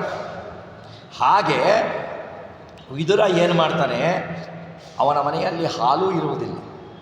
ಅವನೇನು ಮಾಡ್ತಾನೆ, ವಿದುರ ಹಾಲನ್ನು ತರ್ತೀನಿ ಅಂತ ಹೋಗ್ತಾನೆ. ಅವನ ಹೆಂಡತಿ ಎಂಥ ಭಕ್ತೆ, ಪರಮಭಕ್ತಿ ಅಂದರೆ ಭಗವಂತನನ್ನು ನೋಡ್ತಾಳೆ, ಕೃಷ್ಣ ಪರಮಾತ್ಮನನ್ನು ನೋಡ್ತಾಳೆ. ಕೃಷ್ಣ ಪರಮಾತ್ಮ ಬಂದಿದ್ದಾನೆ ಮನೆಗೆ, ಅಯ್ಯೋ ಏನು ಇಲ್ವಲ್ಲ ಕೊಡಲಿಕ್ಕೆ ಕೃಷ್ಣ ಪರಮಾತ್ಮನಿಗೆ ಅಂತ ಭಕ್ತಿ ಉಕ್ಕಿ ಅವಳು ಹಣ್ಣಿರುತ್ತೆ, ಹಣ್ಣನ್ನು ತೆಗೆದು ಬಿಟ್ಟು ಭಗವಂತನ ನೋಡಿ ಪರವಶಳಾಗಿ ಮೈ ಮೇಲೆ ಹಣ್ಣು ಸಿಪ್ಪೆ ಬಿಡಿಸ್ತಾ ಇರ್ತಾಳೆ, ಸಿಪ್ಪೆ ಭಗವಂತನಿಗೆ ಕೊಡ್ತಾ ಇರ್ತಾಳೆ, ಹಣ್ಣು ಬಿಸಾಕ್ತಾ ಇರ್ತಾಳೆ, ಭಗವಂತ ಸಿಪ್ಪೆ ತಿಂತಾ ಇರ್ತಾನೆ. ಭಗವಂತ ತಾನು ಸಿಪ್ಪೆ ತಿಂದೆ ಸಿಪ್ಪೆ ಕೊಡ್ತಾ ಇದ್ದೀಯಲ್ಲ ಅಂತ ಅವಳಿಗೆ ಕೇಳಲಿಲ್ಲ. ಅವಳಿಗೆ ತಾನು ಸಿಪ್ಪೆ ಕೊಡ್ತಾ ಇದ್ದೀನಿ ಅಂತ ಜ್ಞಾನ ಇಲ್ಲ. ಎಷ್ಟು ಪರವಶಳಾಗಿದ್ದಾಳೆ ಅಂದರೆ ಅವಳು ಏನು ಕೊಡ್ತೀನಿ ಅಂತ ಅವಳಿಗೆ ಜ್ಞಾನ ಇಲ್ಲ. ಭಗವಂತ ತನ್ನ ಭಕ್ತೆ ಏನು ಕೊಟ್ಟರು ನನಗೆ ಸಿಪ್ಪೆನೂ ಸರಿ ಹಣ್ಣೂ ಸರಿ ನಾನು ತಗೊಳ್ತೀನಿ, ಏನು ಕೊಟ್ಟರು ನನಗೆ ಭಕ್ತಿ ಮುಖ್ಯ, ಅವರು ಏನು ಕೊಟ್ಟರು ನಾನು ತಗೊಳ್ತೀನಿ ಅಂತ ಭಗವಂತ ತಗೊಳ್ತಾ ಇರ್ತಾನೆ. ಆಮೇಲೆ ವಿದುರ ಬರ್ತಾನೆ. ವಿದುರ ಬಂದುಬಿಟ್ಟು ಹೇಳ್ತಾನೆ, ಭಗವಂತ ಅಯ್ಯೋ ಸಿಪ್ಪೆ ಕೊಡ್ತಾ ಇದ್ರು. ಇಲ್ಲ, ನನಗೆ ಅದೆರಡು ಒಂದೇನೆ ಅಂತಾನೆ ಭಗವಂತ. ಆಮೇಲೆ ಭಗವಂತ ಹಾಲು ಕುಡಿತಾನೆ. ಇದರಲ್ಲಿ ನಾವು ಒಂದು ತಿಳ್ಕೋಬೇಕು ಏನು ಅಂತಂದರೆ, ಭಗವಂತನಿಗೆ ನಾವು ನೈವೇದ್ಯ ಮಾಡ್ತೀವಿ, ಹಣ್ಣು ಇಡ್ತೀವಿ, ಕಾಯಿ ಇಡ್ತೀವಿ, ಭಕ್ಷ್ಯಗಳನ್ನು ಇಡ್ತೀವಿ. ಭಗವಂತನಿಗೆ ಅದೆಲ್ಲ ಸಿಪ್ಪೆನೆ. ಅದರಲ್ಲಿರುವ ಸಾರ ರೂಪವನ್ನು ಮಾತ್ರ ಅವನು ತೊಗೊಂಡಿರ್ತಾನೆ. ಅವನು ಹಾಗೆ ಅಲ್ಲಿರೋದೆಲ್ಲ ತೊಗೋಬೇಕು ಅಂತಿದ್ರೆ ಯಾರು ನೈವೇದ್ಯಕ್ಕೆ ಇಡ್ತಾ ಇರಲಿಲ್ಲ. ಹಾಗಾಗಿ ಭಗವಂತ ಅದರ ಸಾರ ರೂಪವನ್ನು ತನ್ನಲ್ಲಿರುವ ತನ್ನದೇ ಆದ ರೂಪವನ್ನು ತೆಗೆದುಕೊಳ್ತಾನೆ. ಅದರಿಂದ ನಾವು ನೈವೇದ್ಯ ಇಟ್ಟ ವಸ್ತುಗಳನ್ನು ಭೋಜಕನೆನಿಸಿ ಆ ಪದಾರ್ಥಗಳಲ್ಲೂ ಅವನ ರೂಪ ಇರುತ್ತೆ. ನೈವೇದ್ಯ ಕೊಡುವನಲ್ಲೂ ಅವನ ರೂಪ ಇರುತ್ತೆ, ತಗೊಳ್ಳುವ ಪ್ರತಿಮೆಯಲ್ಲೂ ಅವನ ರೂಪ ಇರುತ್ತೆ. ಆ ರೂಪದಿಂದ ತನ್ನ ರೂಪವನ್ನು ಗ್ರಹಣ ಮಾಡ್ತಾನೆ, ತನ್ನ ಸಾರ ರೂಪವನ್ನು ಗ್ರಹಣ ಮಾಡ್ತಾನೆ. ಉಳಿದಿದ್ದು ಸಿಪ್ಪೆ, ಅದನ್ನು ನಾವು ತಿಂತೀವಿ. ಭಗವಂತನ ಅನುಗ್ರಹ ಅದು ಸಿಪ್ಪೆ, ಅದನ್ನು ತಿಂತೀವಿ ನಾವು. ಭಗವಂತ ಅಂತಾನೆ, ನೀನು ಹಣ್ಣು ಕೊಟ್ಟರು ಸಿಪ್ಪೆನೇ, ಏನು ಆಹಾರ ಇಟ್ಟರು ಸಿಪ್ಪೆನೇ, ನನಗೆ ನನ್ನ ರೂಪವನ್ನು ನಾನು ತೊಗೊಳ್ತೀನಿ ಅಷ್ಟೇ ಅಂತ ಹೇಳ್ತಾನೆ. ಇದರಿಂದ ನಾವು ಕಲಿಬೇಕೇನು ಅಂದರೆ, ಭಗವಂತನಿಗೆ ನೋಡಿ ದುರ್ಯೋಧನ ಏನು ಮಾಡ್ದ, ನಾನು ರಾಜ ಅಂದ. ಅಹಂಕಾರದಿಂದ ಭಗವಂತನಿಗೆ ನಾನು ಐಶ್ವರ್ಯವನ್ನು ಕೊಡ್ತೀನಿ, ನಾನು ಬೇಕಾದಷ್ಟು ಭೋಜನ ಮಾಡಿಸ್ತೀನಿ ಅಂತಂದ. ಭಗವಂತ ಏನು ಹೇಳ್ದ, ಅಹಂಕಾರದಿಂದ ಕೊಟ್ಟ ದುರ್ಯೋಧನನನ್ನು ತಿರಸ್ಕರಿಸಿದ. ನಿನ್ನ ಮನೆಗೆ ನಾನು ಬಂದು ಭೋಜನ ಸ್ವೀಕರಿಸುವುದಿಲ್ಲ ಅಂತ ಹೇಳ್ದ. ವಿದುರನ ಹೆಂಡತಿ ವಿದುರ ಪರಮ ಭಕ್ತಿಯಿಂದ ಕೊಟ್ಟರು. ಆ ವಿದುರನ ಹೆಂಡತಿ ಕೊಟ್ಟ ಪರಮಭಕ್ತಿಯಿಂದ ಕೊಟ್ಟ ಸಿಪ್ಪೆಯನ್ನೇ ಭಗವಂತ ಸ್ವೀಕರಿಸಿದ. ಅಂದರೆ ಭಗವಂತ ನೋಡುವುದು ನಿಮ್ಮ ಆಡಂಬರದ ವಸ್ತುಗಳನ್ನೆಲ್ಲ, ಭಗವಂತನ ನೋಡುವುದು ಭಕ್ತಿಯನ್ನು, ಪರಮ ಭಕ್ತಿಯನ್ನು ನೋಡ್ತಾನೆ ಅನ್ನೋದನ್ನು ನಾವು ಇದರಲ್ಲಿ ತಿಳಿದುಕೊಳ್ಬೇಕು. ಇದನ್ನು ಹೇಳಿಬಿಟ್ಟು ಏನು ಮಾಡ್ತಾನೆ ಭಗವಂತ, ಕುರುಪನ ಮಾನವನೇ ಕೊಂಡ ಅಂತಾನೆ. ಕುರುಪನ ಮಾನ ಹೆಂಗೆ ಹೋಯಿತು? ಕುರುಪ ಅಂದರೆ ದುರ್ಯೋಧನದ ಮಾನ ಹೇಗೋಯಿತು? ದುರ್ಯೋಧನದ ಮಾನ ಹೇಗೋಯಿತು ಅಂತಂದರೆ, ಅದುವರೆಗೂ ದುರ್ಯೋಧನನ ಮಾತನ್ನು ತಳ್ಳಿ ಹಾಕಿದ್ದವರು ಅವನ ರಾಜ್ಯದಲ್ಲಿ ಯಾರೂ ಇರಲಿಲ್ಲ. ಎಲ್ಲರ ಎದುರಿನಲ್ಲಿ ಅವನು ಕರೆದಾಗ ಭಗವಂತ ನಾನು ಬರೋದಿಲ್ಲ ಅಂತ ಹೇಳಿದ್ದಲ್ಲ, ಅವನ ಮಾನನೇ ಹೋಗ್ಬಿಡ್ತು. ಇಡೀ ರಾಜ್ಯದಲ್ಲಿ ಅವನ ಮಾನ ಹೋಯಿತು. ದುರ್ಯೋಧನ ಕರೆದ, ಕೃಷ್ಣ ಹೋಗಲಿಲ್ಲ. ದುರ್ಯೋಧನನಿಗೆ ಏನೂ ಮಾಡಲಿಕ್ಕಾಗಲಿಲ್ಲ. ಹಾಗಾಗಿ ಕುರುಪನ ಮಾನವನೇ ಕೊಂಡ. ವಿದುರನ ಆಲಯದಲ್ಲಿ ಹಾಲುಂಟು, ಕುರುಪನ ಮಾನವನೇ ಕೊಂಡ. ಅಂತಹ ಕರುಣಾಳು ಪರಮಭಕ್ತ ಭಕ್ತಾಗ್ರೇಸರಿಗೆ ಸುಖವನ್ನು ಕೊಡುವ ಭಗವಂತ ಏನು ಮಾಡ್ತಾನೆ ಅಂತಂದರೆ, ಅವನ ಕರುಣೆ ಎಷ್ಟಿದೆ ಅಂದರೆ, ಭಕ್ತರ ಮಾಡಿದ ತಪ್ಪುಗಳನ್ನು ಕ್ಷಮಿಸ್ತಾನೆ. ಆಮೇಲೆ ದುರ್ಜನರು ಮಾಡಿದ ಒಳ್ಳೆಯ ಕೆಲಸ, ಅವರ ಸ್ವರೂಪತಃ ದುರ್ಜನರಾಗಿದ್ದರೆ ಅವರ ದುರ್ಜನರು ಮಾಡಿದ ಕೆಟ್ಟ ಕೆಲಸವನ್ನು ಅಷ್ಟೇ ಗ್ರಹಿಸಿ ಒಳ್ಳೆಯ ಕೆಲಸವನ್ನು ಭಕ್ತರಿಗೆ ಕೊಡ್ತಾನೆ. ಈ ಥರ ಇವನು ನಮ್ಮ ಮೇಲೆ ಕರುಣೆಯನ್ನು ತೋರಿಸ್ತಾನೆ ಅಂತ ಅವನ ಕರುಣೆಯ ಇನ್ನೊಂದು ದ್ಯೋತಕವನ್ನು ತೋರಿಸ್ತಾರೆ ದಾಸರಾಯರು. ಮುಂದೆ ಹೇಳ್ತಾರೆ, ಸ್ಮರಿಸುವವರ ಅಪರಾಧಗಳ ಸ್ಮರಿಸ ಸಕಲೇಷ್ಟ ಪ್ರದಾಯಕ ಮರಳಿತನಗರ್ಪಿಸಲು ಕೊಟ್ಟುದನಂತ ಮಡಿ ಮಾಡಿ ಪರಿಯಲ್ಲಿ ಉಂಡು ಉಣಿಸಿ ಸುಖ ಸಾಗರದಿ ಲೋಲ್ಯಾಡಿಸುವ ಮಂಗಳ ಚರಿತ ಚಿನ್ಮಯ ಗಾತ್ರ ಲೋಕ ಪವಿತ್ರ ಸುಚರಿತ್ರ. ಸ್ಮರಿಸುವವರ ಅಪರಾಧಗಳ ಸ್ಮರಿಸ. ಪರಮಾತ್ಮ ಎಂಥವನು? ಪರಮಾತ್ಮನನ್ನು ಸ್ಮರಣೆ ಮಾಡ್ತೀವಿ. ಸ್ಮರಿಸುವುದು ಪರಮಾತ್ಮನನ್ನು ಹೇಗೆ? ಸ್ತೋತ್ರ ಮಾಡ್ತೀವಿ, ಹಾಡು ಹೇಳ್ತೀವಿ.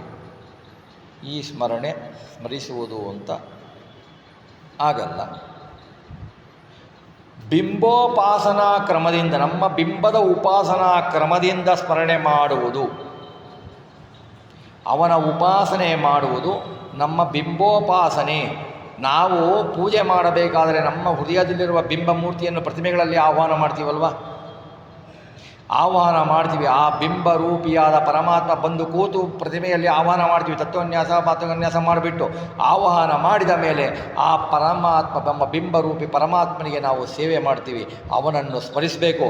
ನಮ್ಮ ಬಿಂಬೋಪಾಸನ, ನನ್ನ ಕೈಯಲ್ಲಿ ನಿನ್ನ ಕೈ, ನನ್ನ ಕಣ್ಣುಗಳಲ್ಲಿ ನಿನ್ನ ಕಣ್ಣು, ನನ್ನ ಬಾಯಿಯಲ್ಲಿ ನಿನ್ನ ಬಾಯಿ, ನನ್ನ ಮಾತಿನಲ್ಲಿ ನಿನ್ನ ಮಾತು, ತತ್ವಾಭಿಮಾನಿ ದೇವತೆಗಳ ಮೂಲಕವಾಗಿ, ಮುಖ್ಯ ಪ್ರಾಣದ ಮೂಲಕವಾಗಿ ನಿನ್ನ ಸ್ತುತಿಯನ್ನು ನನ್ನಲ್ಲಿ ನಿಂತು ನೀನು ಮಾಡಿಸ್ತಿದ್ದೀಯ. ಆ ಮಾಡಿಸಿದನ್ನು ನೀನೇ ನೋಡಿಬಿಟ್ಟು ಕೇಳಿಬಿಟ್ಟು ಸಂತೋಷ ಪಡ್ತಾ ಇದ್ದೀಯ. ನೀನು ಈ ಬಹಳ ಕರುಣಾಳು ನೀನು ಅಂತ ನಾವು ಯಾರು ಮಾಡ್ತೀವೋ ಸ್ತೋತ್ರನ ಅದು ಸ್ಮರಣೆ ಅಂತಾರೆ. ಸ್ಮರಿಸುವವರ, ಆ ರೀತಿ ಸ್ಮರಿಸುವವರ ಅಪರಾಧಗಳ ಸ್ಮರಿಸ. ಅವರು ಪ್ರಾರಬ್ಧ ಕರ್ಮವಶಾತ್ ಏನು ಅಪರಾಧ ಮಾಡ್ತಾರೋ ಆ ಅಪರಾಧಗಳನ್ನು ಅವನು ಸ್ಮರಿಸನು, ಅಂದರೆ ಅವನು ಕಡೆಗಣಿಸ್ತಾನೆ, ಅವನು ತಗೊಳ್ಳೋದಿಲ್ಲ. ಪ್ರಾರಬ್ಧವಶಾತ್ ಏನಾದರೂ ಕರ್ಮ ಮಾಡಿದರೆ ಆ ಕರ್ಮವನ್ನು ದೈತ್ಯರಿಗೆ ಕೊಡ್ತಾನೆ, ಸ್ವರೂಪತಃ ದೈತ್ಯರಿಗೆ ಕೊಡ್ತಾನೆ. ಅದನ್ನು ತಿಳ್ಕೊಳ್ಬೇಕು ನಾವು. ಆ ತರಹ ಮಾಡ್ತಾನೆ. ಮರಳಿ ತನಗರ್ಪಿಸಲು ಕೊಟ್ಟುದನಂತ ಮಡಿ ಮಾಡಿ. ಅದು ಏನು ಅಂದರೆ ಅವನಿಗೆ ಏನು ಕೊಡ್ತೀವೋ ನಾವು, ಏನನ್ನು ಭಕ್ತಿಯಿಂದ ಕೊಡ್ತೀವೋ, ಏನು ಉಪಾಸನೆಯನ್ನು ಭಕ್ತಿಯಿಂದ ಕೊಡ್ತೀವೋ ಅನಂತ ಮಡಿ ಮಾಡಿ ಕೊಡ್ತಾನವನು. ಯಾಕೆಂದರೆ ಅವನ ಒಂದೊಂದು ರೂಪವೂ ಅನಂತ, ಒಂದೊಂದು ಗುಣಗಳೂ ಅನಂತ, ಅವನು ಕೊಡುವ ಕರುಣೆಯೂ ಅನಂತ. ನಾವು ಚಿಂತನೆ ಮಾಡಿ ಅನಂತವಾಗಿರುವ ಗುಣಗಳನ್ನು ಚಿಂತನೆ ಮಾಡಿ, ನಾವು ಒಂದೆರಡು ಗುಣಗಳನ್ನು ಚಿಂತನೆ ಮಾಡಿ ಭಗವಂತನ ರೂಪಗಳನ್ನು ಚಿಂತನೆ ಮಾಡಿದರೆ ಭಗವಂತ ನಮಗೆ ಅನಂತ ಅನಂತ ಮಡಿ ಮಾಡಿ ಕೊಡ್ತಾನೆ. ಪರಿಯಲ್ಲಿ ಉಂಡುಣಿಸಿ, ಪರಿಯಲ್ಲಿ ಉಂಡುಣಿಸ್ತಾನೆ, ನಮಗೆ ಸುಖವನ್ನು ಕೊಡ್ತಾನೆ. ಪರಿಯಲ್ಲಿ ನೀವು ಯಾವ ತರಹ ಇಹದಲ್ಲಿ ಆಗಲಿ ಪರದಲ್ಲಿ ಆಗಲಿ ನಮಗೆ ಬೇಕಾದ ಸುಖವನ್ನು ಕೊಡ್ತಾನೆ. ಬೇಕಾದ ಸುಖ ಅಂದರೆ ಲೌಕಿಕ ಸುಖ ಅಲ್ಲ, ಆಧ್ಯಾತ್ಮಿಕ ಸುಖವನ್ನು ಕೊಡ್ತಾನೆ. ಅವನ ಬಗ್ಗೆ ಭಕ್ತಿಯನ್ನು ಹೆಚ್ಚಿಸ್ತಾನೆ. ಅವನ ಬಗ್ಗೆ ಅವನು ತನ್ನ ದೇಹದಲ್ಲಿ, ನಮ್ಮ ದೇಹದಲ್ಲಿ ಬಿಟ್ಟು ಅವನೇ ವ್ಯಾಪಾರ ಮಾಡಿಸ್ತಾನೆ. ಜ್ಞಾನವನ್ನು ಕೊಡ್ತಾನೆ. ಅವನ ವಿಸ್ಮರಣೆಯನ್ನು ಮರೆಸ್ತಾನೆ, ಅವನ ವಿಸ್ಮರಣೆಯನ್ನಾಗಿ ಮಾಡ್ತಾನೆ. ಆ ಥರ ಮಾಡಿ ಪರಿಯಲ್ಲಿ ಉಂಡುಣಿಸ್ತಾನೆ. ಸುಖ ಸಾಗರದಲ್ಲಿ ಲೋಲ್ಯಾಡಿಸುವ ಅಂತಾರೆ. ಇಲ್ಲಿ ಒಂದು ನಮಗೆ ಭಗವಂತನ ವಸ್ತುಗಳನ್ನು, ಭಗವಂತನ ರೂಪಗಳು ಯಾರಿದೆ ಭಾಗವತದಲ್ಲಿದೆ, ಅದು ಭಗವಂತನ ರೂಪಗಳ ಭಕ್ತಿಯಿಂದ ಮಾಡಿದಾಗ, ನಾವು ಭಕ್ತಿಯಿಂದ ಮಾಡಿದಾಗ ನಮಗೆ ಕೊಡುವ ಸುಖ ಏನಂದರೆ ಮಳೆಯ ತುಂತುರು ನೀರಿನ ಸುಖ.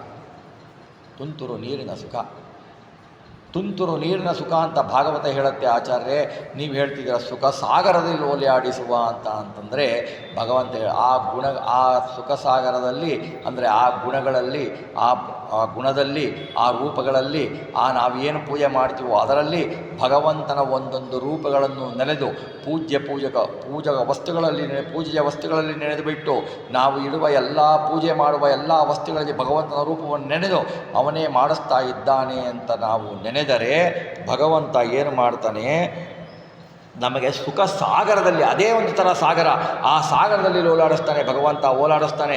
ಯಾಕೆಂದರೆ ನಾವು ಸುಖ ಒಂದೇ ಒಳ್ಳೆಯ ಕರ್ಮವನ್ನಷ್ಟೇ ಮಾಡೋದಿಲ್ಲ, ನಾವು ಕೆಟ್ಟ ಕರ್ಮವನ್ನು ಮಾಡ್ತೀವಿ. ಕೆಟ್ಟ ಕರ್ಮವನ್ನು ಮಾಡಿದಾಗ ದುಃಖದಲ್ಲಿ ನಮಗೆ ದುಃಖ ಕೊಡುವವನು ದುಃಖವು ಅವನ ಅಧೀನ. ಆದ್ದರಿಂದ ಭಗವಂತನಿಗೆ ದುಃಖಿ ಅಂತಾರೆ. ಆ ದುಃಖಿ ಭಗವಂತ, ಆ ರೂಪವನ್ನು ನಾವು ಚಿಂತನೆ ಮಾಡಿದರೆ ನಮಗೆ ಆ ರೂಪದ ಚಿಂತನೆ ಬರುತ್ತಲ್ಲ, ಆ ದುಃಖ ಅನುಭವಿಸುವಾಗ ಆ ರೂಪದ ಚಿಂತನೆಯಿಂದ ನಮಗೆ ಆನಂದ ಆಗುತ್ತೆ, ಆ ಕರ್ಮ ಕ್ಷಯವಾಗಿ ಆನಂದ ಆಗುತ್ತೆ. ಆ ಆನಂದದ ಸಾಗರದಲ್ಲಿ ನಮ್ಮನ್ನು ಮುಳುಗಿಸ್ತಾನೆ. ಸುಖ ದುಃಖ ಎರಡರ ಅನುಭವವನ್ನು ಕೊಟ್ಟು ಅದರ ಸಾಗರದಲ್ಲಿ ನಮಗೆ ಮುಳುಗಿಸ್ತಾನೆ ಭಗವಂತ ಅಂತ ಹೇಳಿಬಿಟ್ಟು, ಅದು ಎಂಥವನವನು ಮಂಗಳ ಚರಿತ, ಮಲವಿಲ್ಲದ ಚರಿತ, ಮಂಗಳ ಚರಿತ ಅದು.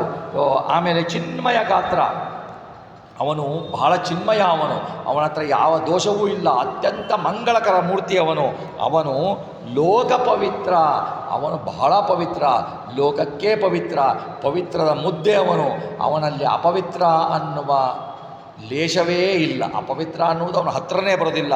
ಅಂಥ ಪವಿತ್ರ ಸುಚರಿತ್ರ, ಒಳ್ಳೆಯ ಚರಿತೆ ಉಳ್ಳವನು, ಒಳ್ಳೆಯ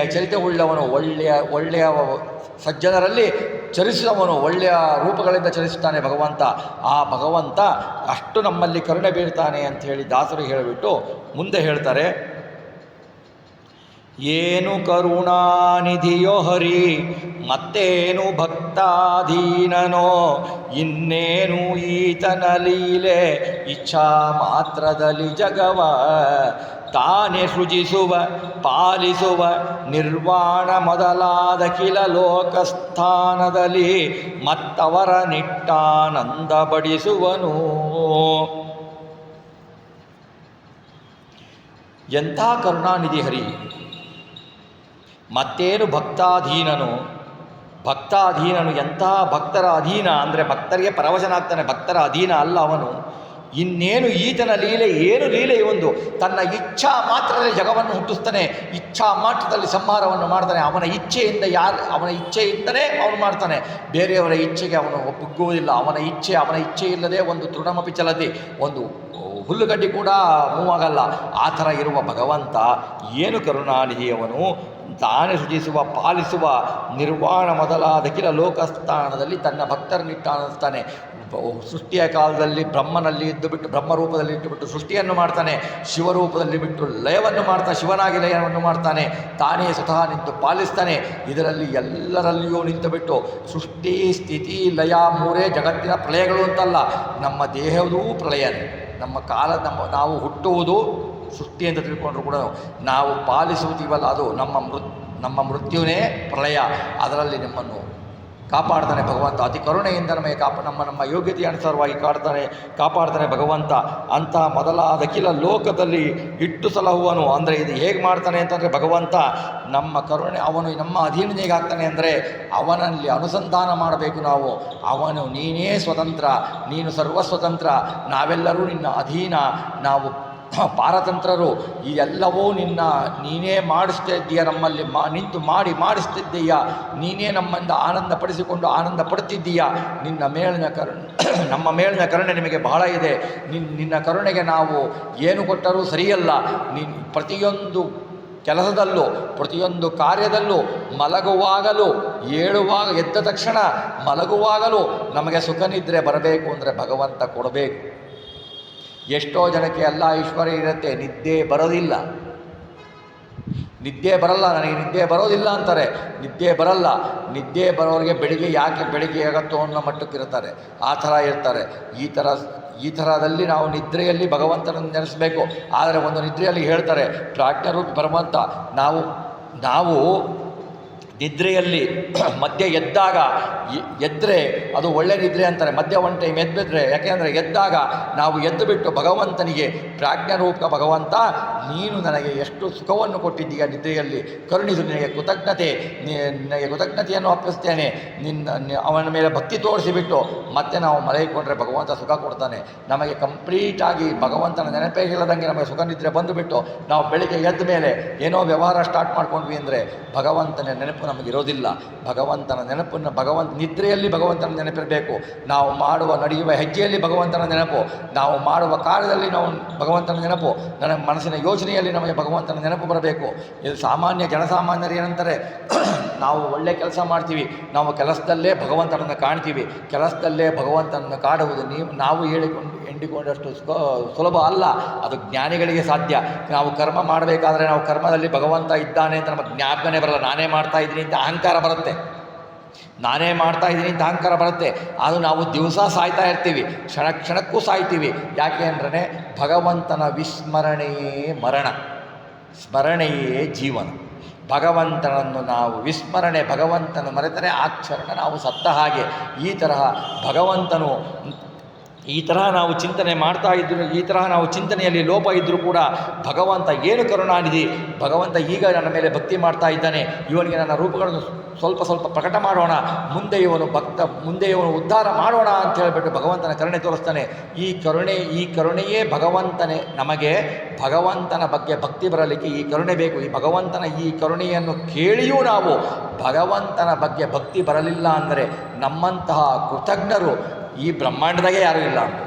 ಈ ಪ್ರಪಂಚದಲ್ಲಿ ಇಲ್ಲಿ ಅಲ್ಲ, ಈ ಬ್ರಹ್ಮಾಂಡದಲ್ಲೇ ಇಲ್ಲೇ ಇರ್ಬೋದು ಅನ್ಬೋದು ದಾಸವರಣ್ಯರು ಅತಿಶಯವಾಗಿ ತೋರಿಸ್ತಾರೆ ಅನ್ನೋಲ್ಲಿಗೆ ನಾವು ಇವತ್ತಿಗೆ ಈ ಶ್ಲೋಕಕ್ಕೆ ನಿಲ್ಲಿಸಿ ನಾಳೆ ಮುಂದುವರಿಸೋಣ.